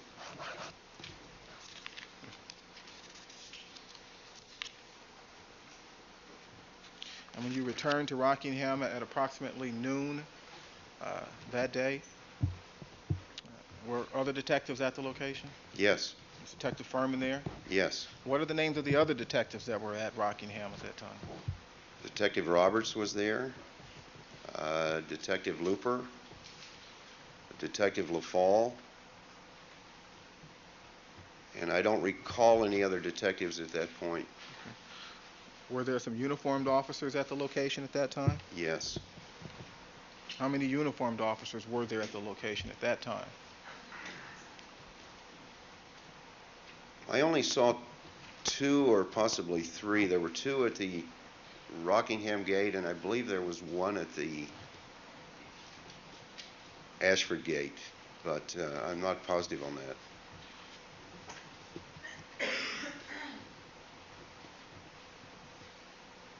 Are you acquainted with Officer Thompson? I now know who he is, yes. Did you see him at the location, that is at Rockingham, when you returned at 12 noon? I did. And was a search conducted of Mr. Simpson's home at that time? Shortly after that, yes. Did you conduct that search personally? I did not. Who conducted the search, if you know? The search was, I turned over the responsibility of the search and the search warrant to Detective Looper from Robbery and Homicide Division.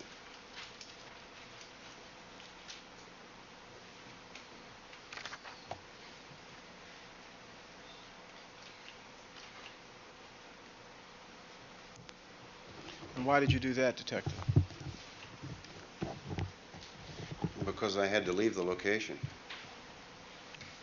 May I have one moment, Your Honor? Certainly.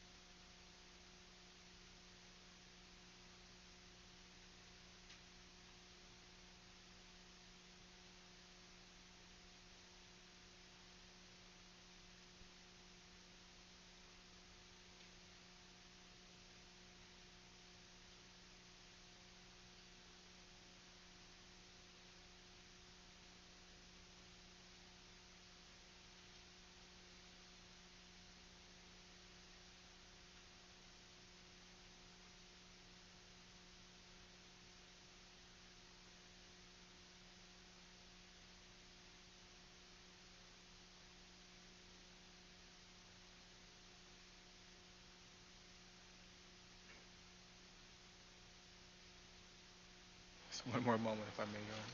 Certainly.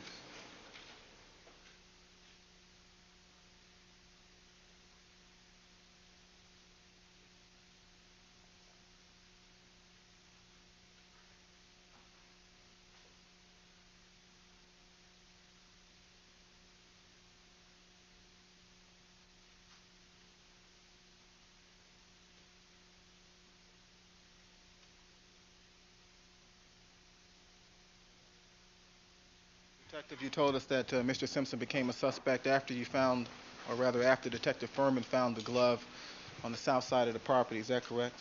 After it was shown to me, he became a suspect to me, yes. Okay. And not before that? No.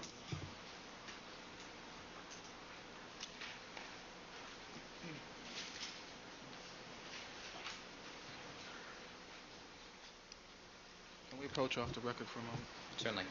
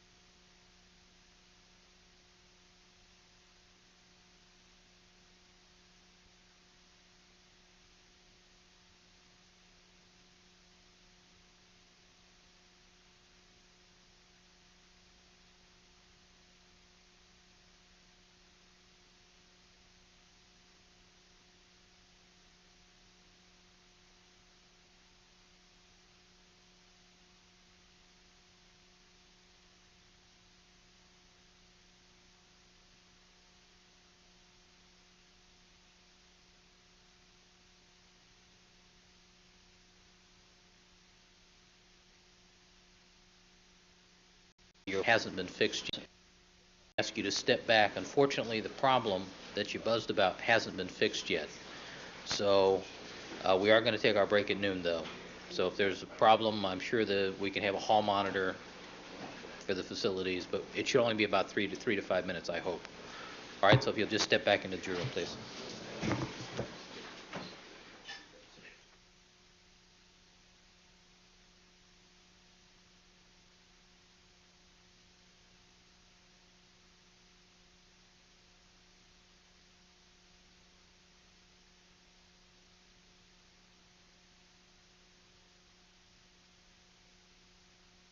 You forgetting something? You have something you want to show us?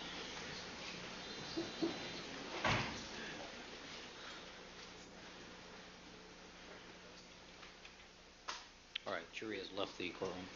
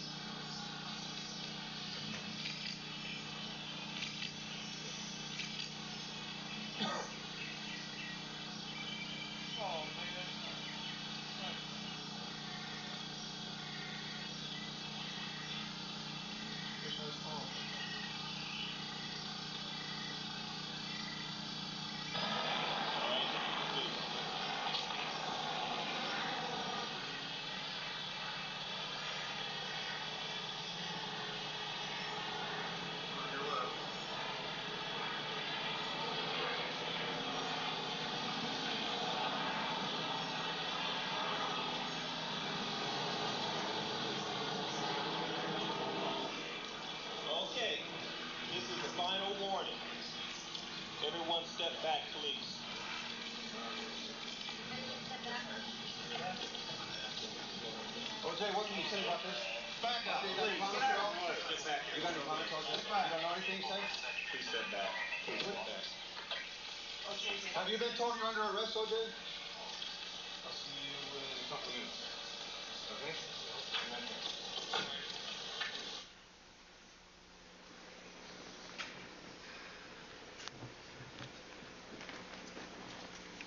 All right, thank you, Mr. Darden. Any objections from the defense? Yes, Your Honor, we would object. All right, what's the basis of the objection?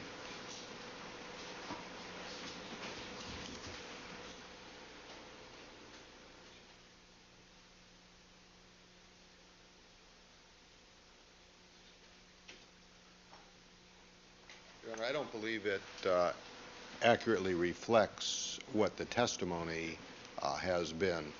Testimony has been he wasn't arrested until the 17th, wasn't charged, and previous testimony from previous witnesses have been that he was not under arrest. And that I don't believe this accurately, this gives a false impression that he was arrested, at least temporarily. But we have a concept in the law of arrest and detention, the concept of detention, short of arrest, don't we? Well, we have no testimony to that yet, Your Honor. All right. Perhaps. There's no foundation. At this point, Mr. Darden. Well, Detective Van Adder is here to explain the video and to explain to us whether or not Mr. Simpson was placed under arrest or detained. And he is also here to explain to us how it is that Mr. Simpson became unhandcuffed. Certainly, he's competent to testify to all of these things. He is a police officer. We would all, I'm sorry, you done? We would also, Your Honor, object to any of the audio portions of that tape, with the reporter asking questions, with Mr. Weitzman making some statements to his client, which are privileged communications, and are all hearsay statements. Right. I think the audio was predominantly still cameras clicking and somebody's electrical generator. Do you need the audio on this, Mr. Darden?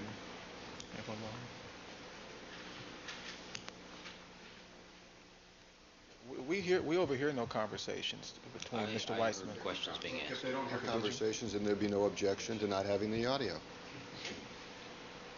Mr. Darden? I'm saying that I don't hear any conversations, but I didn't hear a conversation between Mr. Weitzman and Mr. Simpson. Do you Maybe want I'm the wrong. audio? You tell me. Do you want the audio?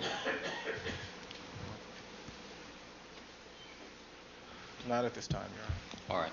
I'm going to sustain the objection to the tape at this time until there's a foundation for what it depicts.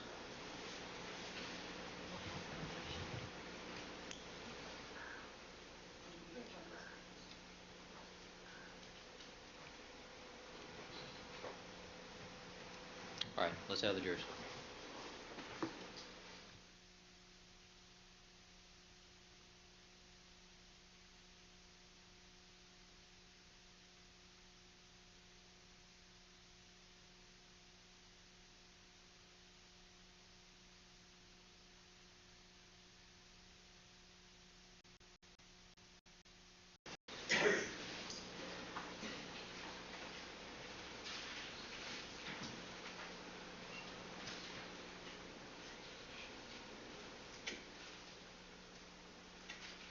All right, you may proceed, Mr. Darden.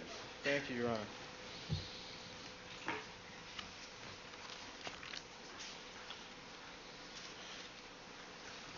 Detective, when you arrived back at Rockingham, you say you arrived at 12 o'clock noon? Approximately noon, yes. Okay. And was Mr. Simpson there at the property at that time? No. Did you see Mr. Simpson at Rockingham sometime that day? Yes. And do you recall what time at all? Approximately 10 minutes or so after I arrived.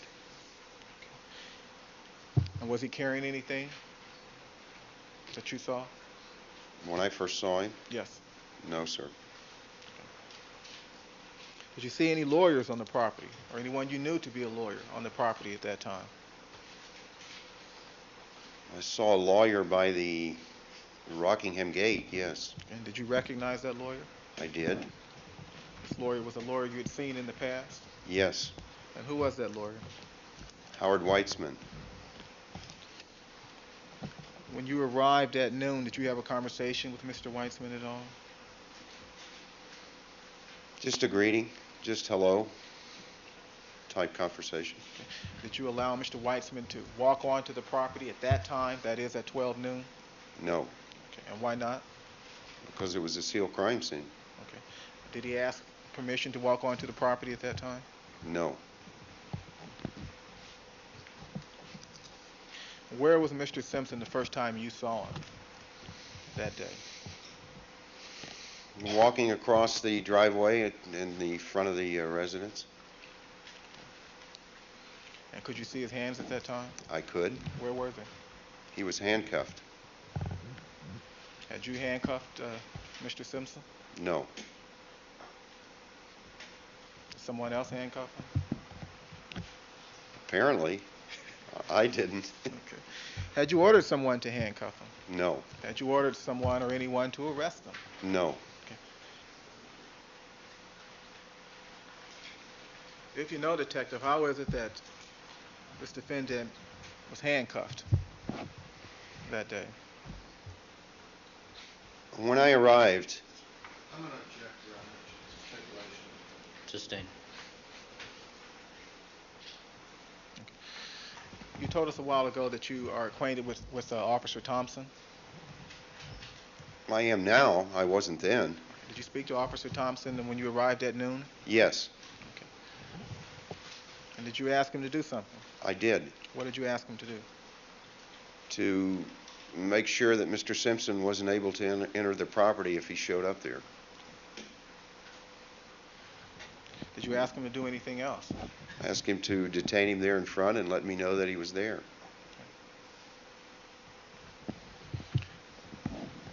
You asked Officer Thompson to detain Mr. Simpson? Yes, and let me know that he was present. And you've been a police officer how many years now, Detective? Over 26. Okay. This term that you just used, detain, what did that term mean to you? It just means to ask a person or have a person stay at a certain location. It's not physically putting him under arrest or taking him into custody. When you told Officer Thompson to detain Mr. Simpson in front of the property, did you intend to convey to him that he should handcuff Mr. Simpson? No, sir. Did you ever use the term handcuff or the word handcuff when you posed this question to Officer Thompson? No.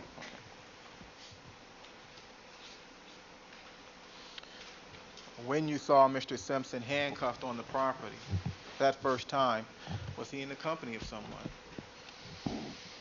Officer Thompson. And what did you do when you saw the defendant handcuffed with Officer Thompson?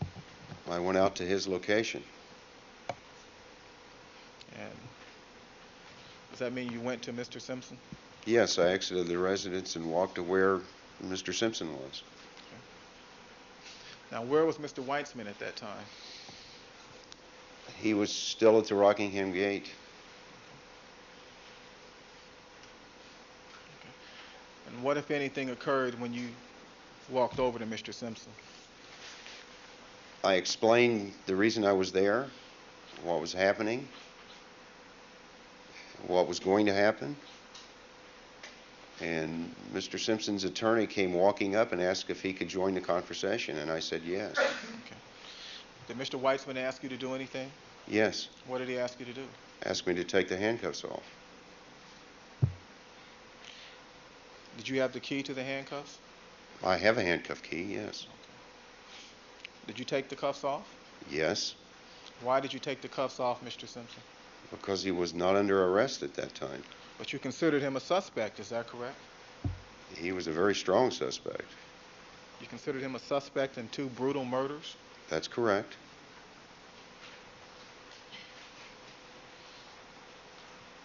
Why didn't you arrest him at that time?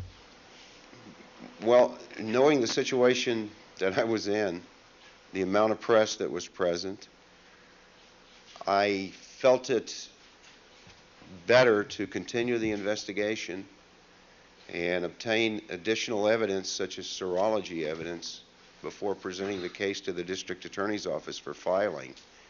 I realize I only have a 48-hour time frame to put together and file a criminal case if a person is in custody. Why was the media's presence a factor at all in your decision to take the handcuffs off? Just the overwhelming amount of media that was present. It had turned into a media fest. And with who I was dealing with, I wanted to make sure that I had a sufficient case before presenting that case to the district attorney's office for filing. Again, I realize I only have 48 hours to either file the case or turn the person loose. And I knew it would take me longer than that, probably an additional day past that, to get any kind of serology testing done. That's why I didn't place him under arrest at that point.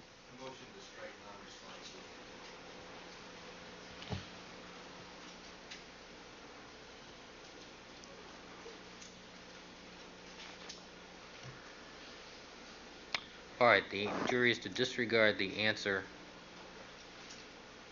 after, again, I realize I only have 48 hours. That part is stricken from the record as being non-responsive.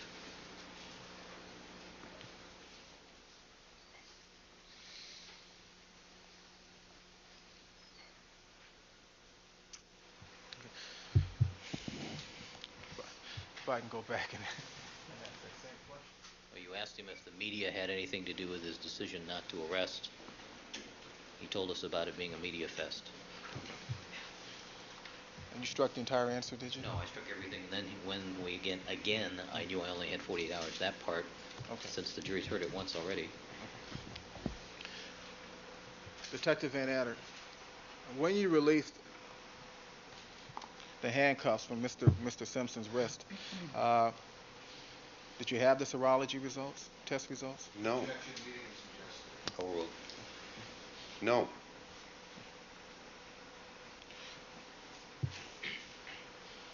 Can you tell us whether or not you had had sufficient time to evaluate all of the evidence you had up to that point? I had enough probable cause to make an arrest, absolutely, but I wanted to continue the investigation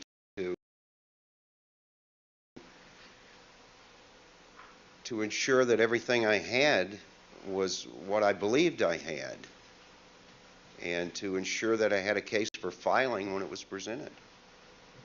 Motion to strike is non-responsive. Overruled. So do I understand you to say, Detective, that in your mind you could have arrested Mr. Simpson at that time? Oh, absolutely, I could have, yes. Can I have one moment, Your Honor?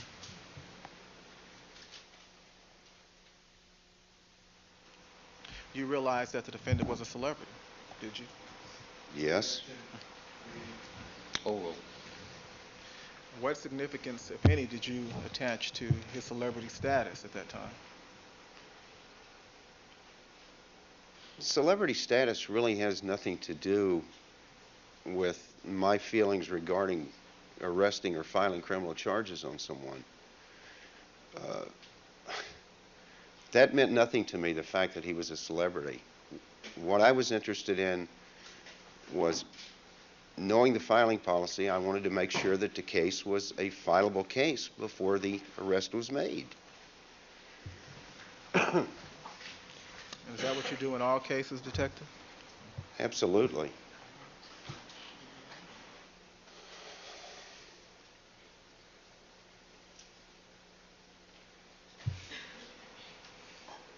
You mentioned a moment ago that that had you arrested Mr. Simpson, that you would have had to have filed a case within 48 hours. Is that correct? That's correct. You've sent blood and biological evidence to the lab, to the crime lab in the past for analysis. Is that right? That's correct. And is there a standard time or standard turnaround time when you send evidence to the crime lab? No, it varies from case to case. I've never gotten anything back in that amount of time in my career. You ever get anything back the same day? Never. And you knew that? I knew that.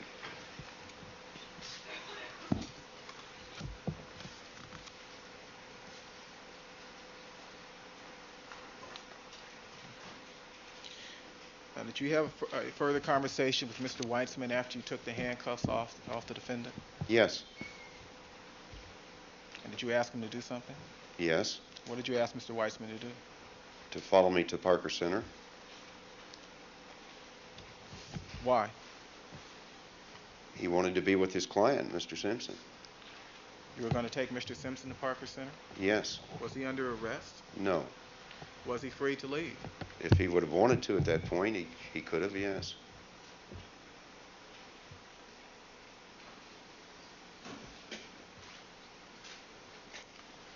He was free to leave despite your belief? I had asked him voluntarily to accompany me to Parker Center for an interview. He agreed to that. Mr. Weitzman wanted to be with him. I asked him to follow me to Parker Center. He was not under arrest at that point.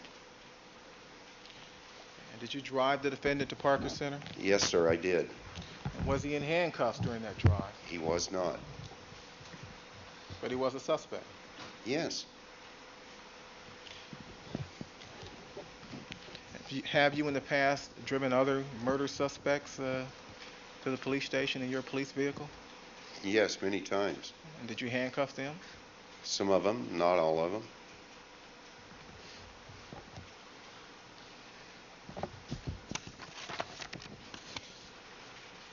Did Mr. Weitzman follow you and the defendant to Parker Center? He met us at Parker Center, yes. And did you have a further conversation with Mr. Weitzman at that time? I did. And what was that conversation? He requested... What's the objection? Sustained.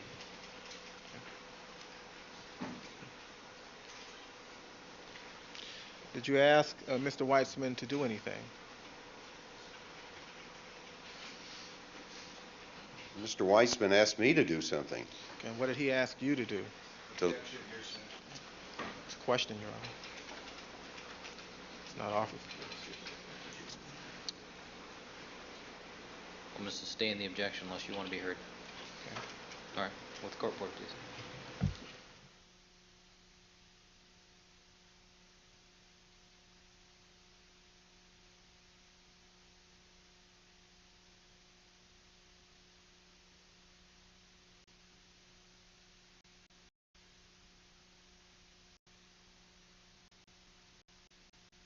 yes, I was in the...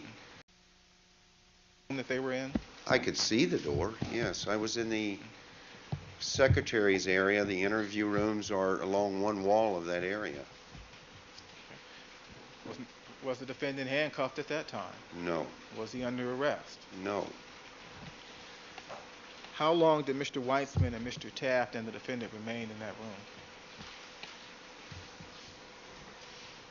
Probably 20 to 30 minutes. Did you interrupt them at any time? I did not. Did you ever ask them to hurry up? No. You never asked them to hurry up and conclude their conversation or whatever it was they were doing in there? No. Did you overhear any part or any portion of any conversation the defendant had with his lawyers? No. Did you attempt to? No.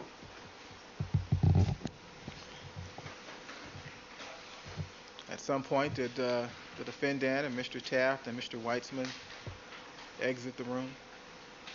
Mr. Weitzman and Mr. Taft did. Simpson remained in the room. Had you told him earlier to remain in the room? Well, I think that was understood that we were going to interview him, yes. Now, when Mr. Weitzman and Mr. Taft came out of that room, did you have a conversation with them? Yes. What was that conversation? That we wanted to interview his client. And did you make any offers at all to Mr. Weitzman and Mr. Taft at that time? Yes. And what was that? I invited Mr. Weitzman to stay if he wanted to. Did you ever tell Mr. Weitzman that he could not be present during any interview or conversation you might have with the defendant? I did not. And when you told Mr. Weitzman that he could remain if he wanted to, what did he say? He said he didn't need to. The only parameters he wanted was for me to tape record the conversation. Did Mr. Weitzman say where he was going? Yeah, he said he was going to go to lunch. And was Mr. Taft present during this conversation? Yes. And what did Mr. Weitzman do after he told you that he was going to go to lunch? I observed him and Mr. Taft leave the area that I was in, headed toward the exit of the floor of the building.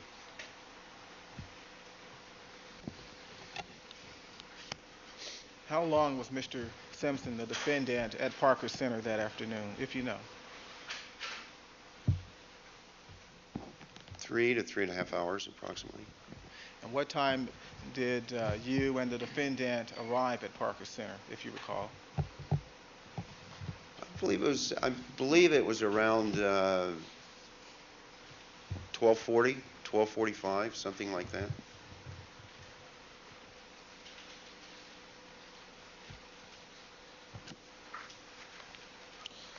And what time did Mr. Simpson leave Parker Center that day?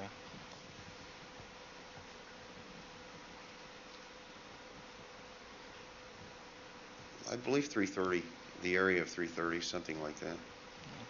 And was the media present outside Parker Center when you arrived? Yes. And were they present when Mr. Simpson left? Yes. And when Mr. Simpson left Parker Center, was he in police custody? No. Was he handcuffed? No. Did he leave with you? No. Who did he leave with? Mr. Weitzman?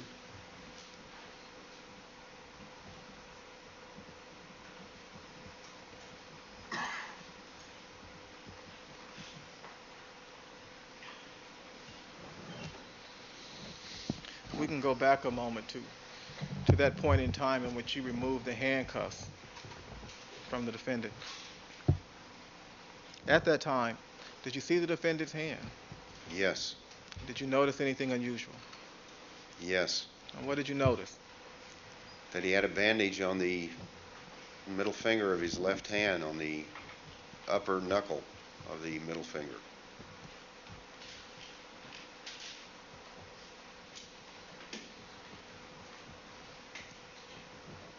And did you note or observe any injury to that finger at that time? Not at that time. I did subsequent to that after arriving at Parker Center. Okay.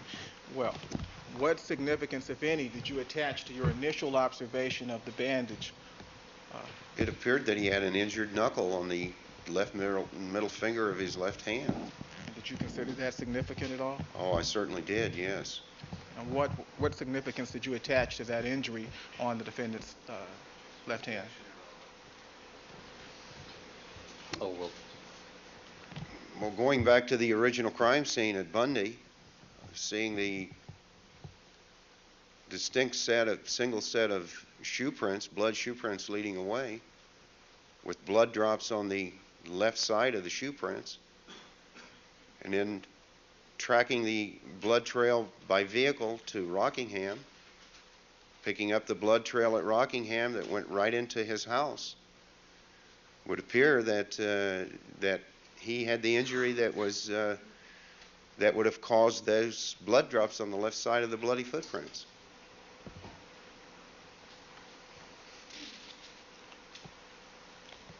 During the time that the defendant was at Parker Center, did you photograph his hand? I did. Did you photograph his hand, his left hand? Yes. And did you do that personally, or did you have someone do it for you? I had a photographer do it.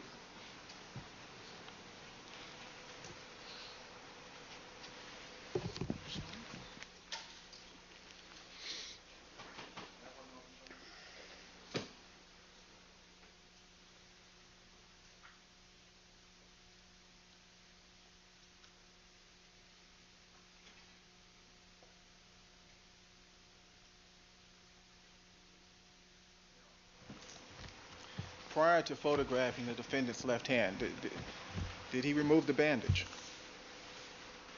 Yes, the bandage was taken off. Okay. Did you take it off or did he take it off? He did. Okay. And were you able to observe the injury at that time? Yes. Can you describe it for us? Yes, his knuckle appeared to be swollen, and it's the upper knuckle of the middle finger of his left hand appeared to be swollen, and there appeared to be a laceration that run up and down across the knuckle, and then directly below that toward the first knuckle there appeared to be a smaller laceration that ran across the finger and down.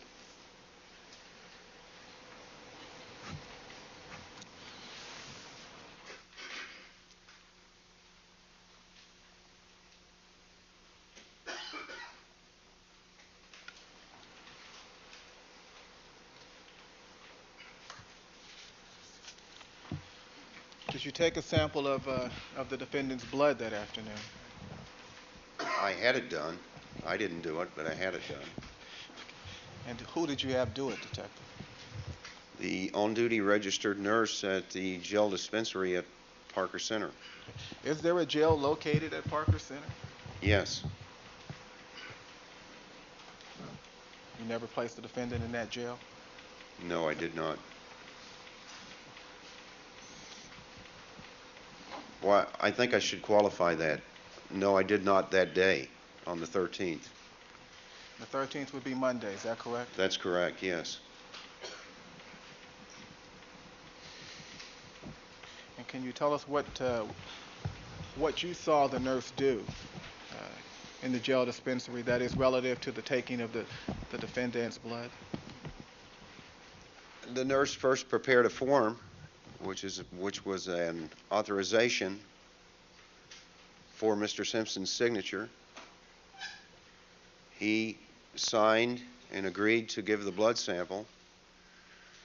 The nurse took a syringe from his equipment and drew a sample of blood.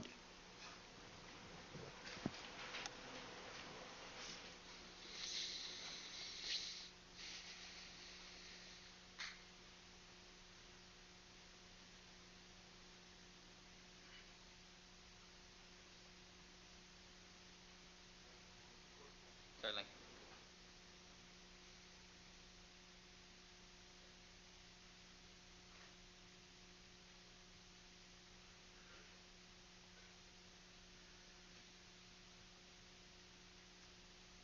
Mr. Shapiro for 1 moment.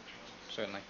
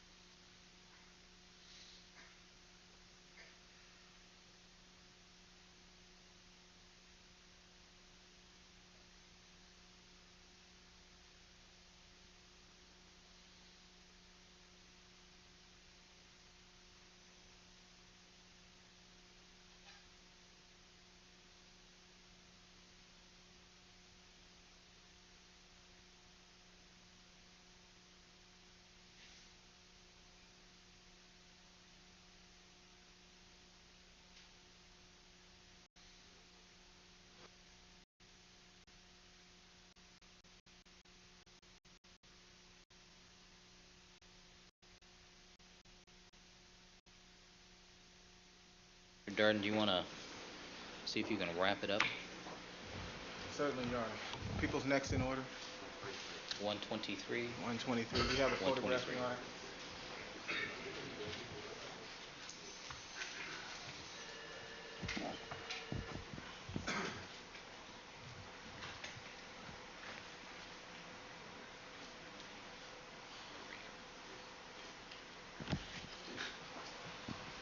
Detective showing you the photograph marked People's 123 for identification. You recognize that photograph? Yes, sir, I do. Is that the photograph you caused to be taken on June 13th? That's correct. And that photograph depicts the left index finger That's correct. of the defendant? Yes. Middle finger? Middle finger. What did you say? Middle finger? Middle finger. Okay. Yes. Don't show me, just tell me. Is that how it looked that day? Yes, it is. Thank you, Detective. Is this a good time? All right, ladies and gentlemen, we're going to take our recess at this time. Please remember my admonition to you. Don't discuss the case amongst yourselves. Don't form any opinions about the case. Do not allow anybody to communicate with you regarding the case or conduct any deliberations till the matter has been submitted to you. Detective Lang, you're ordered to return Monday morning at 9 a.m. Ladies and gentlemen, just so you know, this afternoon the court is going to be in session on other matters regarding this case. I also have another case on my calendar, so we'll be here working. So you all have a nice weekend. We'll see you back here Monday morning. I'm sorry, Detective Van Enter, I'm sorry. I like the Lang guy. All right. He was here so long. All right, see you on Monday. Thank you all.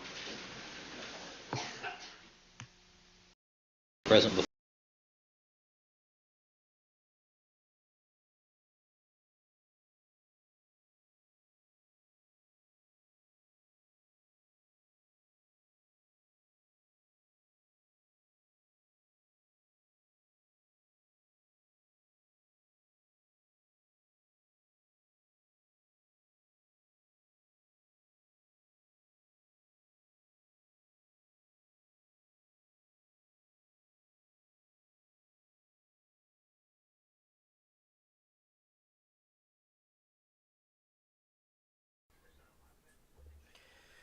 Okay, so we have reached a stopping point, and we will continue this tomorrow today. You know, like later today technically, but tomorrow, and another way of viewing it.